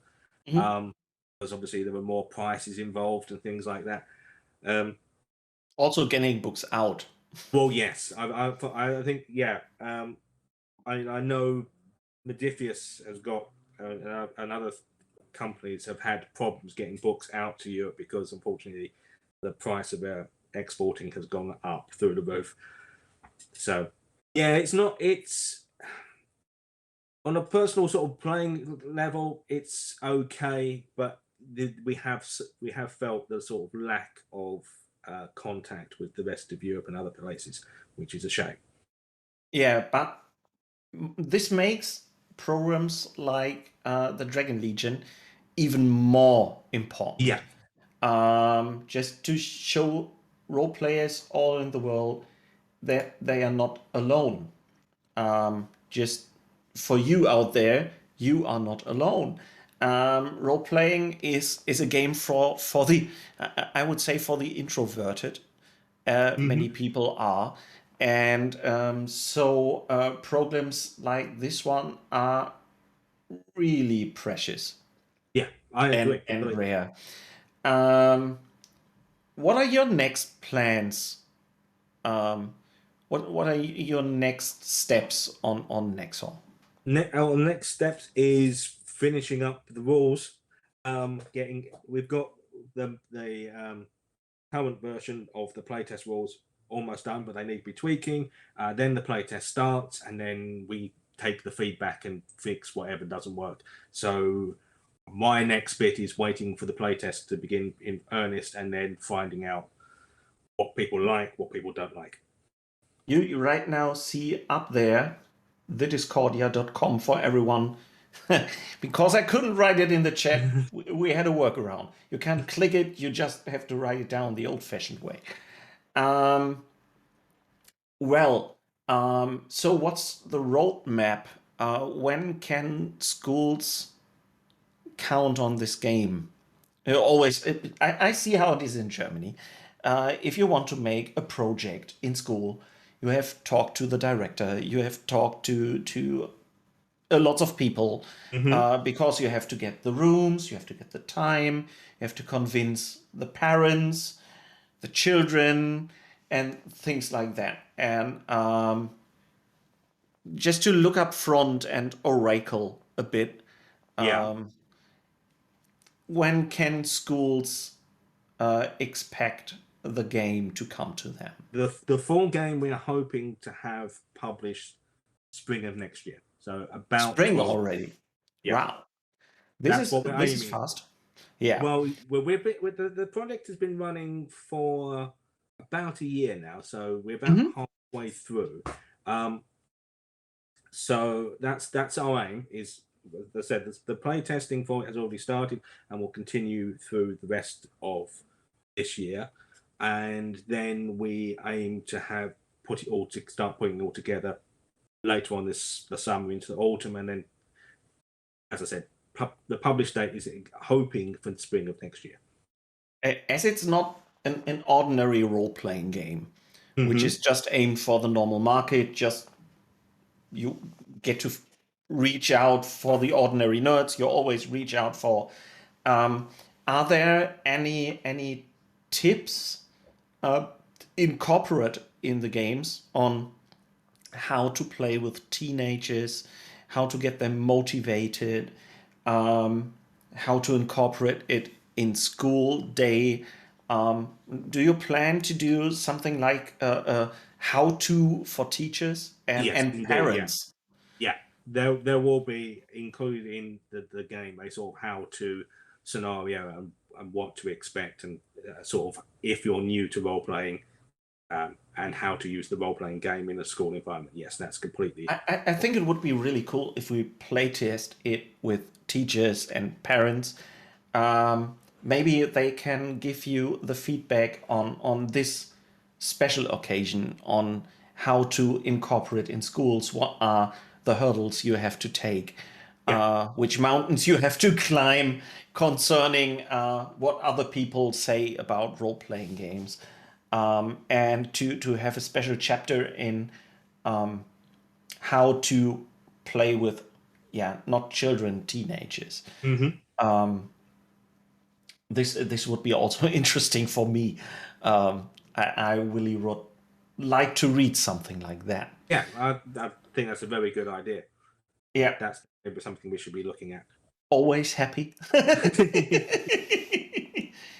So we still have 9 minutes to talk to each other before we hand over to Ulysses Gaming.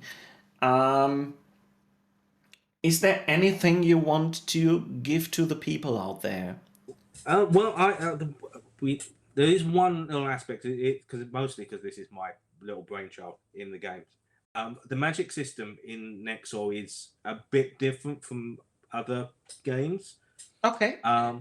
In that the spellcasters use threads of magic. There's effectively the world is made up of a weave of magical energy of different types, and the different disciplines of spellcaster use different threads. So they draw the strands of magic together to cast their spells, and so they have a reserve of that, and then it gives a flavor more than anything else. So there's the 5 disciplines, which are elemental, which covers the physical world; mind, which covers the mental world; light, which is more goodly and divine flavored magic. Okay.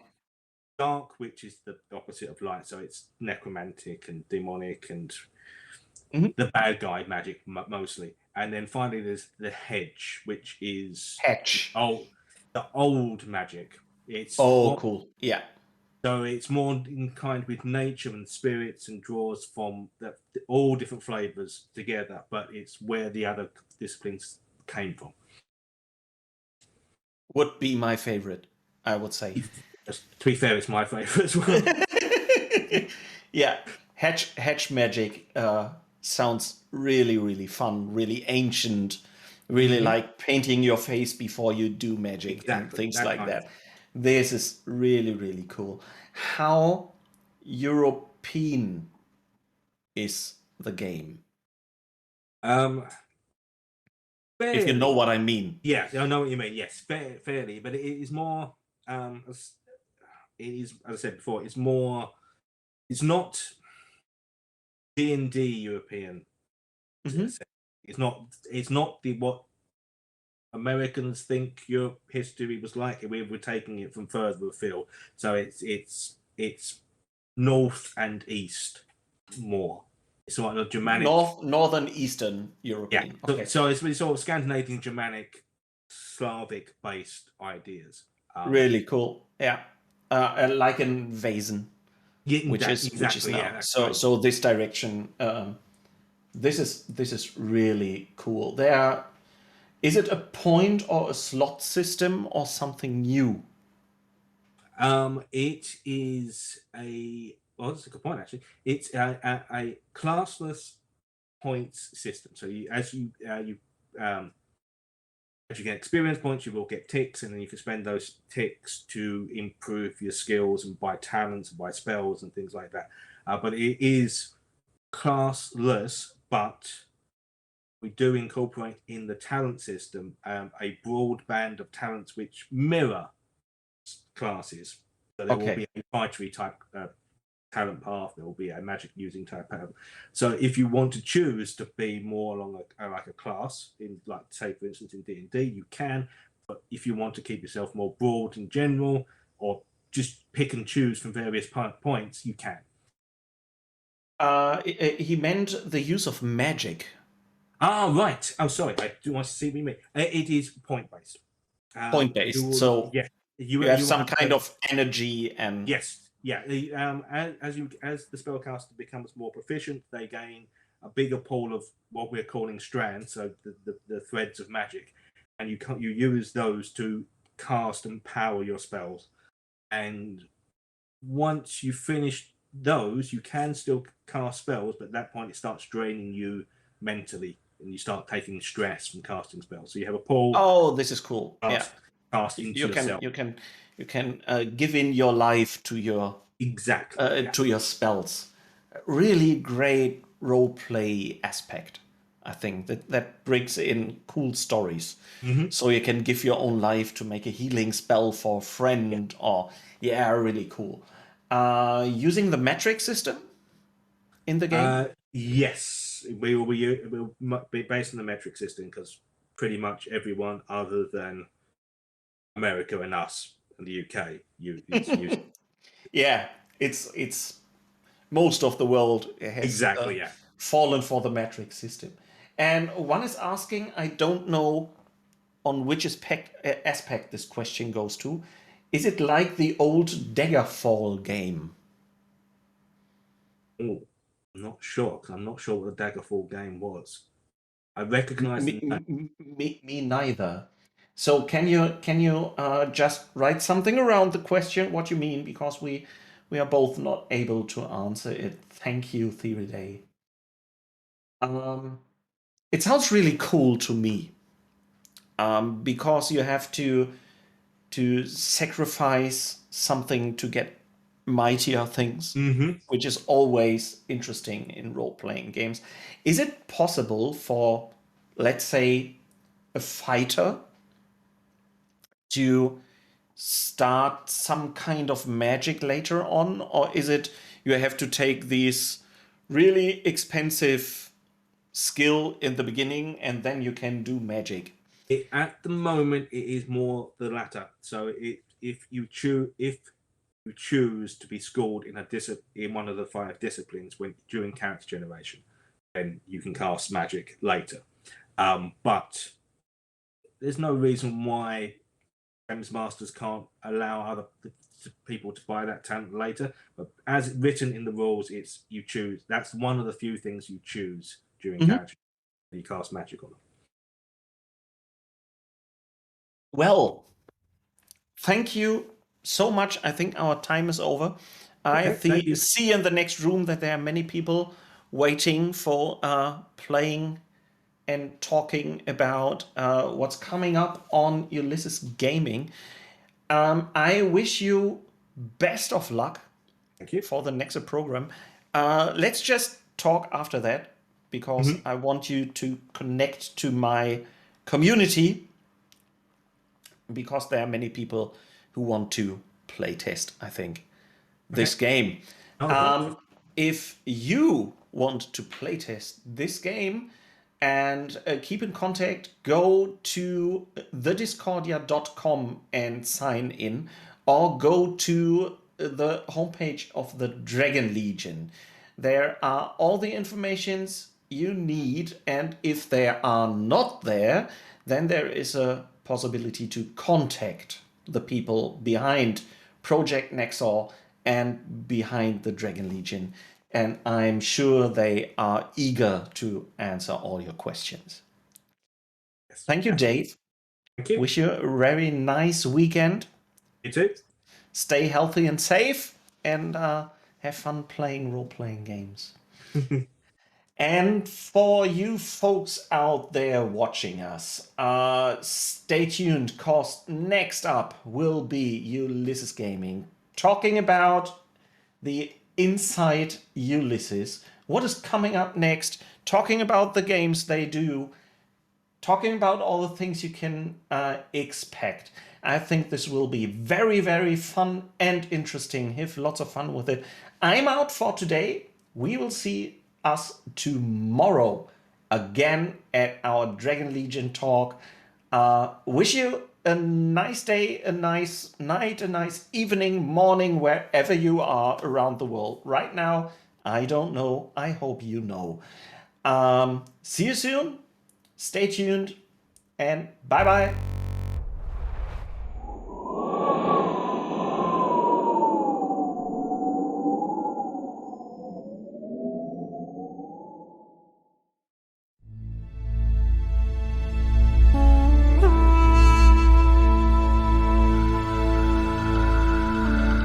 Eons passed. Okorum was crisscrossed with waterways and burgeoning with fauna, a land replete with resources for its inhabitants.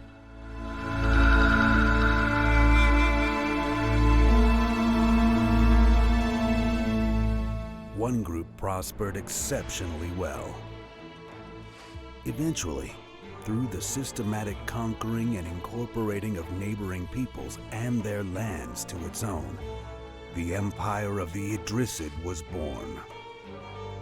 The Empire's might was its mastery of Dweomercraft, and through it, their dominion covered the entirety of Okorum in relatively short order. Over the course of many centuries, their influence extended even into other planes of existence. But at the height of its empire, they erred grievously and unleashed a cataclysmic elemental force in the heart of their civilization. Idrisid arcane might was outstripped by its hubris, and it cost them everything. Centuries have passed since the disaster that changed Okorum, creating the Blighted Land, the wasteland it is today. Though new civilizations rose from the Idrisid ashes, its secrets remain undiscovered. And while many Shintufi structures survived the wrath, its populace was decimated. Yet the city's populace teems anew, a mishmash of folk both human and otherwise, drawn by the grandeur of the surviving structures and the undiscovered treasures and knowledge of the former Idrisid Empire. Hidden somewhere in the desolate, dangerous reaches of the Blighted Lands, the Idrisid's ancient treasures await discovery.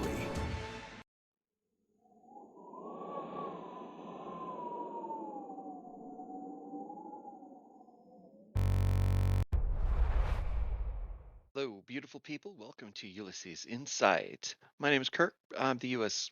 Communications and Community Manager. Today's special episode brings you our line managers for our English language games. But first, a face synonymous with Ulysses Spila, Ulysses the Dragon. Okay, or not, Ulysses bailed for a date with a red dragon from across the pond. With that, we'll go on to our next guest, Marcus Plotz. Hello, Kirk. Hi, Marcus. How are you? I'm well. How's you? Awesome, of course. Man, Excellent.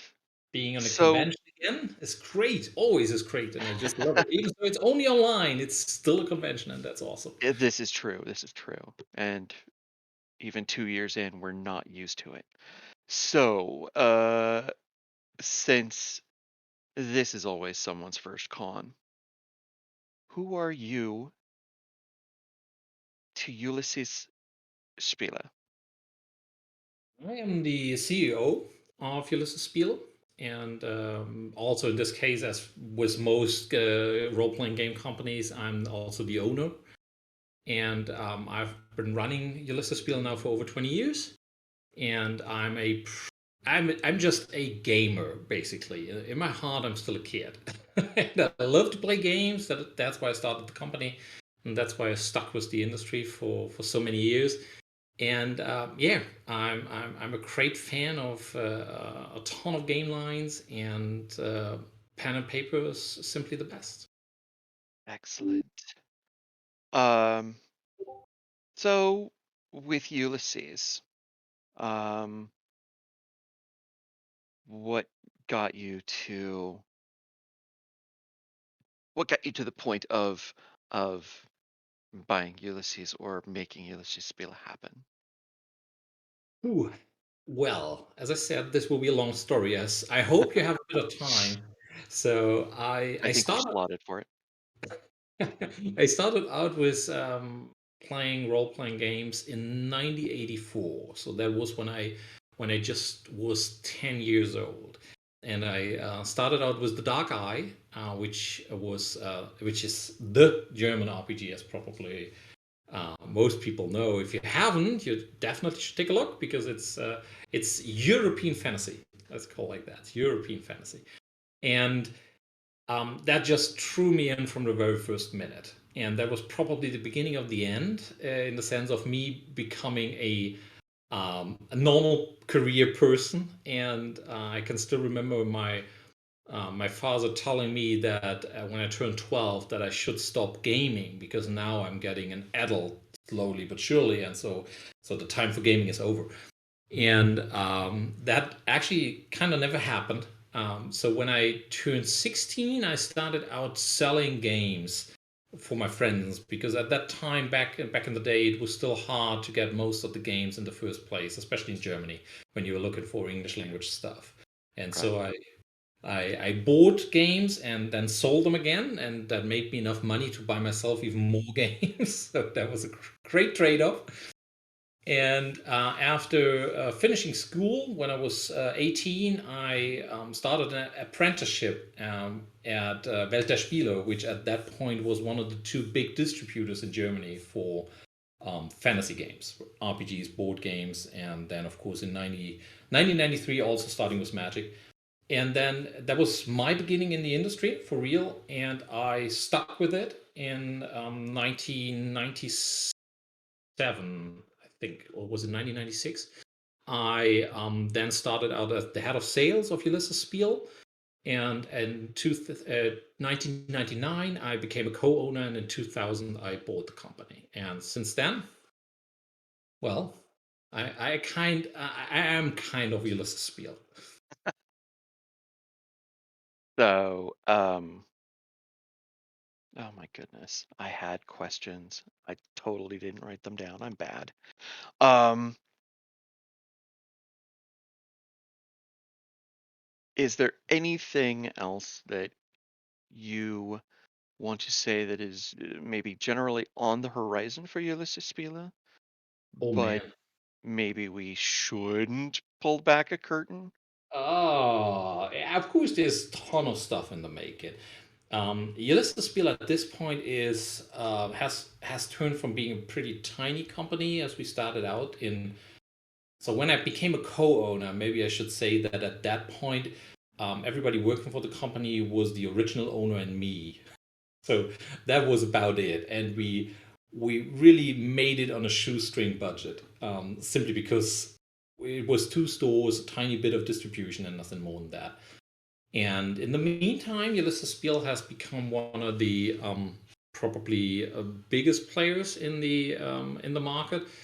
From pure headcount, we are more than 50 people, And of course, most of that is Germany. As in Germany, we have our base, and that is where we are strongest.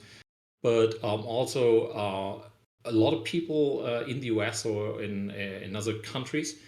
And so we are a pretty international company by now. And with that many people, of course, we have a ton of projects in the making at any single moment in time. So it's not we are only working on this project and this is the next big thing. So it's always kind of like the next big thing and the other next big thing and the next big thing. And so right at this point, as is probably well known, we are working on the next release for Talk. But I guess you will go into detail with Crack on that one a bit later. Yeah, that's Greg's. That's Greg's. Then we have Myth that we picked up from the MegaCon game guys, and we are that close actually to finally fulfilling the original Journeyman Kickstarter to the extent that we are able to. So that is probably good news for everybody that has been a participant and a backer in the original Kickstarter. And then, of course, we are planning for the next edition of Myth, and that will not only be a board game, but also be a fantastic RPG. But I guess in both cases, you will be talking to Eric for the board game in a minute, and with Ross on the RPG a little bit after that.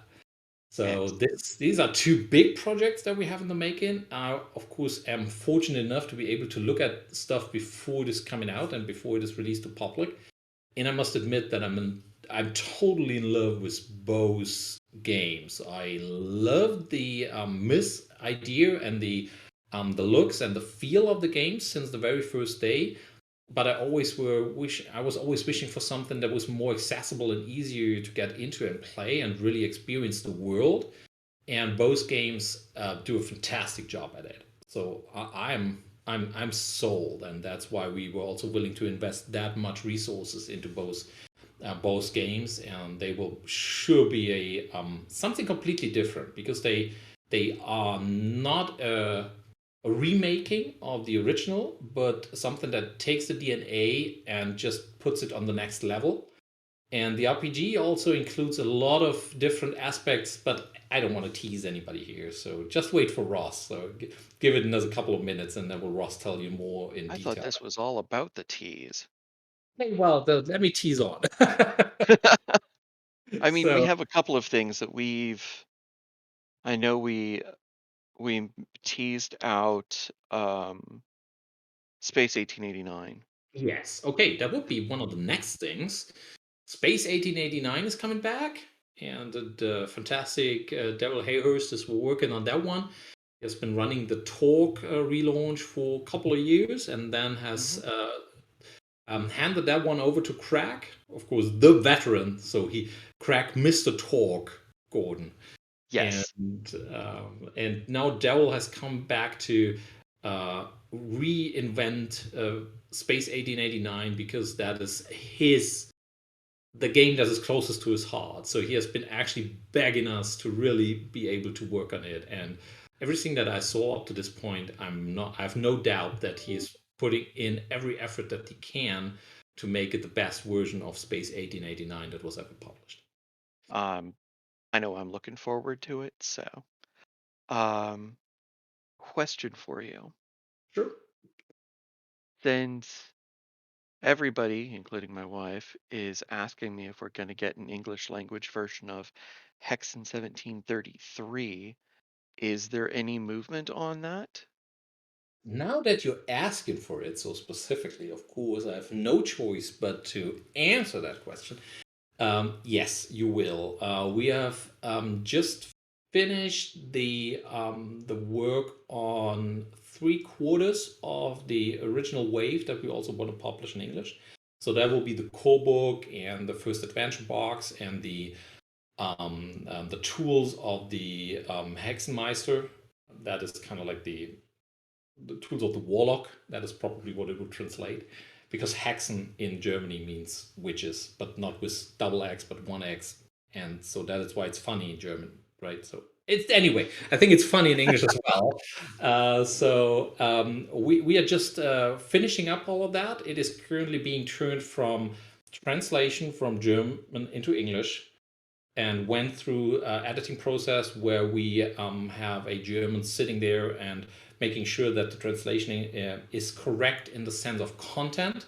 And now we are at the stage where we are handing it over to a native speaker so that he or she can turn it into proper English, because that is one of the one of our main problems here. Because even when we think it is perfect the way it is, I know that if you read a single page, you get the impression that this was translated by a German who doesn't really know English all too much. So therefore, we have an extra step added to all of this editing, and that is making it just sound right and just being proper English. And so that is the stage we are in right now. And I can assure you that we are on track for having crowdfunding a Kickstarter for Haxon 1733 within this year. I would guess it will probably be third quarter. So that is what I'm currently looking for. It would be awesome. The game is just so much fun. I've been running a couple of campaigns, a couple of streaming campaigns as well. And man, I just love it as the GM to be able to beat the hell out of my players. Great. So, note to self: always play a game when Marcus is GM. Okay. Yes, of course. It's a whole lot of fun for me, of course. Yeah. So no, Hey. Hexen is a great game. So Hexen is just the Hansel and Gretel Monster Hunter game, actually. So that is basically it in a nutshell. But it's so much more than just that, because we not only have witches, but also all the other kind of things. And it just has a great cinematic action feel to it. And it just gives the heroes so much power. So the hunters, as they are called in there, the monster hunters, they are so cool to play. You can do all the great stuff that you know from the movies, and it has this deep cinematic action to it. I adore it. I love the game. I'm looking forward to it. With let's see, other I know there's one other thing we're working on, but we're not in any position to talk about it yet. But it relates to dragons and dead places. Wait, no. What's that look for? Well, we have so many other cool things in the making, right? We are also talking about Fading Suns that we also will have Bill that you are interviewing. Yeah. That far later, and as probably most people know, we had a crowdfunding for the next wave of in the product line, which was New Frontiers, and we are bringing it now on Kickstarter for a booster that will also include new material. So everybody who was part of the original Kickstarter can also pick up the Lost Worlds book that will be part of that one as well. And so there's something cool coming down the line as well for Fading Suns. And of course, I can tell you that besides that, we also have another 5 different projects in the making that I'm just not allowed to talk about just yet. But this is what is so cool about running an RPG company, is that you get to look into so many different game lines and so work with so many cool people and so many creative people, and you can just spin your head around 1,000 different topics. So it's really kind of like a new world every single day, and that's why I love my job. It's just I feel like a kid every single day. I have to agree with that. This is always something that um is always new every day, because it ends up being one of those bucket list and childhood dream situations Yeah. that is just way too cool for school. Thank you for your time, sir. We do have other guests coming up. As Marcus said, in a moment we will have Eric for the Myth board game. After him, we do have Ross with the Myth RPG. Following Ross is Greg with Torg, Bill and Andrew for Fading Suns, and then get my mug for maybe another couple minutes after that. So, thank you very much, Marcus, My and pleasure. have a great day. You too. Give us a moment while we bring on Eric. All right, guys. You all have a good one, and no matter what you do, stay healthy and play more games. Take care. Bye. Just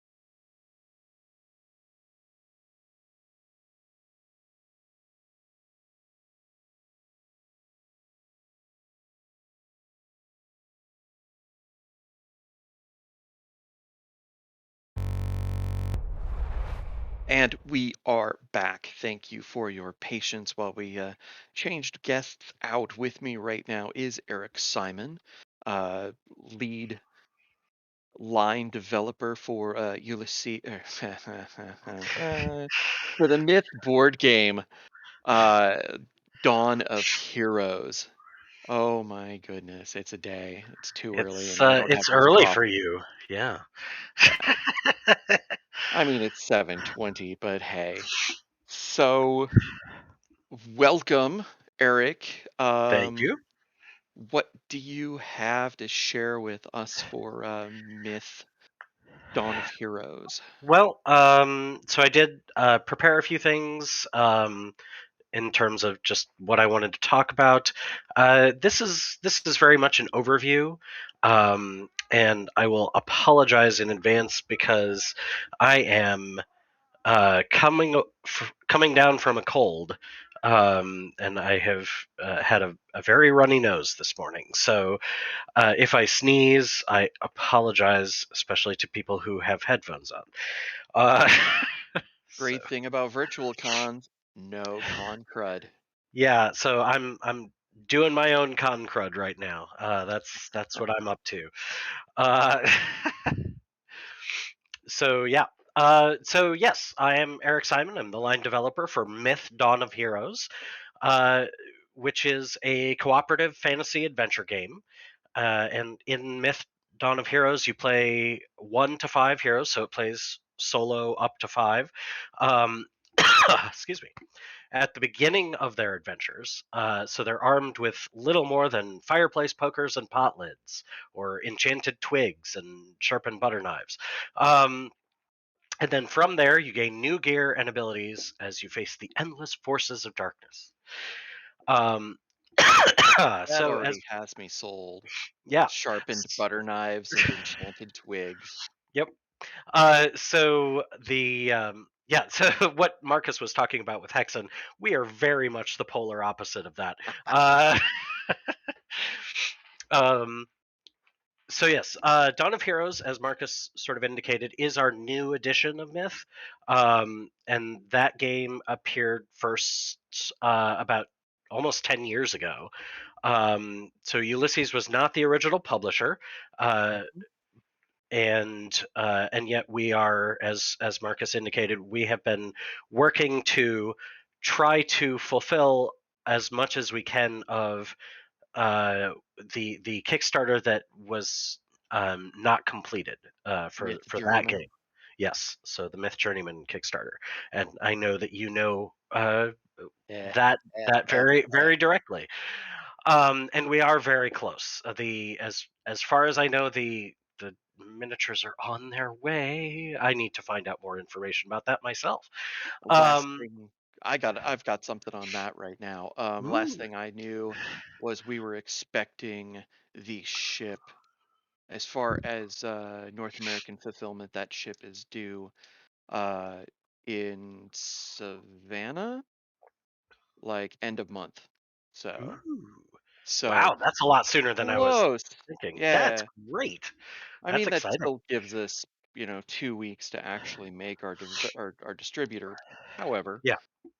Yeah, and of course might be sitting in customs for a while. So who knows? always possible. It's it's that is the sort of thing that happens these days. But yeah, so we have taken up the mantle of Myth to bring this edition to a whole new generation of players. That is our goal. Um, so in thinking about, Marcus hinted a little bit at the things that we're trying to change. We are trying to make it streamlined. We are trying to make it more accessible. Definitely, all those things are true. But one of the things I've talked about in the past is that story is at the center of this version of Myth. And since the last time I talked, I would say that we have doubled down on that. So we've continued to refine the adventures we already had. We're filling them with more and more story elements. We've written new adventures for the main box. Excuse me. And we've planned out a ton of additional adventures for the first wave and beyond. And I don't want anybody to be intimidated by the amount of story that's going to be there. So some of my favorite games are ones that have a deep lore that you can tell informs every design decision without requiring that you know any of that lore before you play. So these are stories that reveal themselves through play. And I think that provides a more engaging experience. And that's how we try to approach all the stories in Myth Dawn of Heroes. And that's not just the adventure arcs, it's also the character backgrounds, the maps, the art. All of those things contribute additional story elements. And I think that all those things are important. So we have a meta story that's Very much so, and that meta is very closely tied to the RPG as well.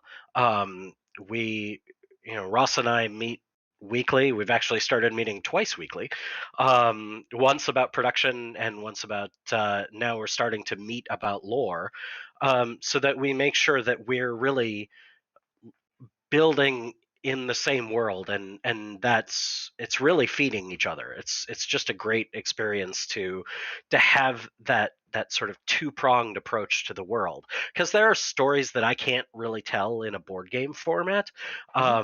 But there are also things that I can do with board games, that can tell stories fairly quickly, that might take longer in the RPG. So yeah. board uh, games don't necessarily have the 3 episode shopping scenario. That's true, although it is shopping is a thing that does exist in the board game. Um, so I won't say that you could do 3 episodes of it, but you certainly do some of it. Um, and yeah, so in terms of the mechanics, um, we're kind of at a phase. Oh, is your cat? No, yes and no. Gotcha. She desperately wants to be somewhere Hmm. that shouldn't be. So yeah, so regarding the mechanics, so I've talked a little bit about mechanics in the past, but I will say that this past year we've continued to streamline and make them more intuitive, and really make them very very easy to get into for new players. Um, and I think that in doing that, we've actually managed to take even fuller advantage of some of the game elements that make Myth unique. The darkness cycle is one of the things that really stands out about this game. in that this is a game where your opposition responds to your aggression. Um, Oh, boy. so that's and that's just kind of built into the game, and we've really made that even more so, while also making a lot of the game easier to understand from when you first pick it up. Um, and of course filling the rulebook with examples and diagrams and all those kinds of things. Um, so yeah, so I can't talk too much about those right now, all those updates. But I do expect that we'll start releasing details this summer, especially as we get closer to Gen Con. What? Yeah, You're right. saying that like we might have a physical, like we might have something to actually show people at Gen Con. We might. Uh, Too but early to yes. tell, but we might. Okay. Um, so then the other thing that I wanted to talk about is I was asked to speak a little bit about what excites me about Myth Dawn of Heroes. Um, So and what does excite you about Myth Dawn of yeah, Heroes? yeah, thank you, Kirk. Thank you. Uh, so the thing I'm most excited about is making a game that feels inviting to a wider audience. Um, I think this game brings in uh, people from a broad range of play styles, from casual to campaign, from very guided to freeform play. All of that's included, even right there in the base box. Um, and we're also trying to build characters and stories that hint at the larger world in all its complexity. So, getting to what I was talking about before. And so, while the themes of the game are very much a heroic light versus dark fantasy, we're making sure that no group, no profession, no person is inherently one or the other. Good and evil are never simple in the real world.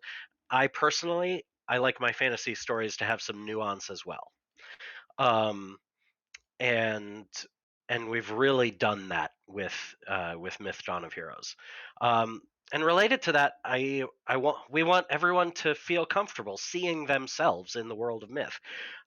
So the names, pronouns, and backgrounds for our 5 starting heroes, they already suggest a broad cultural diversity in our fictional world without ignoring the real world contexts of those identities. And that's something that's only going to grow for future waves. Um, Excellent. so then the other thing that excites me is just the amount of story we have planned, um, both in this and in the role playing game that Ross will be talking about. We've got so much to show you. And we're always going to remain focused on providing fun and accessible entry points for new players. Um, we want to balance those broad and deep play experiences. Uh, and most of all, I just want everyone to see it because I think it's a fantastic game and I can't wait for people to play it. So, since we're talking about tied in story and meta, how much do you think the board game and the RPG are gonna feed themselves or feed each other? Quite a lot. Okay. Um, let's just say they're already in the first wave of each line. There are already adventures that show up in both, Okay. as well as characters that we're using across each. And so, yeah, you're gonna get. So for the people who want that deep lore, there's a lot to go into. Fantastic. Um, oh, let's see. How da, da, da, da, da, da, da. Can you give us a quick overview of, let's say, like a character or a character and their actions for the board game? Sure. Or is that not one of those, So, am I probably. asking for something that's out of scope, as it I were? mean, yeah. So the Tavian soldier. So she is. When I say Tavian, that is a species of mongoose people, and she is very traditional sort of fighter style. So she has. She's the one who starts out with the fireplace poker and pot lid. Um,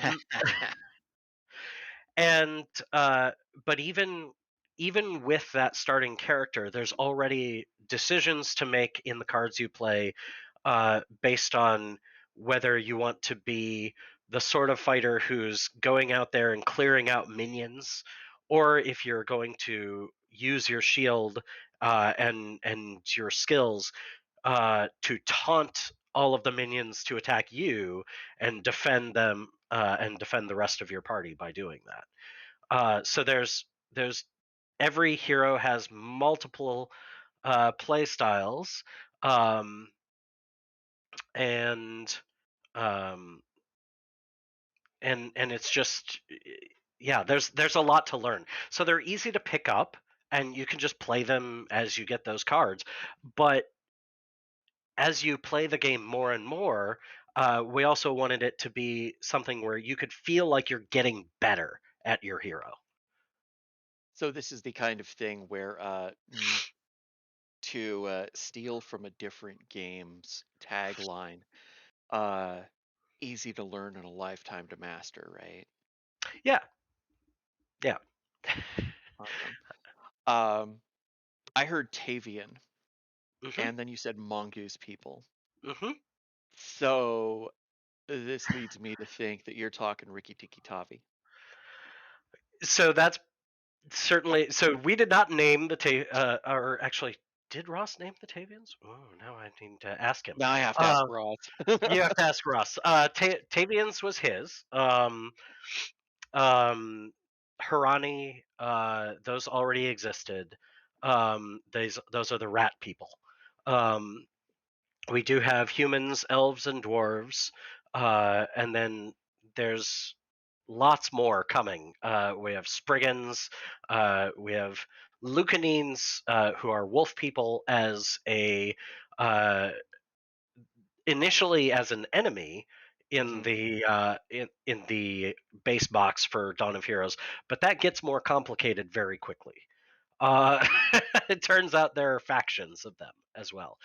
Uh, and there's just so much more over. Yeah, we have a lot. Time to howl at some moons. Mm-hmm. Any last minute things you want to bring up, since we're running up on time for you? Just that yeah, we'll have more details in the coming months because we are getting very close to finished.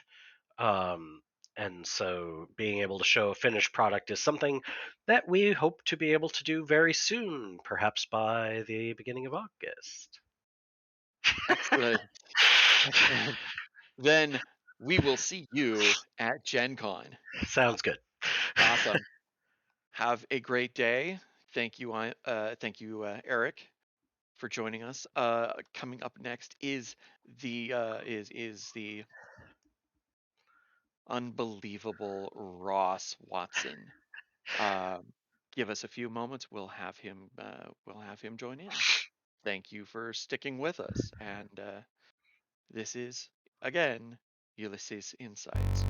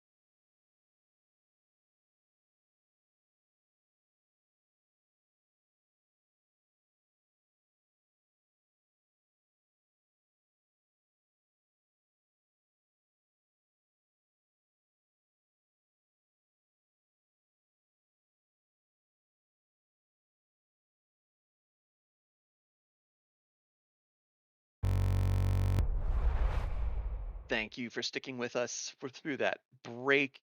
I have for you Ross Watson, again, the line developer for Myth the RPG, Tales of Legend. We do currently have a pay what you want quick start on drive through for that. You can find that for Myth Tales of Legend, The Lost Barrow. And Ross, who are you, and what's the RPG side of the house for Myth going on here? Hi, everybody. I'm Ross Watson. Can you hear me okay? Is that good? Yeah. I got you Okay. good. All right, great. So I'm a game designer who's been in the industry for about 22 years now. I've worked on a bunch of stuff like Star Wars, Edge of the Empire, Torg Eternity, all the 40K role-playing games, a lot of Savage World stuff, and of course, most recently, I've been working on Myth Tales of Legend with Ulysses. So what's going on with Myth Tales of Legend? Well, this is the role-playing side of the Myth world. This is where you get to sort of experience what it's like to be a very novice adventurer. Like, going. A lot of games take you from like zero to hero. Myth is a kind of a lighthearted game. It's got a little bit more of a whimsical nature to it, but it is definitely taking you from like Sub-Zero to maybe a zero. Like you start off as a very maybe your soldier, right, is a very young farm boy who has just picked up a pot lid to serve as his shield and a fireplace poker to serve as his sword. That's kind of where we're starting in Myth Tales of Legend. But we have some really cool stuff to allow you to experience the world of Myth. We have some really great. We have basically a very similar system to what we did with Wrath and Glory. There's archetypes, there's talents, skills, all these things that build out your character. And we've also introduced a little bit more of a narrative focus with Myth Tales of Legend. It's not a story game, just to be really clear, but it does have a slightly more narrative feel to it than a lot of other fantasy role-playing games. So how does that narrative feel actually look, or as I guess sound? So one of the things we've got in Myth Tales of Legend that I think is really interesting is the idea of the campfire system. So the meta idea is that you are all adventurers sitting around a campfire telling stories of your past adventures when you were very young and very inexperienced. So when you spend your in-game resource, the campfire points, to re-roll something like an attack that missed, you can imagine it like your guy sitting around the campfire going, "I remember when you got totally slammed by that shambler," and you'd be like, "That's not what happened. Come on, come on, come on." And then you spend the resource and you do something a little bit better. But I think where it really comes into play is we actually have a section of the session set aside for what is called the campfire scene, where you get the chance to talk about what your characters think about the situation that you were just in. They get to talk about their relationships with each other, their relationships between the group and things outside of that group, like your mentors or your rivals. A really good example of this is actually in the quick start. At a certain point in the Lost Barrow, you have a campfire scene where you as the players have to decide, based on all the clues and information you've gotten from your investigation, you have to decide whether or not a certain NPC is acting maliciously or whether he's just the victim of misfortune. And that choice results in a different ending for the adventure. And that's kind of how we want the tool of the campfire to be. We want it to be a thing where the game master can say, "Okay, we're gonna kind of stop the action for a minute. We're gonna go to the campfire. You guys are gonna discuss in character what you think is happening," and then he'll kind of use that to guide where the rest of the adventure can go. Campfire scenes are usually restricted just to when you rank up, so it's not going to happen like a lot. It's not going to be burdensome, but it's going to be interesting and fun when it does occur. Cool. So I think I've seen a smattering of this over the past couple years with you and one of your writers. So I brought this up with Eric. Talk to me at the Tavi. Talk to me about the Tavi. The Tavians? Why? Yes, the Tavians. All right, so you're probably thinking of J.M. Defoe, who is kind of the prime writer on Myth Tales of Legend. And JM and I, well, there was these guys in Myth, the original board game, that were mongoose people, and they didn't have a name, they didn't have a backstory, they had nothing. They were just a piece of art. And JM and I were like, wow, this is kind of interesting and cool because they're part of the world, but there's really nothing known about them. And so we came up with the idea that they're called Tavians and they're from this island called Hukanasi, which is just off the coast of the world of Myth as you know it. Um, and of course, Tavians, that was inspired by the Rikki Tikki Tavi character because they're mongoose. They're mongooses, monkeys. I'm not sure the plural. I think mongoose is the actual plural, but I could be wrong too. Um, so yeah, for those people who don't know about Rikki Tikki Tavi, go ahead and find it. That's all you need to search for is Rikki Tikki Tavi. It's a fantastic story. Um, Well, the so Tavians are fun characters. Like, I think one of the things that's interesting about Myth as a game setting is we have a lot of non-human type species in the world. You can play a Spriggan, which is like a tree person. You can play one of the Hirani, which is the rat people, or one of the Tavians, which is the mongoose people. And we also have elves and dwarves and humans.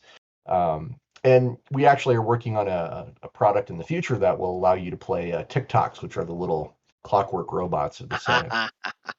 But I think the thing about Myth that sets it apart, Tales of Legend, that is that it has kind of a slightly more whimsical feel to it. I think we're aiming for a tone not unlike, say, Avatar: The Last Airbender with it. So cool. Eric mentioned something about factions of wolf people. yes. So this is another thing that we got to design that was really really fun is the idea that there's these well there was a plan to introduce werewolf people, okay, like the werewolves, okay, and we didn't know much about them except that they were going to be part of the world. So JM and I sat down and we started talking about what it would be like to have werewolves in the setting and how we wanted to set them apart from a lot of the other monsters because in Myth there's actually a cosmic force called the darkness. Okay. And this cosmic force, the darkness, it wants to destroy everything. So it's making monsters, it's corrupting heroes, it's, destroying history and culture wherever it can. And so the darkness is behind an awful lot of the monsters and other non-human species that you deal with in Myth. And we thought that the werewolves, we ended up calling them the Lucanine. The Lucanine we thought would be more fun if they were a little different. So the Lucanine are not creations of the darkness. They were just one of the peoples of the world, and they worship the moon goddess Lunan Canaan. But Lunan Canaan herself was corrupted by darkness. Oh. And she made a deal. She actually worked out a bargain where her people were sealed away in this place, this other. They were taken away from the world and imprisoned so that other things could happen. And then the when the bargain failed, when it ended, all of the Lucanine came back. So it's just sort of this sudden influx of werewolves out of nowhere. They was like, oh, we're back. Right. And there's a lot of cultural issues with them because they're not just one unified people, they're clans of werewolves. And some of them are still deeply spiritual with their goddess, even though she's kind of forsaken them. Some of them are interested in making alliances or becoming a part of the world of Myth, while others are like, let's conquer everything we can. So you've got a lot of different ways to handle and approach the werewolves, the Lucanine. They're probably one of the more fascinating subjects, and we actually have a starter set for Myth Tales of Legend that has an adventure path that takes you through a lot of this information, a lot of the factions and the how people are dealing with the Lucanine's arrival. That's a big part of the starter set adventure guide. Very cool. And that's not out yet, is it? No, Okay, no. I was about The to board say, games, wait a minute, board games, that's new board to game me. is going to be first, and once the board game's out, then we'll have the RPG follow it a little bit later on. But Cool. the board So, game is Dawn of Heroes. Just to be clear, Dawn of Heroes, and then We're Tales of Legend. And we are closely related, but we are definitely not like the mechanics of the board game are not the mechanics of the tabletop, and vice versa. awesome. Um, so like I brought up with Eric, we have a meta that weaves between both. And I know, and as Eric says, you two pretty much talk weekly, if not every, twice a week, just cause. Are you? How much is development on these actually weaved together, and what do you anticipate for the future as far as where do you see this going? Well, we work very closely together, Eric and I do, and JM, our lead writer, actually works with both of us. He designs some stuff for the board game as well as for the RPG. We're trying to keep the two very close in terms of the lore. Like we don't want to contradict each other. We don't want to say X is true and Y is not true. Like that doesn't need to happen. We are independent enough that the board game will do its own thing and the role play game will do its own thing in terms of like storylines and whatnot. But we are going to have close discussion. Anytime Eric has an idea, he's like, "Oh, I want to do this in one part of the world." He'll come talk to us and we'll be like, "Oh, okay, cool," and we'll work that into our plans for what we've got going. Or we'll say to Eric, "Hey, did you know about this or that?" When he's working on something for um, the board game side. So yeah, we're working closely together, but I think it's important to make sure that there are different experiences, right? Like if you play the board game, um, it's got its own feel. Myth came from that space, and that needs to stay, uh, iconic of what that experience is like. Myth Tales of Legend gets to be a little more freer. We get to dive a little deeper into things like the lore, and we get to have more focus on things like the campfire, like interpersonal relationships, like storytelling. That's kind of where we take up that point.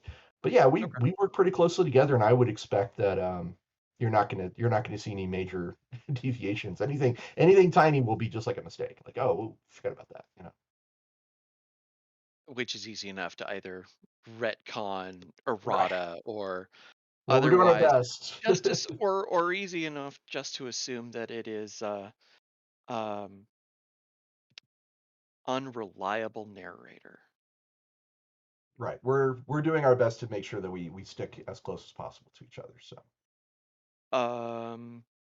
So with a little bit of time here, is there anything that is there anything under your hat or at the edge of your thoughts that is just screaming to get out? well, we are really excited about where we want to go with the future of Myth Tales of Legend. We have started work on a set that takes a particular part of the setting, and we're going to dive super deep into it, which is one of the three kingdoms, or four kingdoms. Sorry, we're going to look at a lot of new options for player characters. Like I said, I think the one that I've already said out loud is the TikToks. There's a YouTube channel where JM and I actually went over a whole bunch of like material regarding the world of myth. And if you want to know more, I think that would be the best place to go look is the Ulysses Spiel YouTubes. And I think we go at length and we talk about why we're so excited about doing stuff with TikToks as player characters. But there's a lot more out there to get into, and every time we get a chance to define more about the world of myth and to dig down into why are all these big things happening, why are these people doing what they're doing, and how can these young kids who have a pot lid and like a 2x4, how can they get involved? And it's pretty neat. I'm looking forward to seeing how much more we can do. 2x4s, enchanted twigs. Enchanted twigs, right? That's actually a legitimate starting out gear. Sharpened butter knife is probably my favorite for the my brigand. God, yes. They get a sharpened Wait, butter that's a knife. Spriggan thing? The butter knife is a brigand Oh, thing. brigand. Okay. Yeah, for anybody who wants to be a highwayman. Right there. All right. Getting actual adventuring gear is usually like your first goal. You know, if you're going to actually climb a wall, it helps to have a grapple and rope, right? For sure. Awesome. Ross? Ross Watson. Thank you. Thank you for your time. Um, and give us a few moments, ladies and gentlemen, while we bring up our next and best. Well, okay. Our next. There's no way of saying that well, is there? It's going to be Greg Gordon. He's coming up with Twerg shortly. Thank you very much. Thanks for sticking around with us. And Ross, have a great day, sir. Cheers.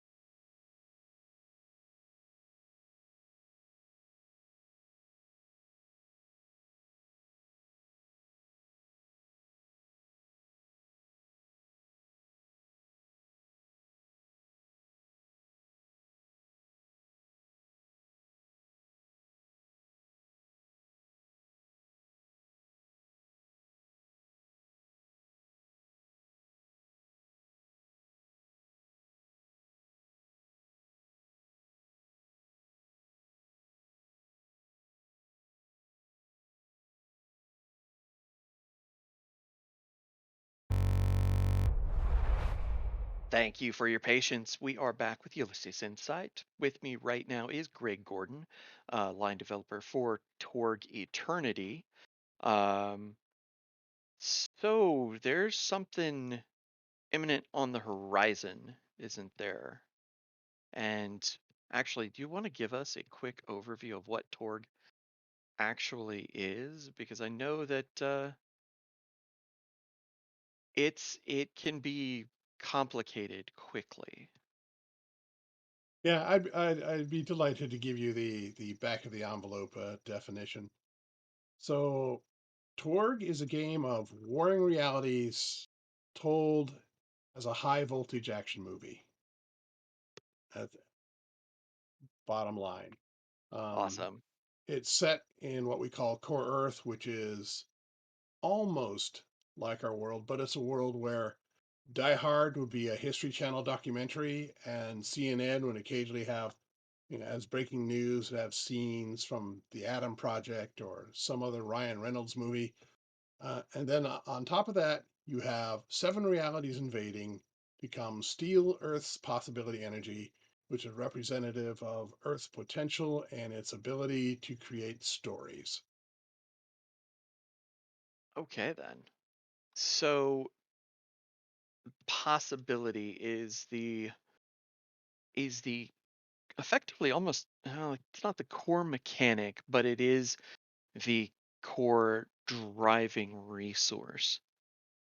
Yes. So why are these other realities invading? When you have possibility energy, you can manipulate reality to be what you'd like it to be.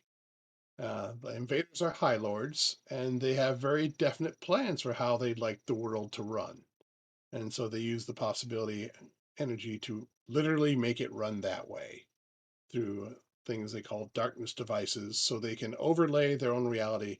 So they can change physics, they can change social organization, they can change what's even possible to have coherent thoughts about. So as a hero, you're a Storm Knight who's resisting these High Lords and trying to preserve your reality from these invaders. So it's very much a matter of the Storm Knights, the player characters, pretty much pulling in Adam Savage in the I reject your reality and substitute my own. Yes, yes, they have some moves that you could just stick that as their tagline. So it's and you've got places like we have our take on high fantasy is slightly different because they've invaded Scandinavia and Great Britain, which means dragons suddenly have to contend for the air with Eurofighter typhoons. So it's not exactly the cut and dried high fantasy. We have the Nile Empire, which are pulp heroes, weird science, cackling villains, and true blue, good guys, a cyber papacy, a feudal theocracy, where you conduct witch hunts to improve your piety score so that you can get access to better places in the godnet. So we have a lot of different adventuring environments, a lot of different stories happening right now.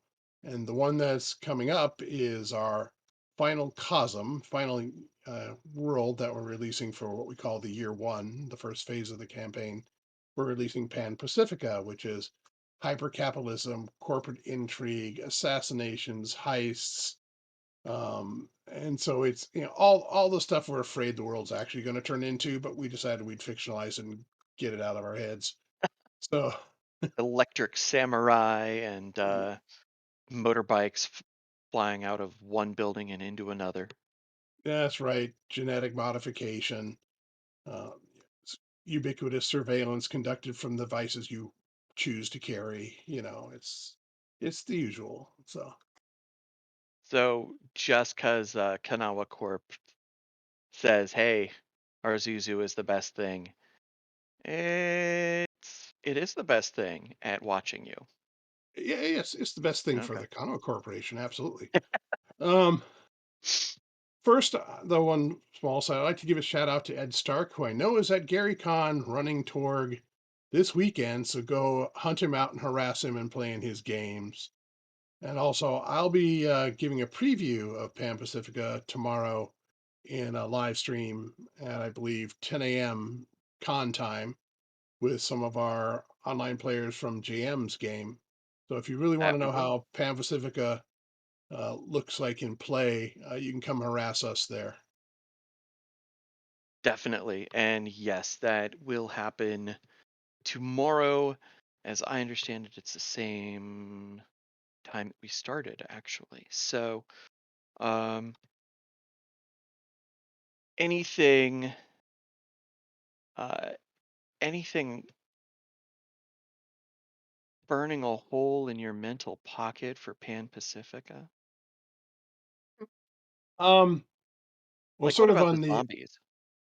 uh, some of the things that have, like you said, have sort of gotten me excited.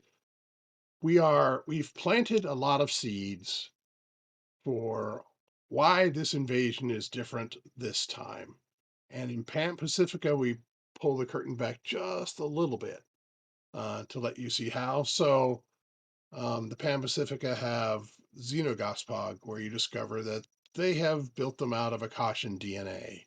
For those who remember the space cods from old Torg, so that's how they've gotten the jump on genetic modifications, as they've been able to incorporate that into their own reality. You discover that Pan Pacifica, unique among the High Lords, has the ability to tweak and substitute its world laws. It is literally doing market testing of its realities in the various segments of its world and switching world laws to see which comes up with the optimal mix for what it's trying to do, which makes perfect sense for the environment, but also means you can really switch it up for your players because they can't be guaranteed that what they're running into in this section of Pan Pacifica is what they ran into the last time they're in Pan Pacifica. So that to me is quite a bit of fun. So we are starting to roll out year two concepts and really starting to preview that in Pan Pacifica. So I think that's got me pretty jazzed. So, Pan Pacifica, I got a question because it's been forever since I've had to look at Pan Pacifica or in ages. Um, can we expect kaiju? There was an unfortunate abnormal attack on Sydney. Now, we wouldn't call that kaiju yet, but again, they have Gospog that exceed fifth level, unlike other costumes, and apparently trying to develop even larger, more powerful Gospog. So if a sixth level thing is 10 meters by 10 meters and has all sorts of pseudopod stuff, what does an eighth planting Gospog look like? You might start getting into kaiju territory, yes. That's awesome and terrifying. Um, because I know they have I know we can find power armor in Yes. some fashion. What about giant robots? We don't have giant robots yet. But again, part of because they can change their world laws.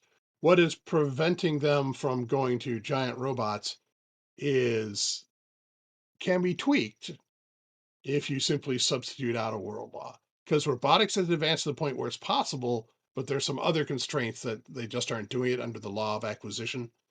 But those can be tweaked. So one of the things we are experimenting with in Pan Pacifica is we're going to give a GM a little larger toolbox to say, here, it doesn't, the cyber papacy is pretty much the same flavor everywhere. Pan Pacifica does not have to be, and to see what they come up with and what they do and what they like. So it's our version of A/B testing because in the future we're going to have more varied realities for Torg as we roll towards year two. Your previous guest, Ross Watson, Mhm. is working on what we call mini cosms as things, universes, some of which spontaneously erupt, some of which have just been attracted by the fray. And they are small, separate universes, not directly connected to the possibility wars, but have, their flavor of their own. So you have even greater potential for adventures and stories for your characters if they don't want to always have to go slamming up against High Lords. And so those are going to start appearing.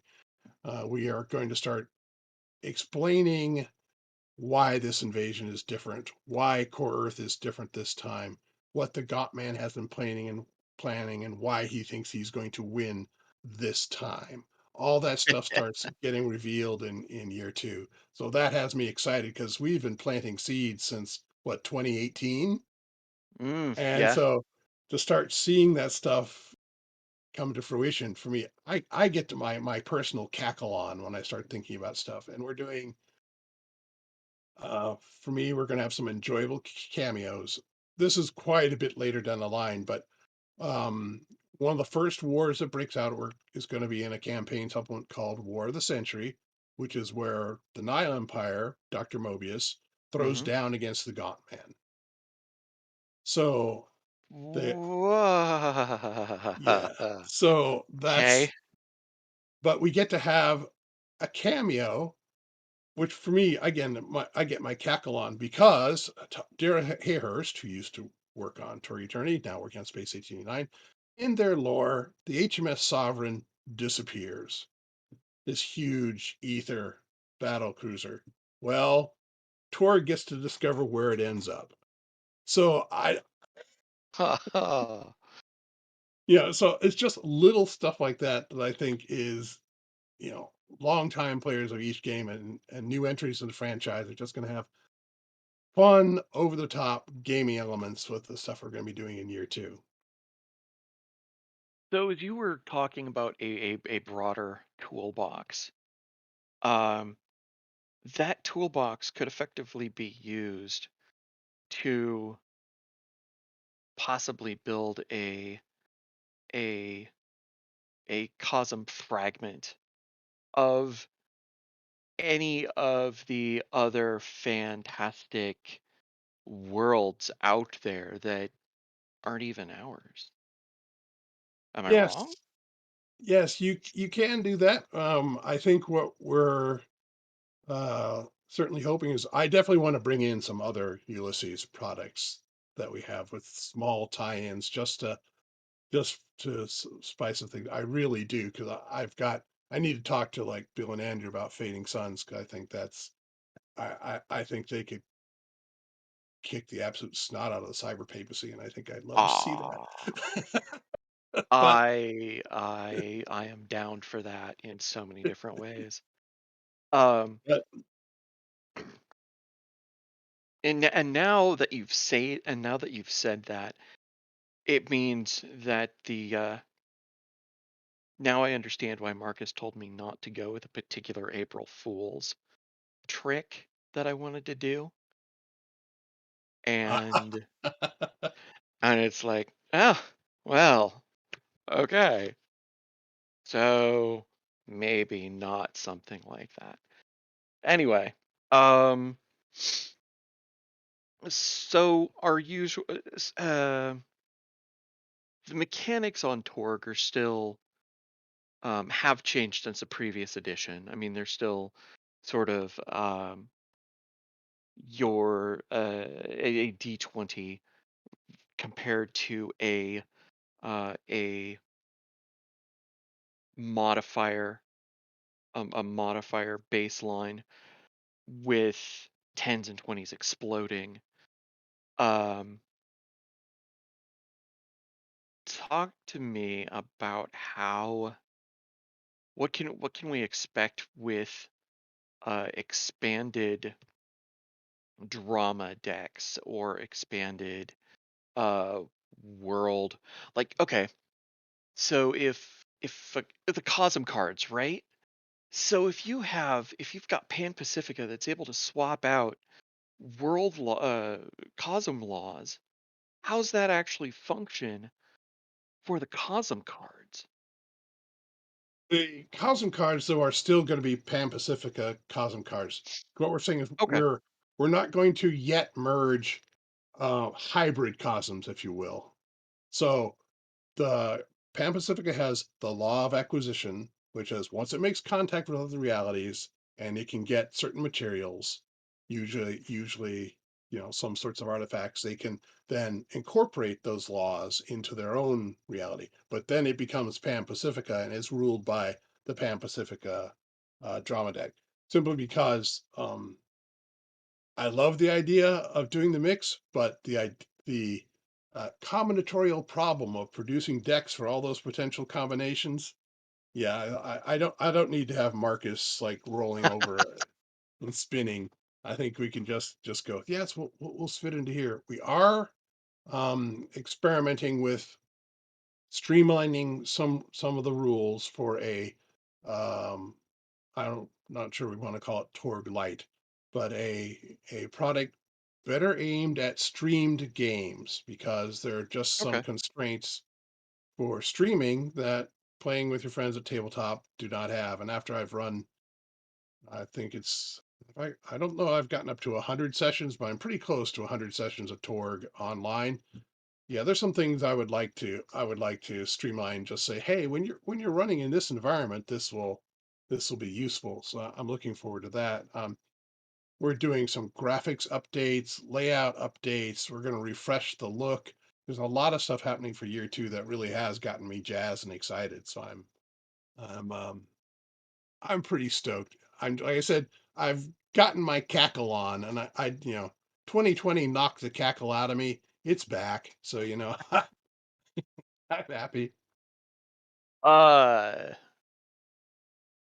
I've seen some of the art for Pan Pacifica, and it is all the neon terror you can ask for. Yes, Um, I think both Aurora and Pan Pacifica sort of upped the ante on atmosphere, and I was happy with how those two turned out particularly. So I will be amping it up a little more as we go into year two. That's what I said, right, with the graphics update and stuff. You will have a sense of place and a sense of world more than you ever had before with Torque products. So I'm pretty awesome. jazzed. Oh, well, Awesome. I saw Andrew mentioned Oh. that the chat had a question about the novels. I don't know when Mr. Baker's novels are going to be published because they're we're in negotiations with the publisher. It won't be Ulysses Spiel Publishing; it'll be a traditional publisher. So I can't give away any information. I want these things out there. I've read. They're fun. they are they are a heck of a lot of fun. There's that class of novels where you're just enjoying it, then you realize you're done. It's one of those where I just kind of kept going. Oh well, okay. I hope I get to the next one soon. So. Awesome. And there I am. Let's see. Anything? We've got uh, all of that. I think.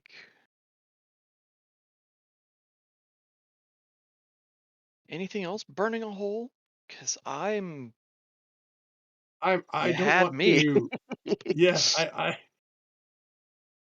Yeah, I'm one of my biggest problems is we've talked about, internally with Tim and Marcus and Thomas. So I don't remember how much is for public consumption. So I think I'll leave it here, and if I'm Okay. wrong, I'll course correct the next time. But I think I've given. I mean, like the Mobius Gaunt Man throwdown and what's going to happen around that is probably enough to tease for this event. No, Andrew, I'm not going to stop talking internally. It's how I keep things straight in my own head. Um, with that then, thank you for your time, Greg. Thank you. That This has been fun. that Dr. Mobius Gaunt Man throwdown is going to be a fantastic sight to see, um, and will wreck a couple of civilizations, I'm sure. With any luck. Um, this was Greg Gordon, the line developer for Torg Eternity. Thank you very much for your time, sir. Um, coming up next is uh, Andrew Green. Bill and Andrew of Fading Suns.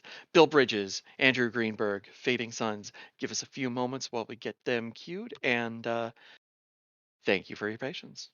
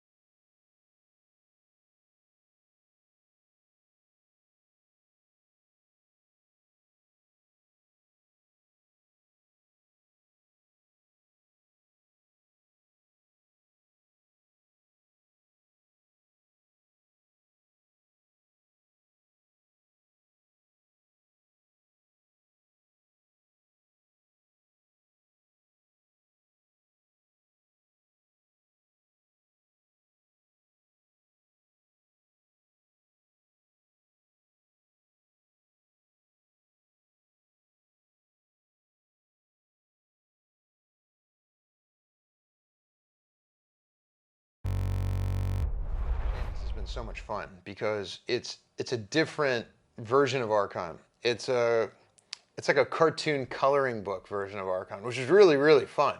So seeing the artwork originally for Little Archon in the game, the way that he walks across the screen with his shield and he breathes fire, and then even the way that Chungo the Manticore comes down at different points.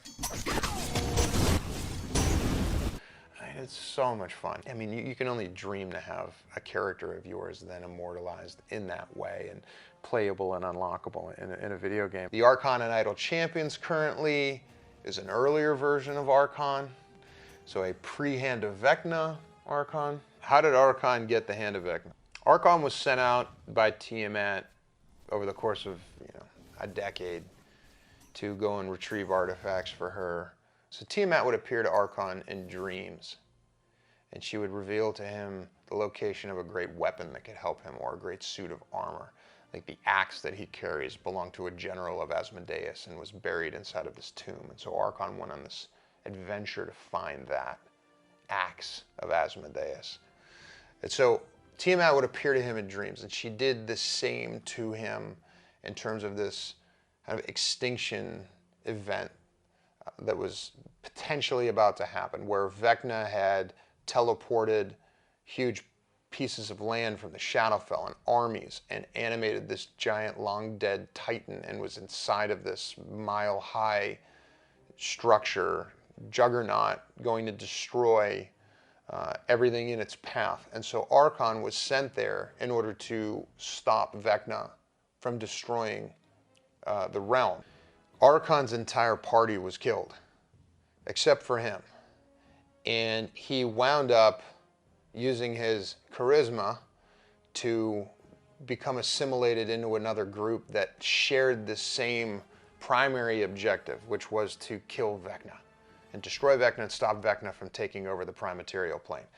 Now, what this party didn't know was that Archon had a secondary objective, which was to find out what was allowing Vecna to teleport cities and armies from other planes and bring that back.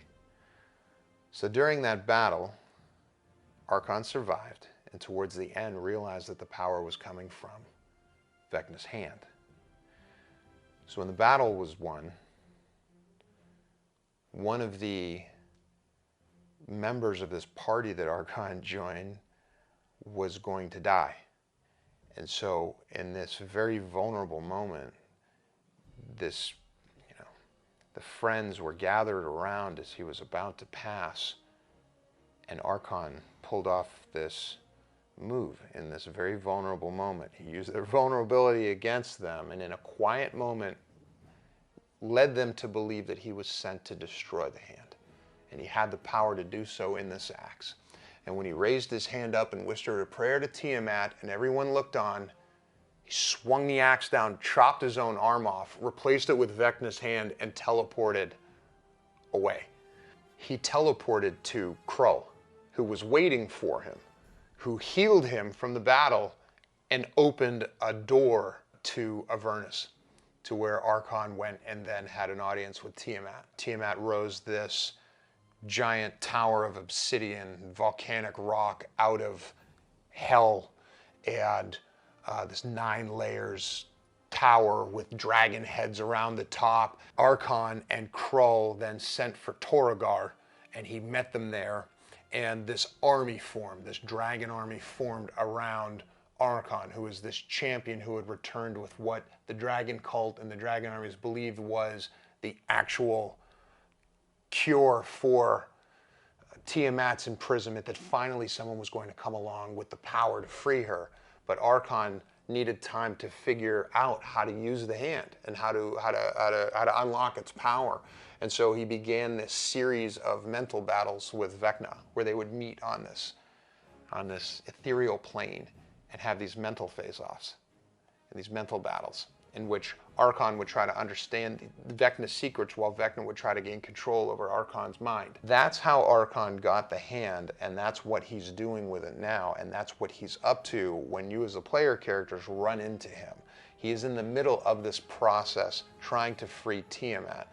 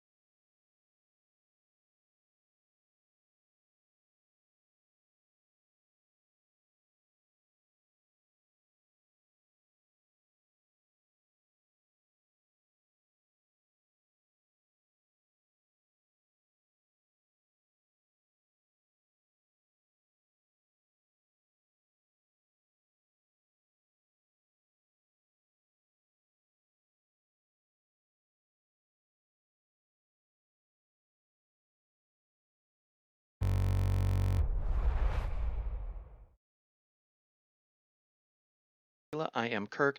We are back with both Bill Bridges and Andrew Greenberg as we talk about Fading Suns.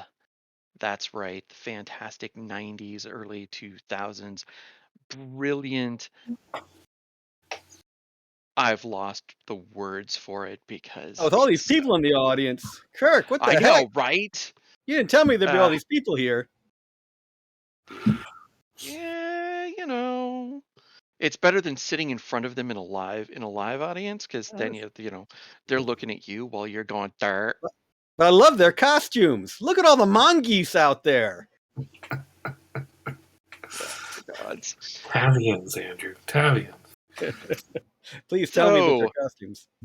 can I give me a quick rundown of who you are, and then we'll go into Fading Suns directly. Well, I'll start. I'm Bill Bridges. I'm the product line developer for Fading Suns line. Also the co-creator of the Fading Suns universe with Andrew here. And Fading Suns, we started way back in, we started in 95, came out in 96, and we'll cover all that stuff later, I'm sure, but I'll let Andrew introduce himself. And I am not Bill Bridges. I am Andrew Greenberg. I'm a co-creator of the Fading Suns. I run the Georgia Game Developers Association over here in the States. I brought my coffee mug to drink out of in honor of Gary, with whom I had the pleasure long ago of sitting on panels with and sharing a few coffee mugs together. And I'm currently working on a patch for our Emperor of the Fading Suns game. Yeah, there's a few computer games based on this.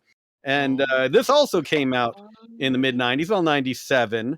And we are patching it yet again, and it's available on GOG. So, yeah, a lot of exciting things happening in the Fading Suns universe. So, Kirk, what's that behind you? Which one? That thing with all the dots. Sound, my sound dampening stuff. Oh, you mean the map? The beautiful map of the known worlds. Only you had one for Voldrock space. I've seen that. All of about 7 worlds of Lemminkainen and Hargard and other worlds right up here. May For have to actually people steal it. there in print it, the and audience who may not know, that is the big giant play mat that comes with the Fading Suns play kit, which it gives you a map of the jump web map of the known worlds, all the worlds that are connected to the Empire. But also serves as a play mat in that there are 2 places where you can keep some tokens, which you use during play, your victory points, and then your troop coffer, which is where you have your shared weird points for the entire troop. So yeah, you can get that as part of the play kit, or there's a deluxe mousepad version too. Wait, there's a mousepad version? There is indeed. Well, I don't know if it's a mouse. It's a fabric, I believe. Oh yeah, no, that's what this one is. That's what that one is. Yeah. Yeah. The one that comes in the play kit is a poster size. Poster size paper map. Yep. You got the fabric one hanging up there. Yep. Along with other stuff I see there on the table behind you. The which what? Other Fading Sun stuff on the table behind you. Is that what that Guild stuff is? Imperial Dossier. Big book or slipcase of all the core books. Yeah, that's the profit Card there. set. Yeah, no, this was everything from the original Pax Alexius Kickstarter. Yeah. So for those who do not know and are not old and silver like us, what's Fading Suns? Fading Suns is a space opera role-playing game set in the far, far, far, far, far future, where humanity spread out among the stars, built a republic of high technology and universal emancipation, then fought over it, squandered it, and it collapsed. And now you're living in the Dark Ages, where noble houses rule the known worlds, vying against priests and guild members who are the only ones who maintain the high tech. And there is now recently an emperor who has arisen after the Emperor Wars, which is what you play out in the Emperor of the Fading Suns computer game. And they are now trying to expand the empire into some of the lost worlds that after the collapse of the Second Republic, their jump gates closed down so people couldn't reach them. And they're trying to spread out again, including the Voldrak worlds, the Voldrak barbarians. Oh my God, the raiders who've been coming into the known worlds and stealing our stuff. But now they're trying to admit them to the empire. Nice peace and love. We'll see what happens. You also have freakish aliens, bizarre psychics, crazy religious miracles, decline, collapse, pestilence, scourge. I'm playing an Emperor of the Fading Suns game where you just unleash the plague on entire worlds, bizarre cyber popes, and worst of all, no Greg Gordons. That is the worst part of it. So you have to be those heroes.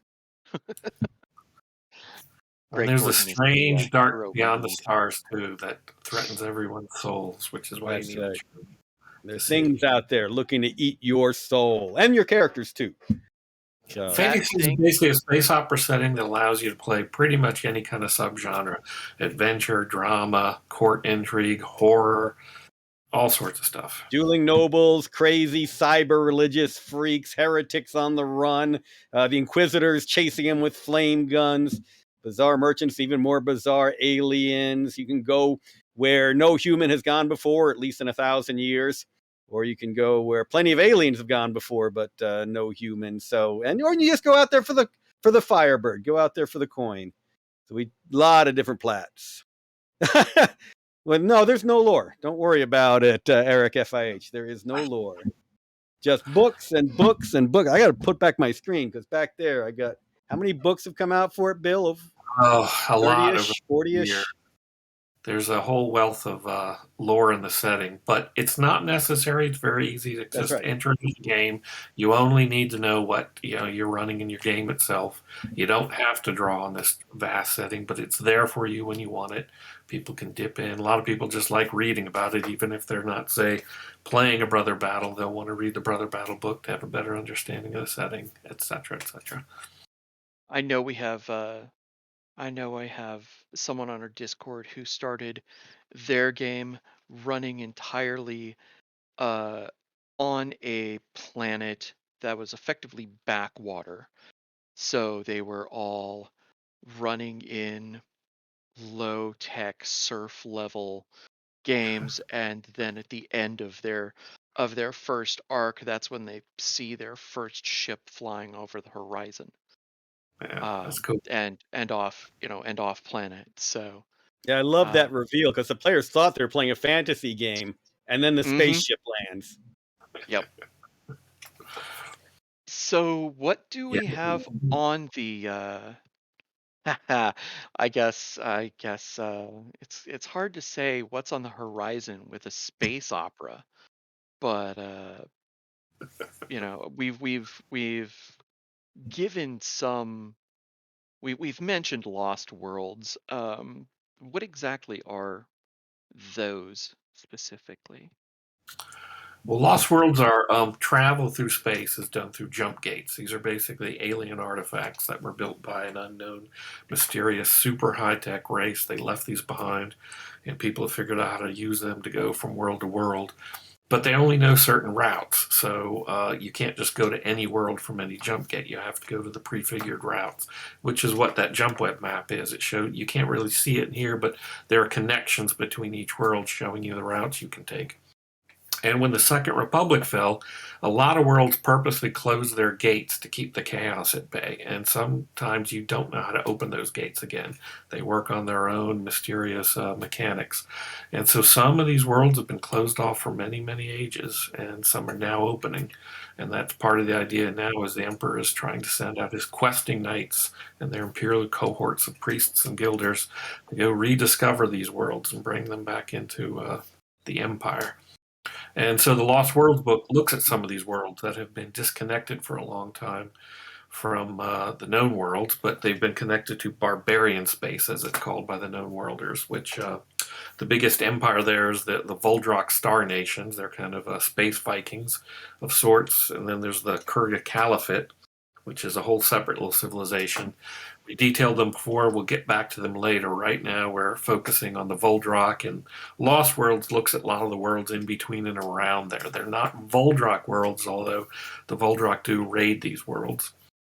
And these are the ones that the known worlds have found the jump routes to again. So you can visit and try to investigate and exploit and do whatever people do with these things. And the great thing about the Lost Worlds is it really allows the game masters to put their own stamp on Fading Suns. We created specifically so that we'd have this core setting, well fleshed out, lots of good places for the PCs to act. And then you create this mind-blowing alternate reality that they then jump into and have to deal with. Some can be very close to the Fading Suns. For instance, one thing we talk about is there are slavers. And they'll get these lost keys, and they will go into these lost worlds, kidnap folks from the backwater planets, and bring them back to sell them in the known worlds. On the other hand, some of these jump gates might hide behind them humans who've gone advanced beyond the known world. So suddenly you might open a gate, and the cyber papacy fleet comes storming through to go ahead and right all the heretical wrongs of the known worlds, because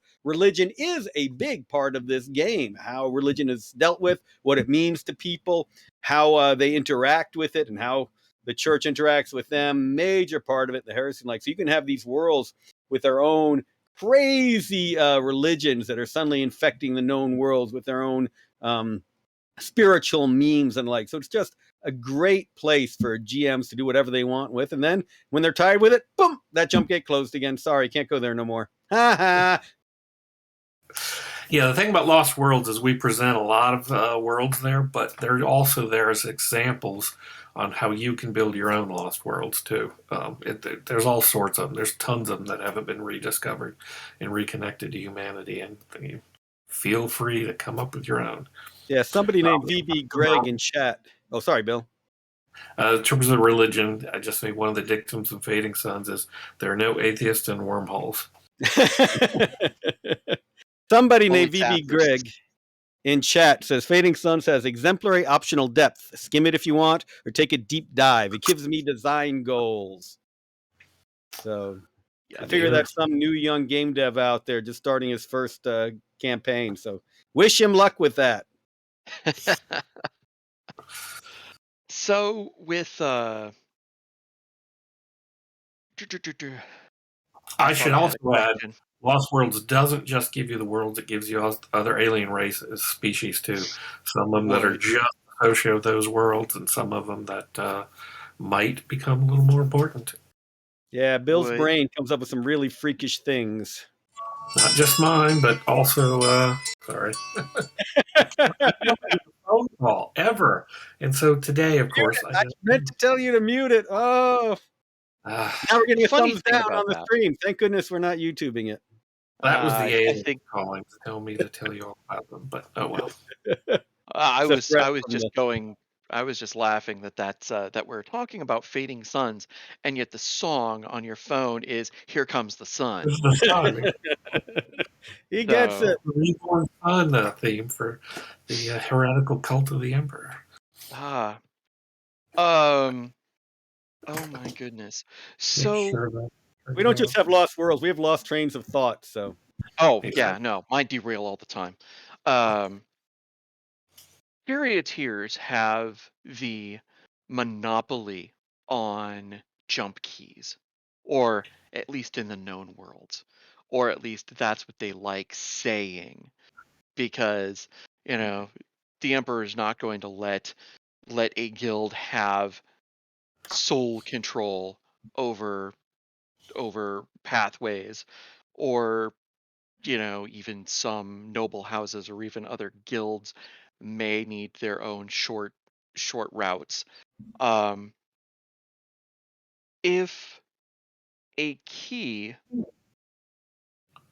are all the keys actually individually coded, or is it a key for every gate, or is it just that there's a gate could come back online and a key might have something on it for that gate? Yes, and yes. Just to explain for anybody new to this sort of thing, he's referring to the Charioteers Guild. They're one of the the guilds 5 main guilds. Yep, of the Merchant League. And a lot of these are the guys who still maintain the old technology of the Second Republic, and they keep it as trade secrets, which is why this stuff doesn't get out. And the Charioteers' particular trade secrets are the routes through the jump gates. These require constant update because there's what's called data drift, where the gates seem to, probably because they move around, the stars move around and stuff, And not so because the the charioteers put in planned obsolescence in these things. That's the story, at least. And so, yeah, they make these jump keys, and they're done per route, and they give them out to their pilots, who then contract themselves out to the other powers that be who need to travel among the stars. And if you are caught using a bootlegged jump key, there are often repercussions through the Kilroys, which are the secret service of sorts for the Charioteers. And the Charioteers Guild Imperial Dossier, which came out as part of the last Kickstarter or crowdfunding, and it will be available again soon for anybody who missed it, gives you lots of details about how the Charioteers handle those situations. But yes, it is entirely possible to find ancient old jump keys that still work. Some of the times what happened was when these worlds shut their gates down, sometimes they'll come back online, but people don't know how to use them because they lost the jump keys. And some of these keys are still viable. So if you're going around digging through ruins and ancient facilities, you might find one of these things and discover a route to a world that's been forgotten for a long time. In chat, VB Greg says, repercussions, perish the thought or the player characters. Yeah, I mean, even the Emperor won't manufacture his own jump keys. He will officially go to the Charioteers to sell jump keys to the Imperial fleet.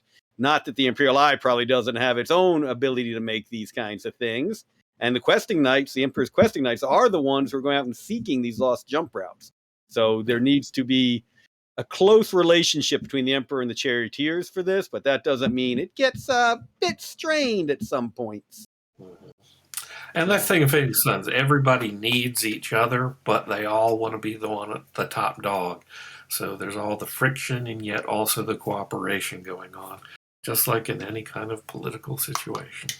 And that's also kind of where the Universal Church of the Pan Creator comes into play, because they're the ones who are taking the soft power, as it were, of the social strata, and they're the ones who basically have the strictures against, who have put the strictures in place against high technology, and that it's almost sinful to use high technology unless you have, by dint of noble birth, or you're a guilder, or someone in the church who absolutely needs it, gets the, can take upon that sin, that burden, and actually use that high tech. So there is a doctrine the church has called the privilege of martyrs, which recognizes that the nobles and some of the guilders take upon the sins of using technology for the benefit of the wider populace, saving them from thereby sinning and tarnishing their own soul mirrors. Because remember that humanity pretty much came close to extinction with the collapse of the Second Republic. And the church and the nobles and some of the guilds clearly blamed that on its over-reliance on technology. When the gates started closing, when the agrarian machine started closing, humanity was not ready to deal with this sort of craziness. And you had a lot of death, disease, plague, war, etc.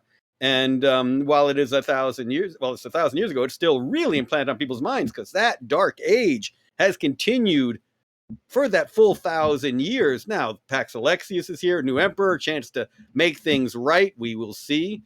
But that is deeply implanted on the human psyche. So 90% of the people in the known worlds are serfs. They are tied to their land. They are generally not going to use a piece of technology more complex than a water wheel to grind their millet at the mill. and they're certainly not going to have a jump key. To answer a question in chat from Rescain, so what is a jump key? Like a key to a city or a code or something else? Think of it as a giant thumb drive. This is a physical manifestation. Yes, it has data in. It interacts with your computer think machine, because you don't have computers. Computers are a verboten term. These are machines that think, and you incorporate it, and the machine and your key talk, and they send the correct series of impulses, lights, everything else, waves to the jump gate to activate it in the way you want, because many of these gates go to different places. But for a serf to have something like this, off with his head on most worlds, because you're cutting off the head to save the soul. That will be tarnishing their soul mirror to an incredible degree. And the dark between the stars will grow closer and colder. So along that, what is the jump key? It is a poorly misunderstood piece of technology that allows the use of the jump gates, because they are, as has been said, they are manufactured by a long dead alien race that may or may not be the Anunnaki of that's described in the history of in the history of fading suns. So there's a lot of technology that has been lost, and a lot of it is still unknown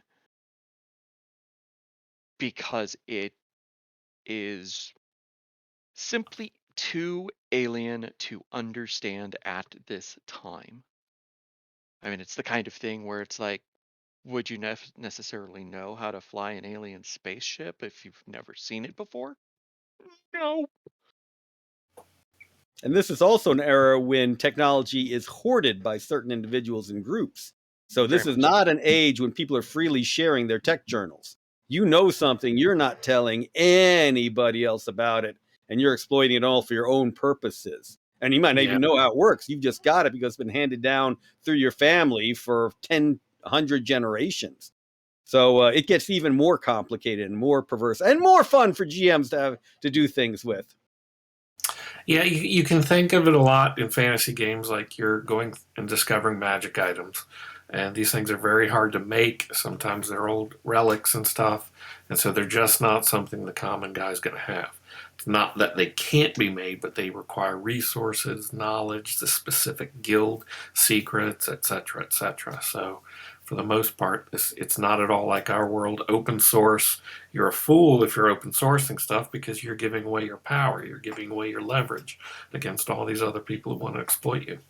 And to Kirk's point, add a little dash of Stormbringer to it, because a lot of you believe that technology is demonic and is eating your soul. Yep. There's actually a game mechanic in the game to represent the fact that which is where I was going to go. There you go. Do you want to give us a quick thing on technosis? Yes, technosis is a doctrine of the church that technology is not bias free. It's not neutral. That it carries its own biases, and these can damage the soul. And this actually shows up in the game in terms of when you start wielding high technology. This is tech level 5 and above, which is something that we, talking here in the 21st century, don't really have reached yet. There are a few maybe instances, not widespread. They usually require things like a Large Hadron Collider that nobody's carrying around. So we're talking about technology that we haven't experienced yet, so we ourselves have not experienced technosis, but they in the future have. As soon as you start wielding that level of tech level 5, 6, 7, and above, and stuff, there are risks that come with it. You could be carrying too much, more than your soul can withstand. And the way that works in the game is if you are, say, firing a blaster and you've got too much technology and you roll a critical hit, which is great, but now the tech's got its bias into you. And the thing with the blaster is you want to be destructive. You want to see things burn at that point. So it actually affects your psychology, and all of a sudden your character's going to want to go around and start shooting more things and such. They can try to overcome this. There are rules for all that kind of stuff, like shaking it off and stuff. But it's one of the fun aspects that the church can use to point to, saying that, see, we're right about how bad technology is. Although the guild can point the other way and say, yeah, but you can train yourself to use this kind of stuff. And they can. There are things in the game where you can raise your technosis or comprehend the technology on such a level through a perk where you're not bothered by it anymore. So yeah, when the players open that jump world to the cyber papal realms and those giant cyber spaceships start flying through, you can be sure that they have either learned to deal with it or they've been completely overwhelmed by it, and they are demons incarnate or demons in technet, something like that. Yeah. It's actually one of the problems with cyborgs. When they load themselves up with cyber tech, it's almost usually too much for them to handle, so they start easily getting affected by their tech. What? That really sounds like another game system style of insanity by having too much cybernetic implants. Can't That game has imagine what that influenced might be. nobody's designs. I know. Certainly didn't influence anything Bill and I worked on before this. It is Artal is has its hooks in a lot of stories and a lot of people and a lot of design work. And we love him for it. So otherwise with Fading Suns, I mean, we do have a new Kickstarter coming up, and it is actually going to be on Kickstarter for the Lost Worlds. As Marcus said, it is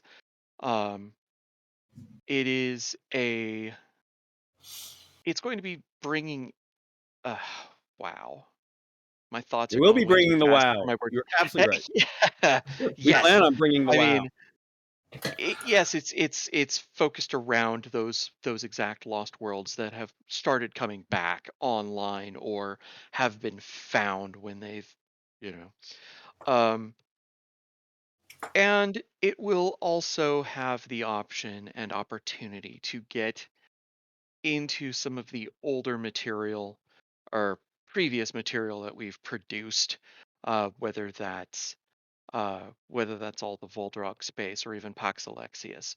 So just because we've put it out before doesn't mean it's not going to be available again. As it is, Pax Alexius could easily be available in any storefront of your friendly local game store. Thoughts, words. Yeah, there's a ton of So products. thank you all for thank you everybody for putting up with me while I'm going a million He's miles being an hour. controlled by that tech device on his head, creating technosis. Yes, You're an it is overload feeding me thoughts. Feeding me thoughts. You need to be castrated by the Avestates. Get some Inquisitors after you. Get some flame guns coming your way. And that's one of the cool things about the religion is you can be there as the religious figure protecting humanity from the demonic scourges that are coming. There are things out there. Your divine powers are a sign of it. So there is certainly more to it than just tech bad, okay? Oh yeah, let's talk about the heresy that is the Avestites, shall we? I mean, Save your soul. They look. They have their own heresies. It's just the fact that they have all the flame guns, and Earth Orthodox doesn't want to put up with their crazy. So it's true. Well, that's the thing. Nobody wants the Avestite Inquisitor to come sniffing around them. But when the actual demons and symbiotes show up, then they want the Avestite Inquisitors to come around. Yeah, but that's why we got. That's why we got. That's why we have the Thurges and the psychics and the brothers battle. Really, anybody can hold a flame gun. Yeah, but some of those Avestite theurgic powers, you might see them as heretical. They see them as a true sign from the Pancreator of their sublime grace and important role in burning your butt. I mean, burning out your soul. I mean, the Brother Purifying Battle is flame. great for fighting the symbiotes, but they're not so good at identifying who might secretly be a symbiote. That's what you need an eschatonic for, but there aren't a lot of them, so that's why you need an Avestite to be able to scourge someone to really get it out of them for them to admit that they're a symbiote. There's only one in a village. It's better to burn the village. We're getting the 5-minute sign from that person in the back of the room. I just saw him hold up a 5-minute sign. Uh-oh. Well, but man, I love your costume. costumes out there, everybody. So, with the 5-minute warning, I think it is time. Thank you, Andrew and Bill, for coming on and chatting with me for more time than I thought we actually were going to have for this, and making it entertaining as all. Do you have a time Can I technosis? say that? I Yeah, remember, folks, technosis is what it is exactly. So you've got a I lot of will let you. Fading Suns books. You see all the books there on Phantom of Truth's table, and there is the Emperor of the Fading Suns computer game. There's the Noble Armada PC game and miniatures game. There is the Passion Play live action. There's all sorts of fiction. Bill, can you plug the Travels of Illustrious Travels? My Time Among the Stars is a collection of Illustro's journals, and that's available on Amazon. Just type that in. Looks There like you that. go. There's a copy. That's a good starter for people who want to know what the Fading Suns universe is all about. Those are good little fiction vignettes. They would appear at the beginning of each Fading Suns book, all through the first, second, third editions, and so on, and continuing now into the fourth. And that collects all the previous ones, so you'll be able to see the Fading Suns universe through Illustro's travels and his diaries. And it really is a good primer. So, gentlemen, thank you very much. I'm going to go with the closing out spiel. So, hang tight if you would. Again, this is Ulysses Insight for Ulysses Spila. We do have hold that thought. Sunday, we do have a Fading Suns game being run by our favorite Fading Suns person, Bill Bridges. Not that you're not one of our favorites, Andrew, but it's Bill. How can we not, right? And that is going to be at I believe it's actually posted, which I don't have the posting on me. It's going to be 8 where is it 8 a.m.? I think it's 8 10:30, a.m. right? Or is it? Pacific. Okay. 8 a.m. Pacific. And with that, we do have our weekly Torg Tuesday on Ulysses International. Currently, the story arc is the fight between the cosms of Tharkold and the Nile Empire and the streets of the Core Earth, Istanbul. We are Ulysses Spieler. You can find us at ulysses-us.com and ulysses-spila.de, or Ulysses International and Ulysses Spila on Twitch, Twitter, and Facebook. Thank you all for coming. Thank you all for being here. We've had more people than I honestly anticipated. You have a whole lot of people to watch. It is GaryCon live. There's so much coming up, and we will catch you tomorrow. Have a great day. Have a great GaryCon.